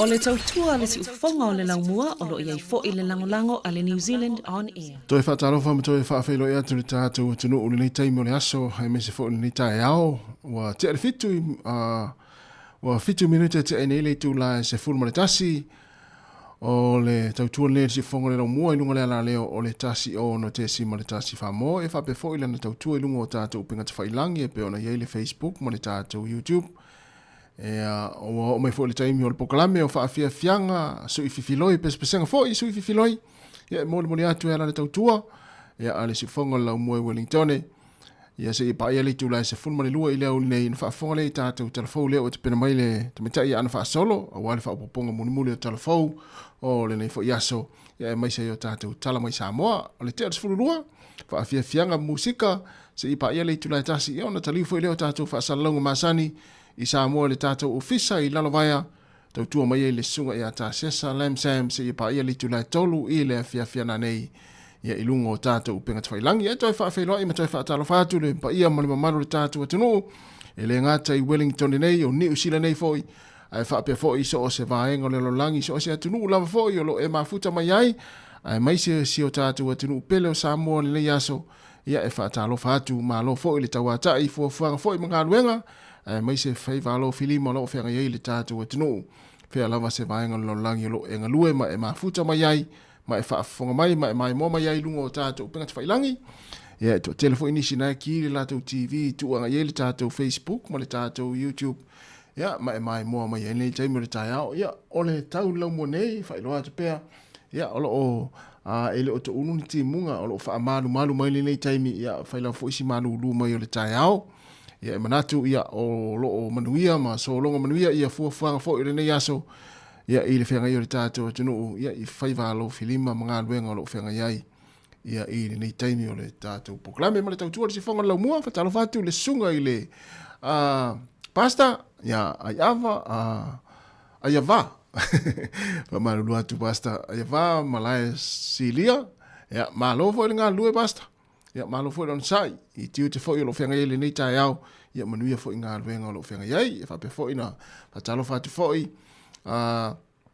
ia tina ia tai whamafu, ia malo whatai, tina asio, a mese le toa telo le tātou atunu, ia lela tātou o i nai whaafia fianga nei, ia se ia pā ia le tū lai se furma le lua i le au nei, ia ona whaafongolo le whaapong mule mule o tātou telefou, ma tala mai Sāmoa, whatalo whatu foi le sunga whaafawina tāni elu, malo lava le mafuta mai, malo foi le mai le taimi, manuia foi fuafuanga le nei foi taimi le aso, ia mai se foi nei vaenga le tai au, se fulu minute, te ai nei le tū la e se fulu le tasi.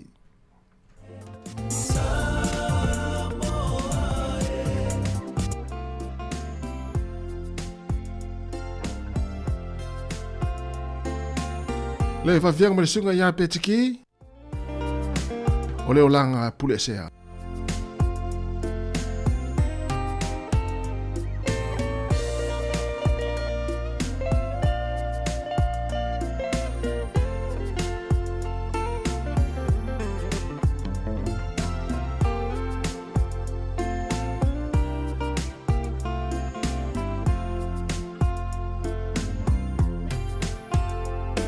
Wai u o fia fianga le lalo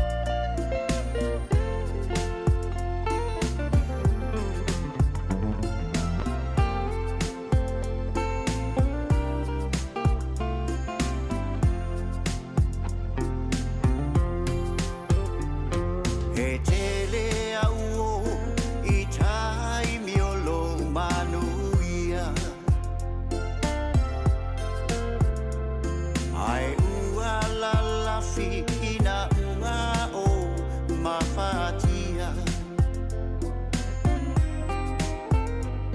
na lata mai ilo utamau ainga au puanga ua o le joe vaaya o ya so mai fai ma fala de la vi au lo u ainga na tu mai ya so mali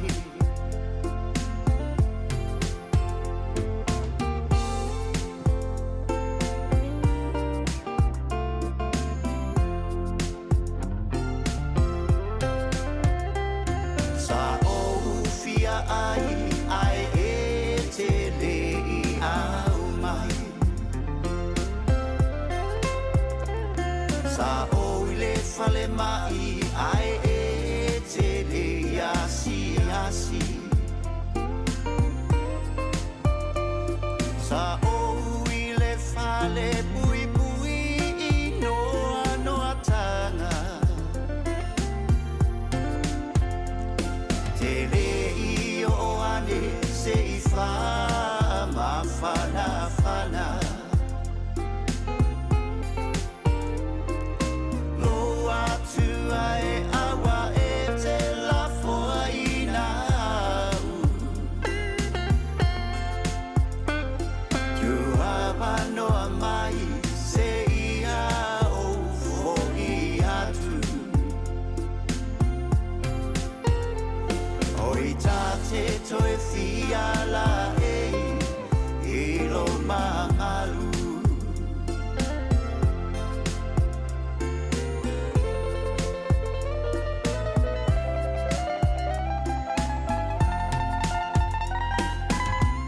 Fonga mali oka ia ole sunga ia laufou petiki se fulfitu minute o te enele tu la se fumare tasi ia ole pese o faingoina o langa pule sea ia e moni lele ia o pule nei pese ia ole taimi ia e te mau o loa ai ma te lelo ta mau a inga e vai le tau whai o atu a tangata ia te oi le tau whai o atu o oe ia ole tupu o oe ia ai na ona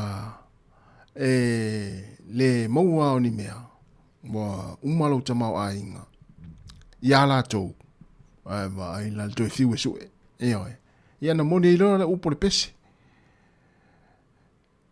na olo a inga e te toe tua iai mana ia tele nei whātunga fo ia mori e fo le whiau lono winga le whiau le mori mai ia e whaau o tangata fo i tangata fo i le lei tangata fo i a e mau oa mau mea ia pe tele lo ta mau a inga e watu ati ia e atu oe e watu unai o ilunga unai tele ilunga ma tu o ilunga ai a fo le taimi e te pa uma ilalo wa fo le lo fa le tonu ma wa e yai ni vai va pena e ha fo le e a watu fa malosi ati oe ia ma po ati oe ma tam fa e to fa tu o ilunga wo le leila na io e wo na ta ona fie wo yai wo fo le a manuia ia la e fo le lango ya te oe a le manuia walu le manuia lau fo launga e va te vai mai ala o atu e lango oe ma to fa tu o ilunga ma tam fa e lango atu te oe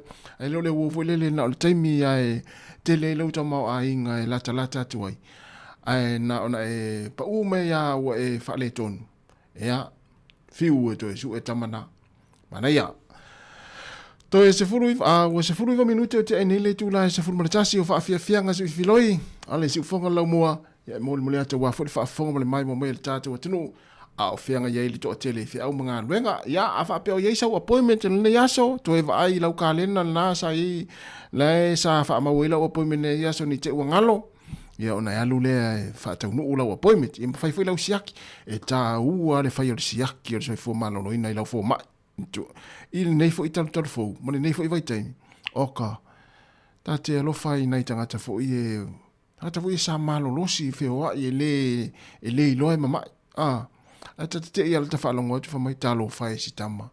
Talo whai si teine na talanoa na nafi, ia ma fia na nafi, ia ai ufate ia foi. Wao tala nao mena leo tupul taimi nei. O mele na, ia na whamanato tu pe e taua le siaki o lau fo mai. Ia pe te le mai, ia pe te mai. E te taua ona siaki lau fo mai, ta ilua maa sina pe ta i toru ma siaki. Pe tu ai foi, ana ia te oe a te iloa e oe tausi lau soi fua malolo ina. Ia ma ai foi, oe, ia i tūlanga lo, ia i nei vai taimi. Ia ua tele lava mai ma, mai ese. Ia ua saputu mai le nei taimi. Ia e taua siaki o le fo mai. Ia ua lau soi fua malolo ina. 2 minute. Te inele tu la sifuma tasi fa o fa fia va pese ale si fonga lau mua e talo fo lua ia ona fa fonga le fa pongo tato telefo le o tapena mai le tamai ia ana fa solo le tu la sifuma lua ia mai sai o tato tala mai Sāmoa ia vai le kuka la se kuka o le uli ana matua e tali ele la sua pe tala i fo le la aso le taimi ia ile tu la sifuma lua le kuka na utapena ia fa manongi le kuka ia e mo ila to foi le lewa na o le ngaruenga na leila ele ista mo fitanga wangalo ia mana tuol tato fale lola ina vai ngali o lo hat apa hat ia na to silafia il tato fale lo Sāmoa na ina eveloni ia le Sāmoa taste le sunga pi vale ota mal faltua nga ina o ka se mana ia le manongium tau mafitanga Sāmoa ia mal Pasifika ia olo maua uma ina le tatou whalolona. Ia nga iai, le tūla sifuma le lua, e tari e lau sua ina ta pena le lei, ia ma le lei vaenga olo o ngā se ina ai tau mafitanga. Ia e oso ia malau fia tau sami tono le whaloloa, ina ai eveloni le Sāmoa taste. 2 minute te ene le tūla sifuma tasi, fatalo fatu le faltua, por tamita ia sina reu pena, ia hape fo leu sea fish, malo fish, e amane nei tai au, fea na tutu ai. Faut va fia nga we pese le young lovers.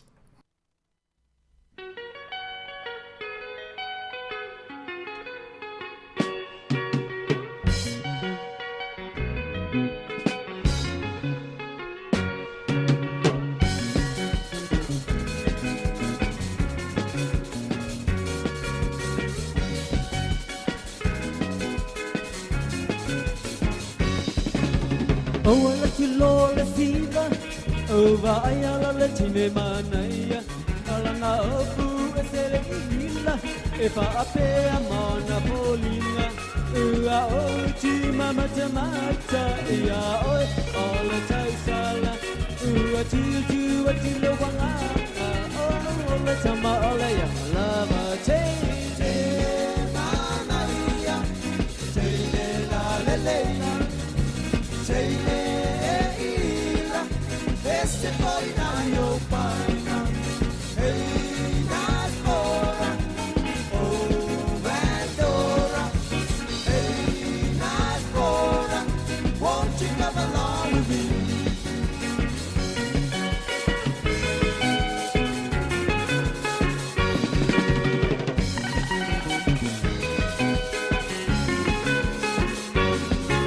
ma idiot la malo umata matata sia utigara a tele ke mai lama sia tanga tapa atara ua mane all siva ua e po e aina ua tau mai ai lava le tele mana le tama all ya lava tele mana ya tele na le tele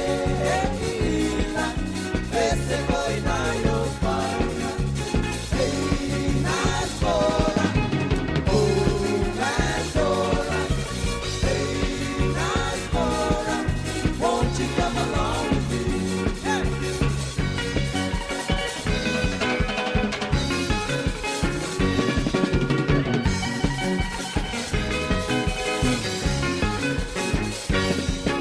pa idia tu lava lo umata matata sia utigara a tele ke mai lama sia tanga tapa atara ua mane all siva ua e po ilo aina ua tau mai ai lava e tele mana le tama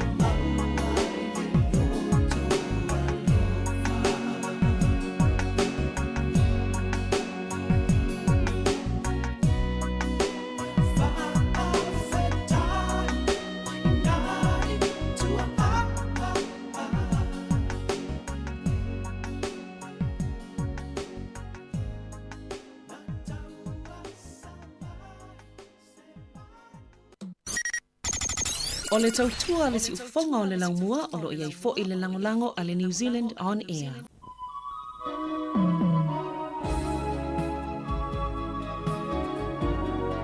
Ia besanga fo ene nei taimi o le tae ao ina ua tel afo le se fulu mo le tasi. Ia o na i pese fo le whaano fafile mua i fo le tae ao te whaalongolongo ai ia o ta pena tono lo fale. Ia veki mwane le si pito ia salu ane tu o le umukuka fulu ane ipu lau o fo le ua tumu tono le sink. Ia ngā luenga i tono le fale me se fo i fafolau to ngala au. Tua ki whaale o tele lunga ia le tātou tautua. Ia mai whaalongolongo mai tātou whaafianga sui filoi le si ufonga le lau moe Wellingtone. Toi luas fulfana minute, tā le tu lai se fulmane lua whaafianga mai lau bese o le eva i o maasani fo le to tele o tātou e whaasolo i mawhau whaunga i pese lau whai pese le i asola.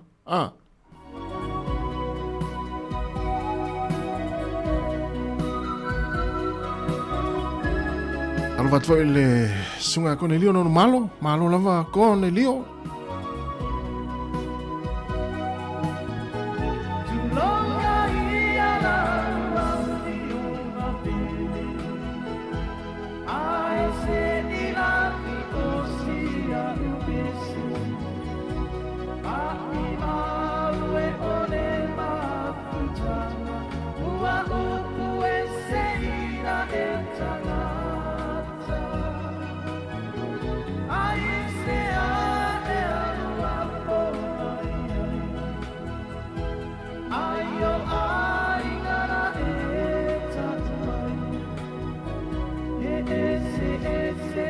Time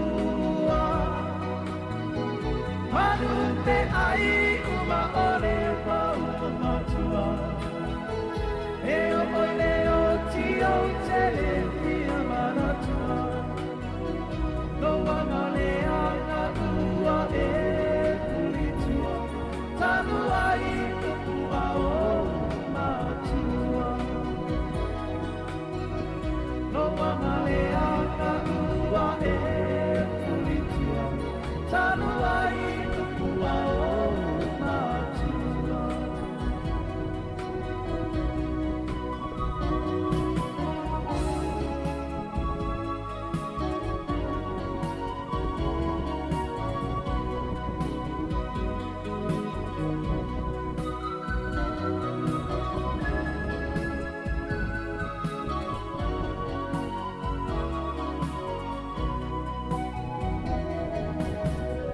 Fafianga mele pese ale vaeva fafianga su firo si fonga la mua ya mon muli atu wa fo fenga yo le atinu ya inga luenga SS ma fai va lo filima le nga te tonu ainga ya fa pe foi le wa veta avale lo ki mai le tio fa longo le tasi ono te si ma le tasi fa mo fa pe foi ya tonu nga luenga lo fa longo mai ai nisi o tatu atinu ya mai se va nga lo lang yo lo e mafuta mai ai I lungo le Facebook mo le YouTube ya mesi la tau ia lo tono ainga ia lo te pena le fale ma faifo fuanga tono le ainga ia faifi au le fale ia pe il falto ya tusa e tuale kasiano le leite le tusa ia o le faltua po te meta ia kalala Venus ia fa pe fo itea le fau ofa ia sunga ia Ioane so kimi ma John ia mai fuala au le o sau fu malulu ia ai fu lele ia ona ipese fo ia su filo yatu ya foi le wa ya pese foi le te toi mana tua ya so ala o lua fe wai ele fa inta mait ya waso ne ya ma tu ta mait ya na ya nga foi le toi ma fa fa ya ina pese tua ya toi ma toi foi le toi ma fa fa wai ya ile me na lua fe tau ya ya ma le me na lua foi le so la ya ya male lotu sa lotu ya so la ya o pese a foi lele ia wa sa wai foi ya o le olanga le to inga pese fa pe ia o matua foi wa fai foi fa na usi tulo ia o to ma fo wai pe ata mai pese tuai ia le veva to e 2 minuta tarde fu lo si fonga la mo Wellington e fa talo fatu ia ile isi le malolo ai masi le o mai mo mai tanga lo Vincent al timu ia tamale uso ia fai le mu le tai au Ioe, marusa o le fale pe amanava, wa tasi le tangata so le manava loe matua le o le fale. To a o le fale le siaso. Tama le o tangaloa. Io le fionga tangaloa Vincent al timu. Tangaloa, a manava loa le sa o le fale va ai tinam tamaiti. Sunga pali leo, wa tasi la ia tangata e anga ipese ia le wali o tangaloa. Ia patua Yasina, pali ia ole tamaleo John tau mai le John so kimi ia o tele fau ia o tusa tangata ia ngai pese ia sola pese le vaiva wa to ma fau ia sola o fe wa ima vaenga nai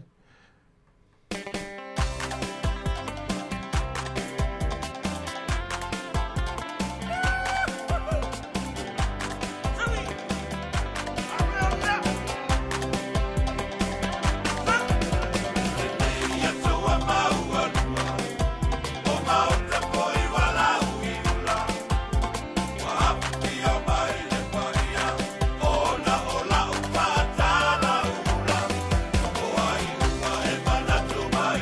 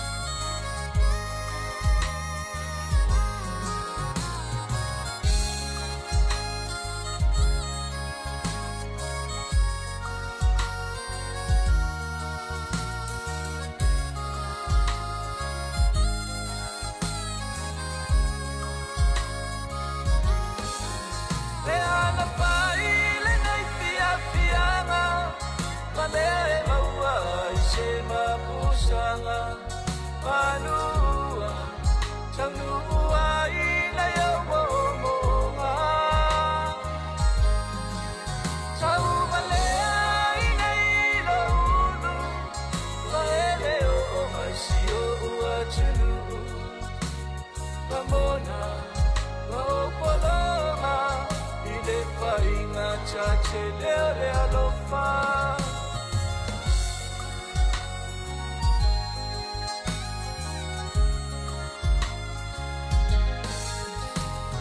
Aloana ile anganga le amalingi ayo uloi macha le mafuchanga ia soelua e soe bala bala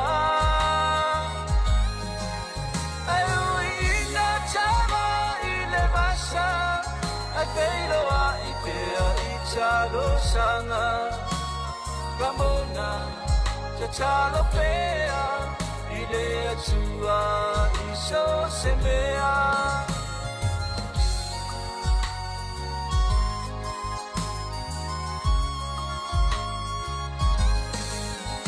Ano masina lau machua Ila chaua feio inga mua mua Wapeo você te inele ini machua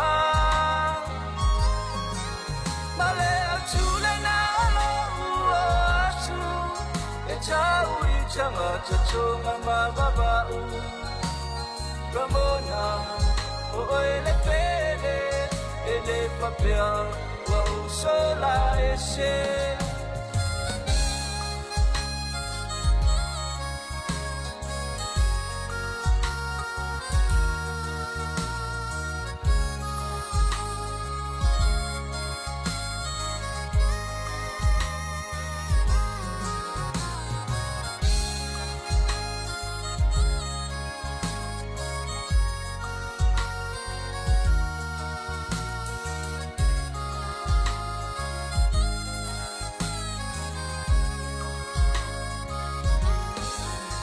Sanga chela sa ya New Zealand Lawasi cheche weli choni maukilani Ai pechai Ile chuma ura ura choi se chashi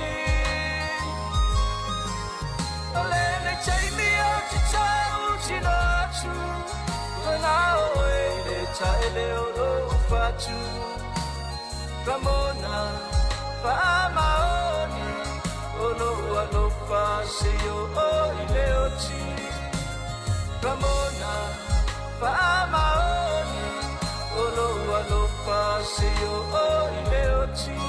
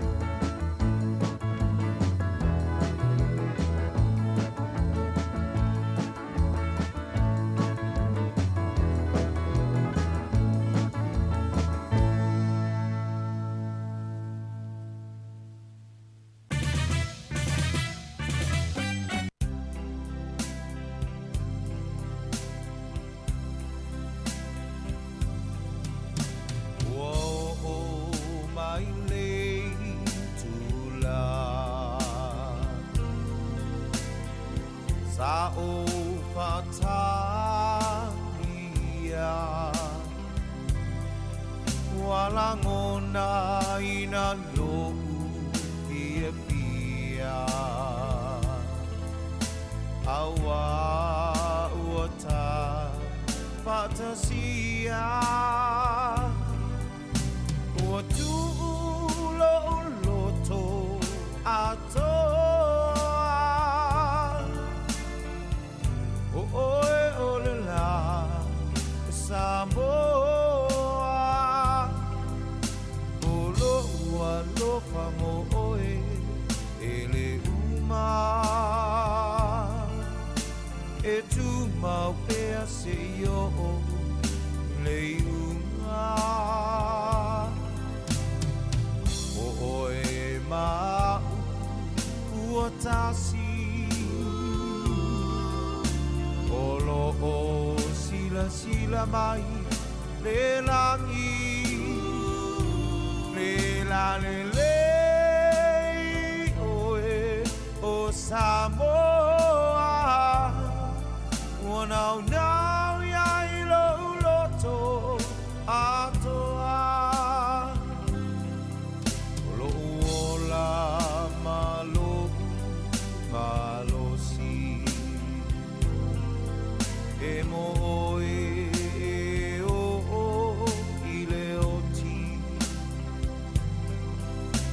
mau pea o ilo uanganga e o ile ngata anga o tu lo loto atoa oe olela o Sāmoa lo famo oe ele uma e tu mau pea se yo ele uma oe ma uotasi lo sila mai belangi la le oe o Sāmoa wanau nau ya ilo loto atoa na oe e la le na oe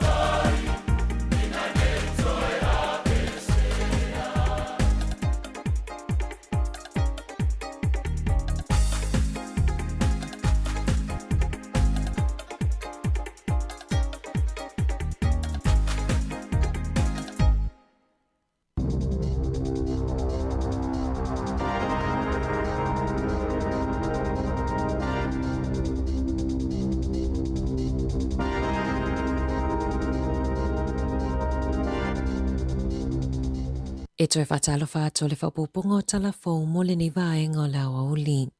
E se fulu iwa tausanga o le tamaitai talamo ia Claudia Hall na whaasoa i lunga o le staff i lana savalinga e tautau fia i luna whaonganga o le vape. I le whatausanga talua i naulainai e Claudia Hall lana vape mua. Sa lilo yo na manatu le whaingo fio na tōsina i ai ma le whainga tau na toi tuu na amatau na iaulaina le vape i le aonga whaasolo atuai na whaatetele pe a alui pāti. Sa ia tā ua na amatau na mana ia mai matua i fōla vai le olanga, peitai ina ua whaisina umi na amatau na ia whaalongo ina le suinga i lana whaalongo ai mai sepe a mana vai tutonu e tinga ai le whatawhata o lana masani e ala i le vape, toi mo i le vape, ma fia i le tino i le nikotini. E ui le tamawhai e tā o filo na toi tango fio vape, ai ua matua i whainga tā lava na ia whaalia i le staff, e le ai se fesosoani tele i le taiminei o na olo o a onga i le onga tono Wellingtone, mai fase furu lima tama i fale o loa e whaatau nai vapes lata ia onga e iailana wo la te nono whaatasi na amata whaonga ina le vape i le se fulu lua o na tausanga mai o mai le taiminei i le o mawhaina ta ofi e lua se fulu tausanga o Joe Valentine na amata o na vape i le se fulu lima o na tausanga mai whaatolu se fulu i le fase fulu taimi i le aso e ulai nai o no le mana o le tino i le nikotini ua li liu nei le sikaleti ina ia tautau fia i le vape ewi ina peye le talafia ngai le whaalongo le toa tele ai ona olo o lato i loa mai la autonu olo o tutono le sikaleti pe a whaatusa i le vape e le lopo o awai la au ma meo lo i tutonu o se tasile o whaafitau li olo o iei nei whanau iti matupulanga talavou pe ona ta ua i talafou o toa nai o le laititi o tausanga ua tele na amata whaongai nai e whanau vapes o le taiono tausanga. Ua whaongai leo ta iala mai whawhato New Zealand e whai maala fua fau mo le laina mo fisosoani ma whaalawalawe whaafua sei le tasi na amata i le lua masina taluayo na whaia whaataitainga o awala fau mo laina telefoni o le tasi ma le tasi o lima ina ia avele whaamua i so se telefoni e whaao o atu. Whaalia leo na lato waavai i le whaatulanganga o laina telefoni i Peritania ma au se talia au le i whaatulanga ina ia whainga fau mo New Zealand. O le taia la fau ua whaatulanga i le tuina atu o le whaatanganga i leo e aluai i senga luenga i le mamafa o le solitu la fono tūlanga la matia po o aiolo o afia ma po o afo i tiu tea leo a whaia o ngā o le awha awa ona whaia isu e ngā leo pe whaasalala watu i le atunuu mo whaamaumaunga ina ia fo i ai le tutupu o whaalawelawe ai mai se pe a fiwe whaatali au nanga pe a vili na ia numera. Ua whaalawiloa le minista wa onga Erica Stanford e tolu se fulu miliona ta la le vai ngā tupe o le aave e se mai se porkalame na whaatupe ina mo whaia onga e a awa ai le te leo po le ngangana Maori ina ia whaanganga le vai ngā tupe e fesosoan iai ma ave le whaamua i le mata upu o le matematika. Whaalia Stanford i le tai au nei o le porkalame o le te ahu o te reo Māori e le o aloa ia mana maua i loilonga e le aise whaamaoninga o au ngā tere lea porkalame mo tamaiti a onga. Ua ese ai manatu mawhinangalo tangata whaingaluenga i Wellingtone i le toe una ia lea i le malo tangata whaingaluenga ina ia toe fo ia toe whaingaluenga i ofisa. Olo o langolango ina i se tasio fōma i sa avea ma fōma i nifo le toe fo ia to tangata whaingaluenga e whaingaluenga mai i ofisa. Ona e le whetaui mai whaalawelawe pe a whaingaluenga mai le whale. Peita aina ta ua se tasio tamaita ai mai parapara umu sa fesoso ani tele le whaingaluenga mai le whale. Ona o le kamupani e whaingaluenga ai e le onga tutonu o le taulanga i Wellingtone mai tolu se lau limas fruta lala na tupe na mawhai ona sefe mai i le lua vai aso talu nanga lue mai le whale. E toa tele tangata ua li potia na afia i waila au mai le waita ele po le swimming pool i Porirua. Pei ona whaalia i li poti a le leitio New Zealand peitai na taliane le so upu a le te raupara arena olo o manuia umatamaiti mai le o iaise whaafita auli i waila au. Sa whaatasi atu leo o lau tine i mu whaapeta a wale whale mai i le arena i Porirua i le awauli ana nafi. I se whaamatalanga mai le so upu a leo e whaapea na whaau o atu se wala au i le luas minute te ele tasi i le awauli. Whaalia Helen Brooks o le arena na iaita maiti sa whaalongoina le mamai i le waita ele peitai na siaki au nanga whale mai mai le o iaise a whaina na ta ua le Wellington Free Ambulance na whaia suenga i tangatanga singa se to se furufitu mai le iaise i sina mo o mia ni tonga fitinga. e tusama le tolu se laulua se fulunga luenga ale kainga ora ua fuafua e whaamuta. O le afuafuanga o se vaenga lona lua o le toe whaatulanga ngaunga luenga a le matanga luenga. E lua se lautolu luanga luenga ma matawhai o i sa whaalawilo ina mua o le a ave ese na whailo e le pūlenga i le aufenga luenga le afuafuanga i le aso ana nafi e au fiai ma se talosanga ina ia sili atu i le afo le numero o le aufenga luenga i lana au nanga i le Kuru Tau Group a Maori ia ave ese le ana whaamoe ina ia whaamalia ina i mana o ngā muofale a tangata Maori ma whaatau nuua ia inga uma i lalo le whaamalumalunga o le whea ngainga o le waitangi. Na whaafainga luenga ina i le kainga ora le tolu a whewhase lau tolu walo tangata whainga luenga e o mai le aso mua yu lai le tausanga nei. O le pulisili Andrew McKenzie na whaamawai ia yu lai o le tausanga nei ma o le aia mawaina se tutongi e tusama le tolu se lau ono 5 a whetala e whai mataui ma leo fo atu e malolo vaea ma o le masino o ke topa le ua sauni e tu ua ai le matanga luenga. E to a 5 mai le to a fitu sui o le komiti whaafoe ua whaamuta fo ia la tau mata whaioi. Whaalia le palemia Christopher Luxton e te tauona whaamanino a tili e le kainga ora na fuafuanga ina ia whaalele ai le pule ina le leo tupe.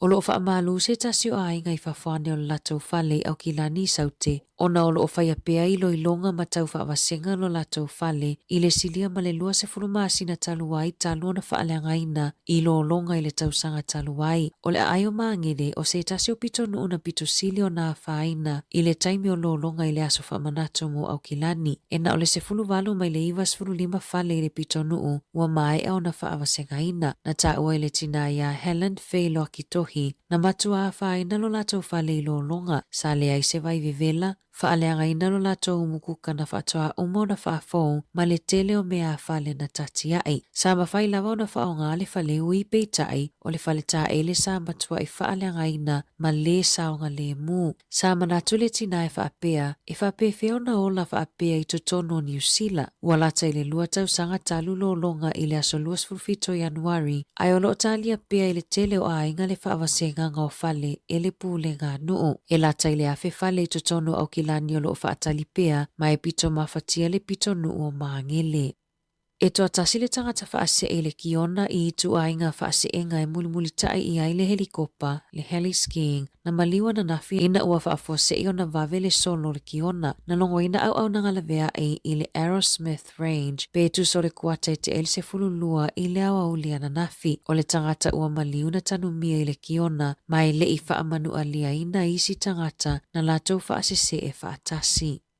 O whale o loa e 25 ale foodstuffs o lo whai ai whaataita inga o te konolosi fōu e pu e ai atau tangata whaatau na mawai le awhi fitu se lau whaafitu o whaamaumaunga whaatasi ai ma le tangata i to atasi e le i whaamaonia i no na whaamaumaunga o lo ngā solo le lei whaataita inga o ia te konolosi ma le whaamoe e whaaititia ai ngā o inga ma soli tu la fono whaatasi ai ma le whaingo fio na maua le au soli tu la fono i to tono whale o loa o lo o tulilo ai nei supermarket i le whaonga o ia te konolosi ina ia mawhai ona fuafua e whao ngā i le lumanai. Wala ngā ele au whaito whaamata upu e winga i le ono tula i mai o le whaitu au ma isi mata upu te konolosi ma wha maunga patino na mawai whaata ita inga se tangata na ngā oi i se whale o loa ma na whaasa ona toyo o atu i le whale o loa. O le isi naunau ta inga ma le wha moe masini ina ia pui mai ai le au whainga luenga.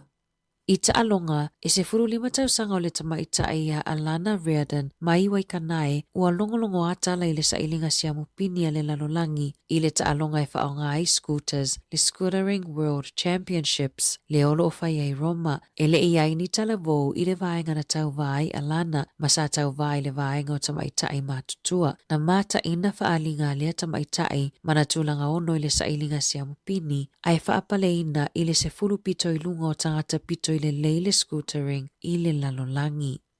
O le aso tona i nei le te o le fitu i la fiafi o le ato e whetau i ai le oro peleki ma le awa Australia i le lata alonga lona lua mo le Bledisloe Cup e whaia le malaita alo a le Sky Stadium i Wellingtone. O se taimi ona whaailoa mai leo le au filifilia le whaia onga mo le oro peleki ai ua manino i whaatala noanga atu si talama Sam Kane i le vai aso nei lona ta alo ai i le aso tona ai e ato ai le se lau o ana ta alonga mo le oro peleki.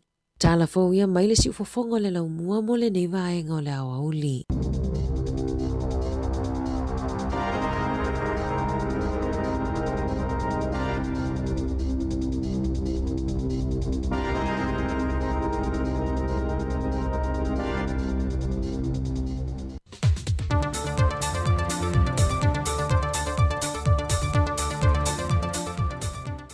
O te whiwhi lava te whaatana whātulu tātou e tunu o le whaopopongo tala whau mai Sāmoa o si mai e le whaafonga. O le whamana tui no le atoanga o le fitu se funma le 5 tausanga o le malo seidei Sāmoa. Na toe whaamanatu e le whionga te mai ta minister le whaamasinonga ma ta mua seu manu vāsati sili purufana le tele o le sao o le malo seina i le ati na o le atunu. E le ngata ia na whesosua ni tau le soifua malolo i na le fausia leo le whanmai o fo mai o fafua ina mailo la tautua whapea foi le tele o mea whainga ruenga mo mia o le malai wa alele o ati na e tau ia o onga polo keti mo le manuia lau tele ai whape na fo i awa no wha askola sipi o lo maua awa no ai whana wale atu no. Pei foi o na silafia o le aso se fulma le tolo le maasina le nei o Septema na sia ele ampaso le malo i Sāmoa le official si ufongo le lau mua e se whaatala noanga ma le fionga le li pule ma le teitei fono le komiti whaatono le si ufongo le lau mua e ngalu rue whaatasiai o le sauninga sa whaatu teia lea i le lotoa po le nofanga autua le ampaso seine i Sāmoa i vai 5 na whaatasi e le fionga le au mamalu le maloma le na masiofo le fionga le fonga whatalai masui le pānemene whaatasi e masui mai isi maloi le atunu ma le sui mai le si ufonga le lau mua. Ua whaanga solo whaatala noanga o le pui nga leo whaamtalanga tau teknolosi wha o le ponei e whaapitoa mo le taringa malo o taitai o malo le tau pulenga le masina fau.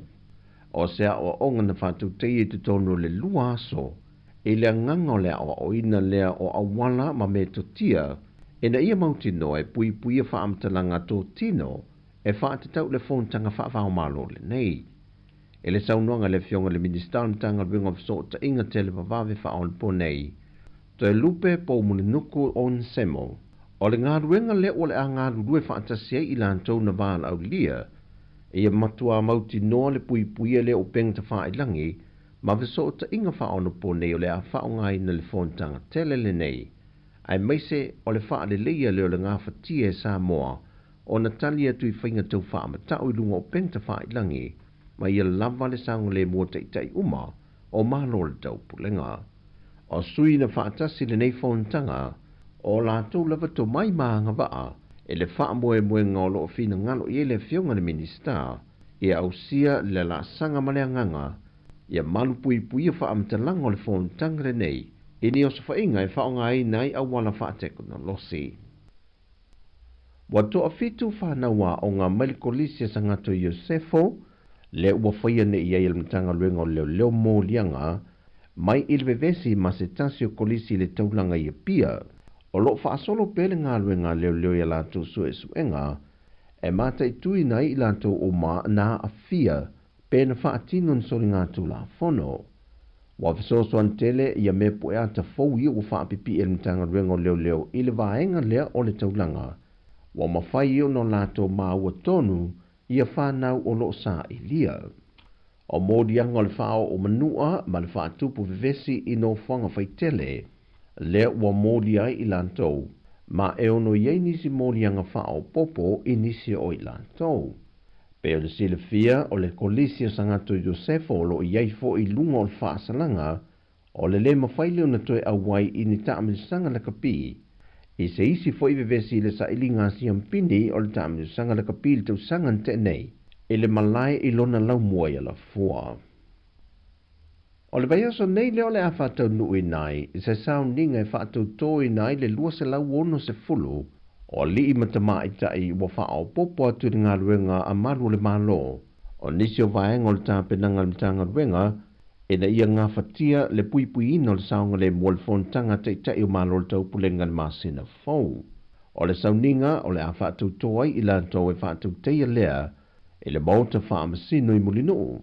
Ma o i lantou umani e lua sa lawono se fulu wa mai a uma latu ko le ninga ma wa onga e malama i le whaatinonga ngā ruenga na fili me yei ilato e au fie ma le tūtau de soifua malolo ina le lei. Sau nori komsina au wa pa aulongo tino Filipo o se foi numera le lei tele le wa wha au popo nei ile au nanga. E le lua vai aso mua o le amateina le whontanga le masina fau. O le a pitasi umai le matanga luenga o le a tiute i le whontanga e lona lotoa i le ofisa tūta ton mua o aonga le matanga luenga i tawha ingata. Mai whapena fo i fita ma leo maisi atu nuro wau fo maila lato fesoa swane o le a no fotasi umai le no whanga lea ma vai mai e isifi wa whaatulanga ina moa lato tiute i vahenga ese. O tala fo wio le nea so tofi mai Sāmoa, whasoi foia.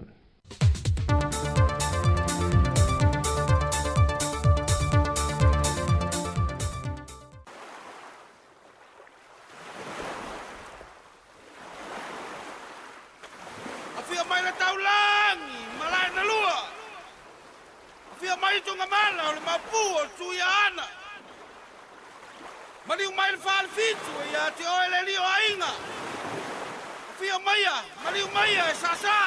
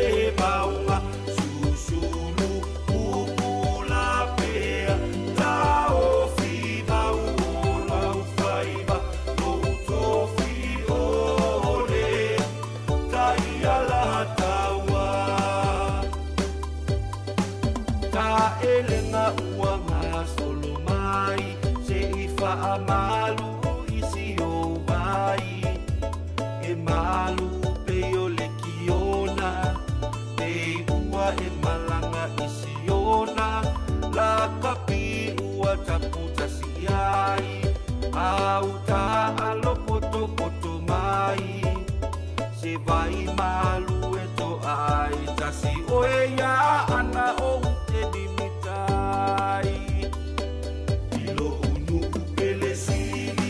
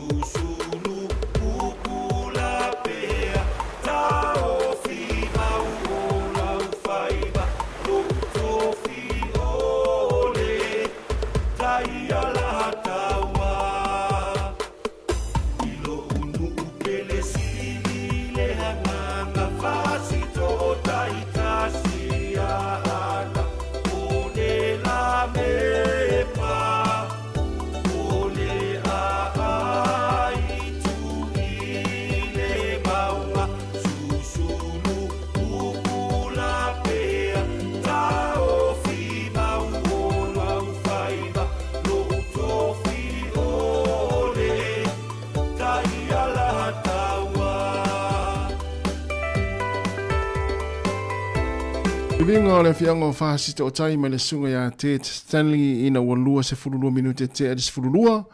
Na o mai atu le whapuponga muli o tātou telefau o le nei auli pe ona tāpene ina e tamatai ya ana whaasolo. Tātou tala mai Sāmoa, sunga ya tāse Salem Sam. Ia musika ma whaafia fianga a o ala fo le tātou atanu i tau maftanga ma vai ainga fo le taimo le aso, le nei fo ia auli. Mesi fo ina i whamanu stino ala i tari ngā sua le au ngā lulue. Wa malolo mai le taimi mo nai malolo nga pupu. Ia ona toe whaoile o ngā luenga le tūlai. Tasi malolo ngā lulue. Malo fo le tau atai whi au ngā luenga. Ia mesi fo i tono ainga i nei matua tausi. O lo mafuta mai ai ma whaafonga mai tono ainga. Ia mesi fo i maoto tangata mātutua. Whatalo whatu fo ia ila tōlo o ngā lulue ai. Ia wa fo le wa ainga o nei matua tausi. Nāno whanga whape fo i mōta ngase ngase. Pela vase mōta ngase ngase o lo e mafuta mai ai. Ia tāri siwa fo le nei taimi.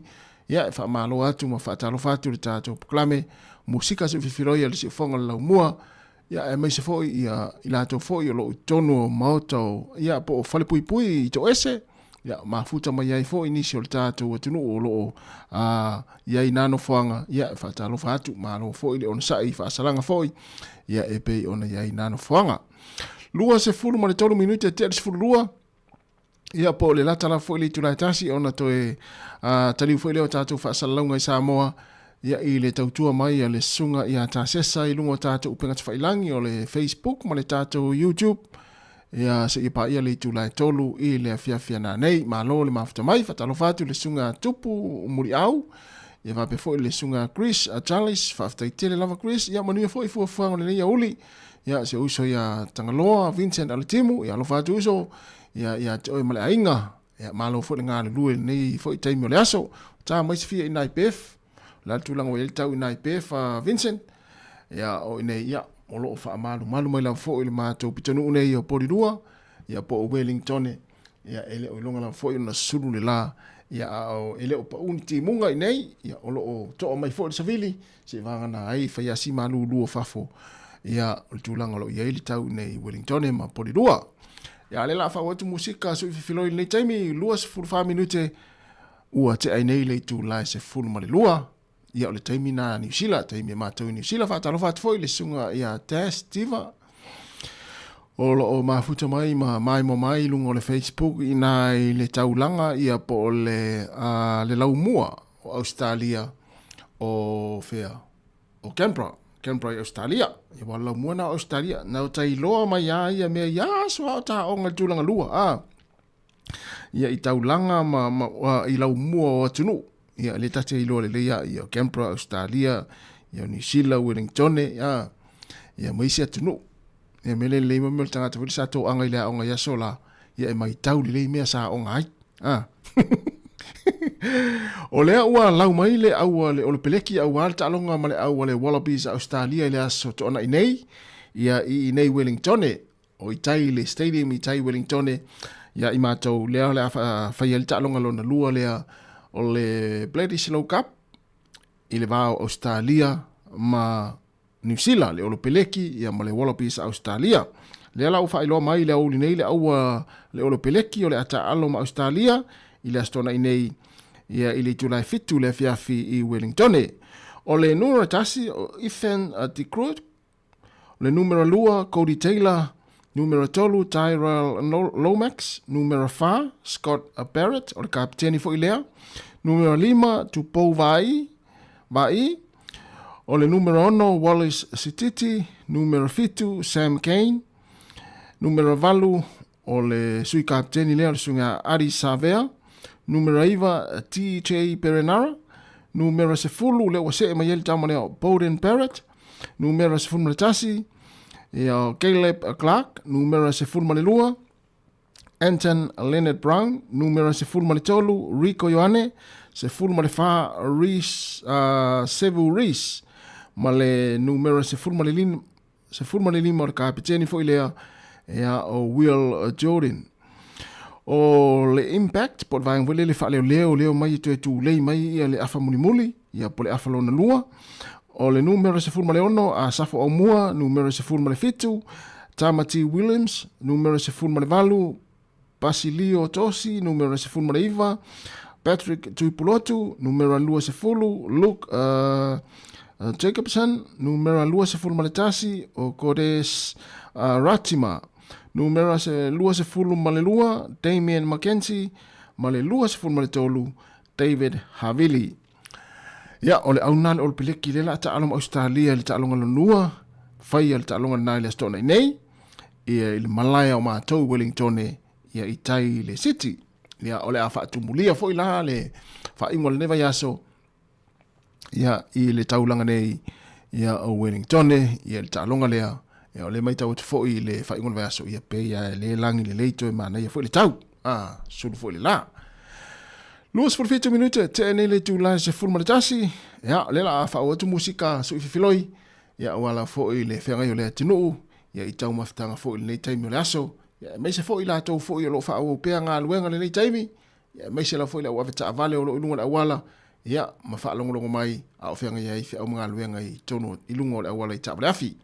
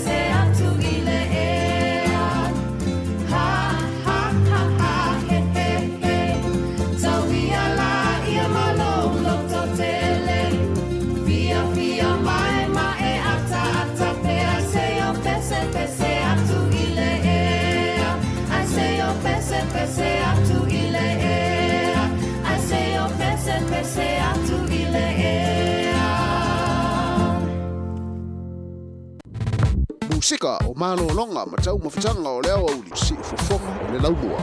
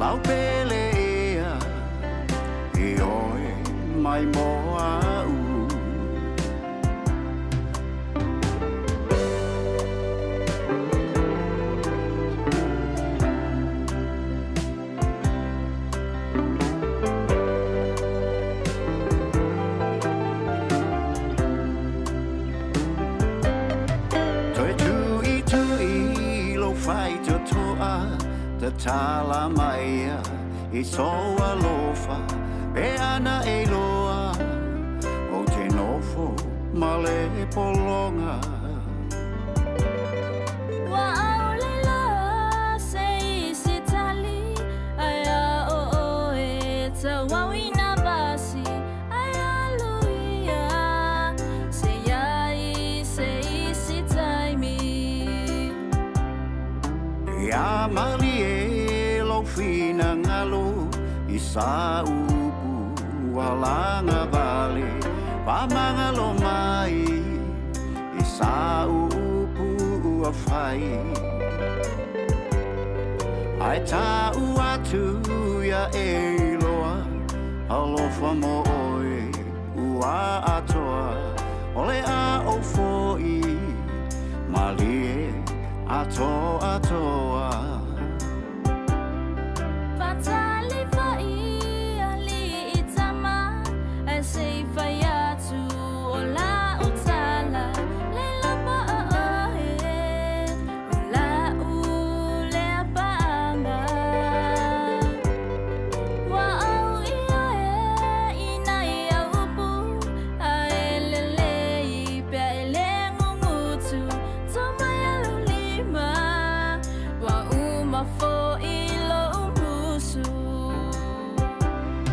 te aso selene aso wa etali falo alo lelo fai o mana onga malua fano se pai maya se vai malu se fa malosi ai lo ufatu lau pele ea oe moa oe lau pele oe lo fatu ta ulima fatu simau o mana onga o te avatu watasi ae ila ubai le ai se isi e falua ina Tanga putanga olea wa mataina Tanga putanga olea wa mataina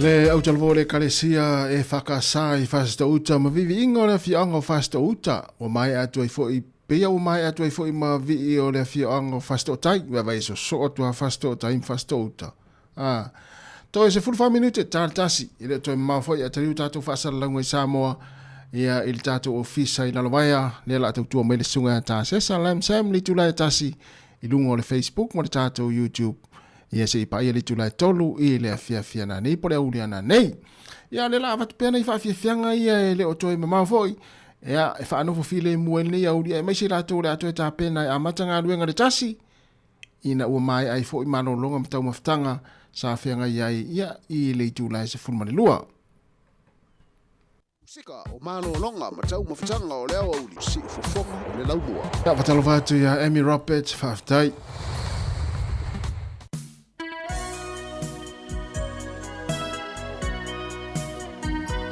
Apesa ya ngale timu ngamale malubu.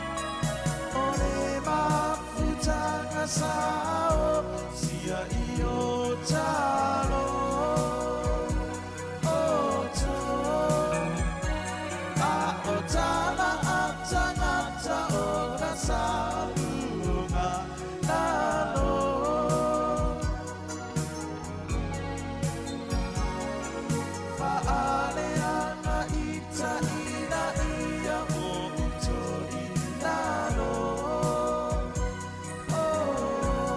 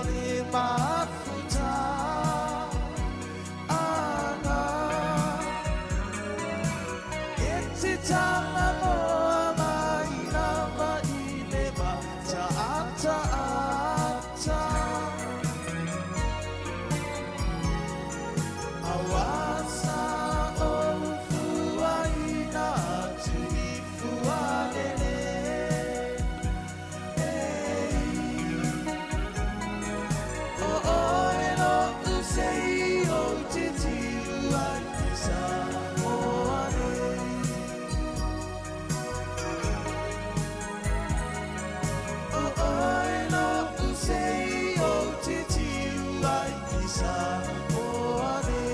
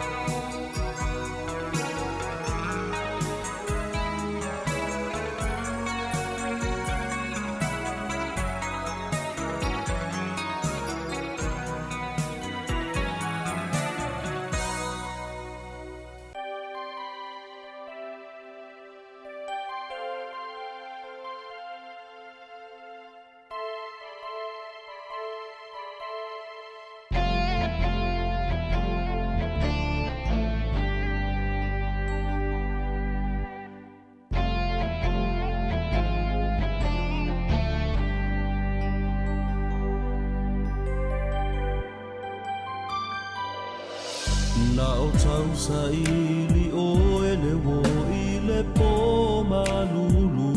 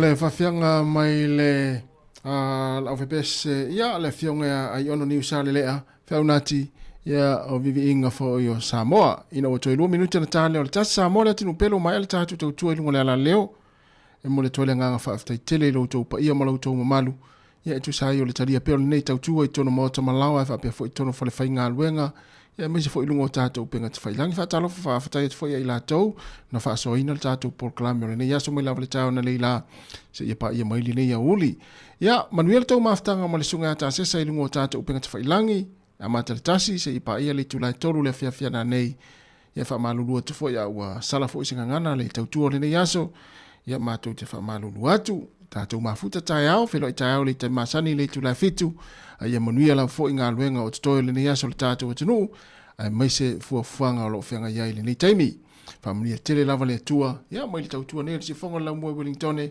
matou te fa to fa so i fo le malo le tatou tunu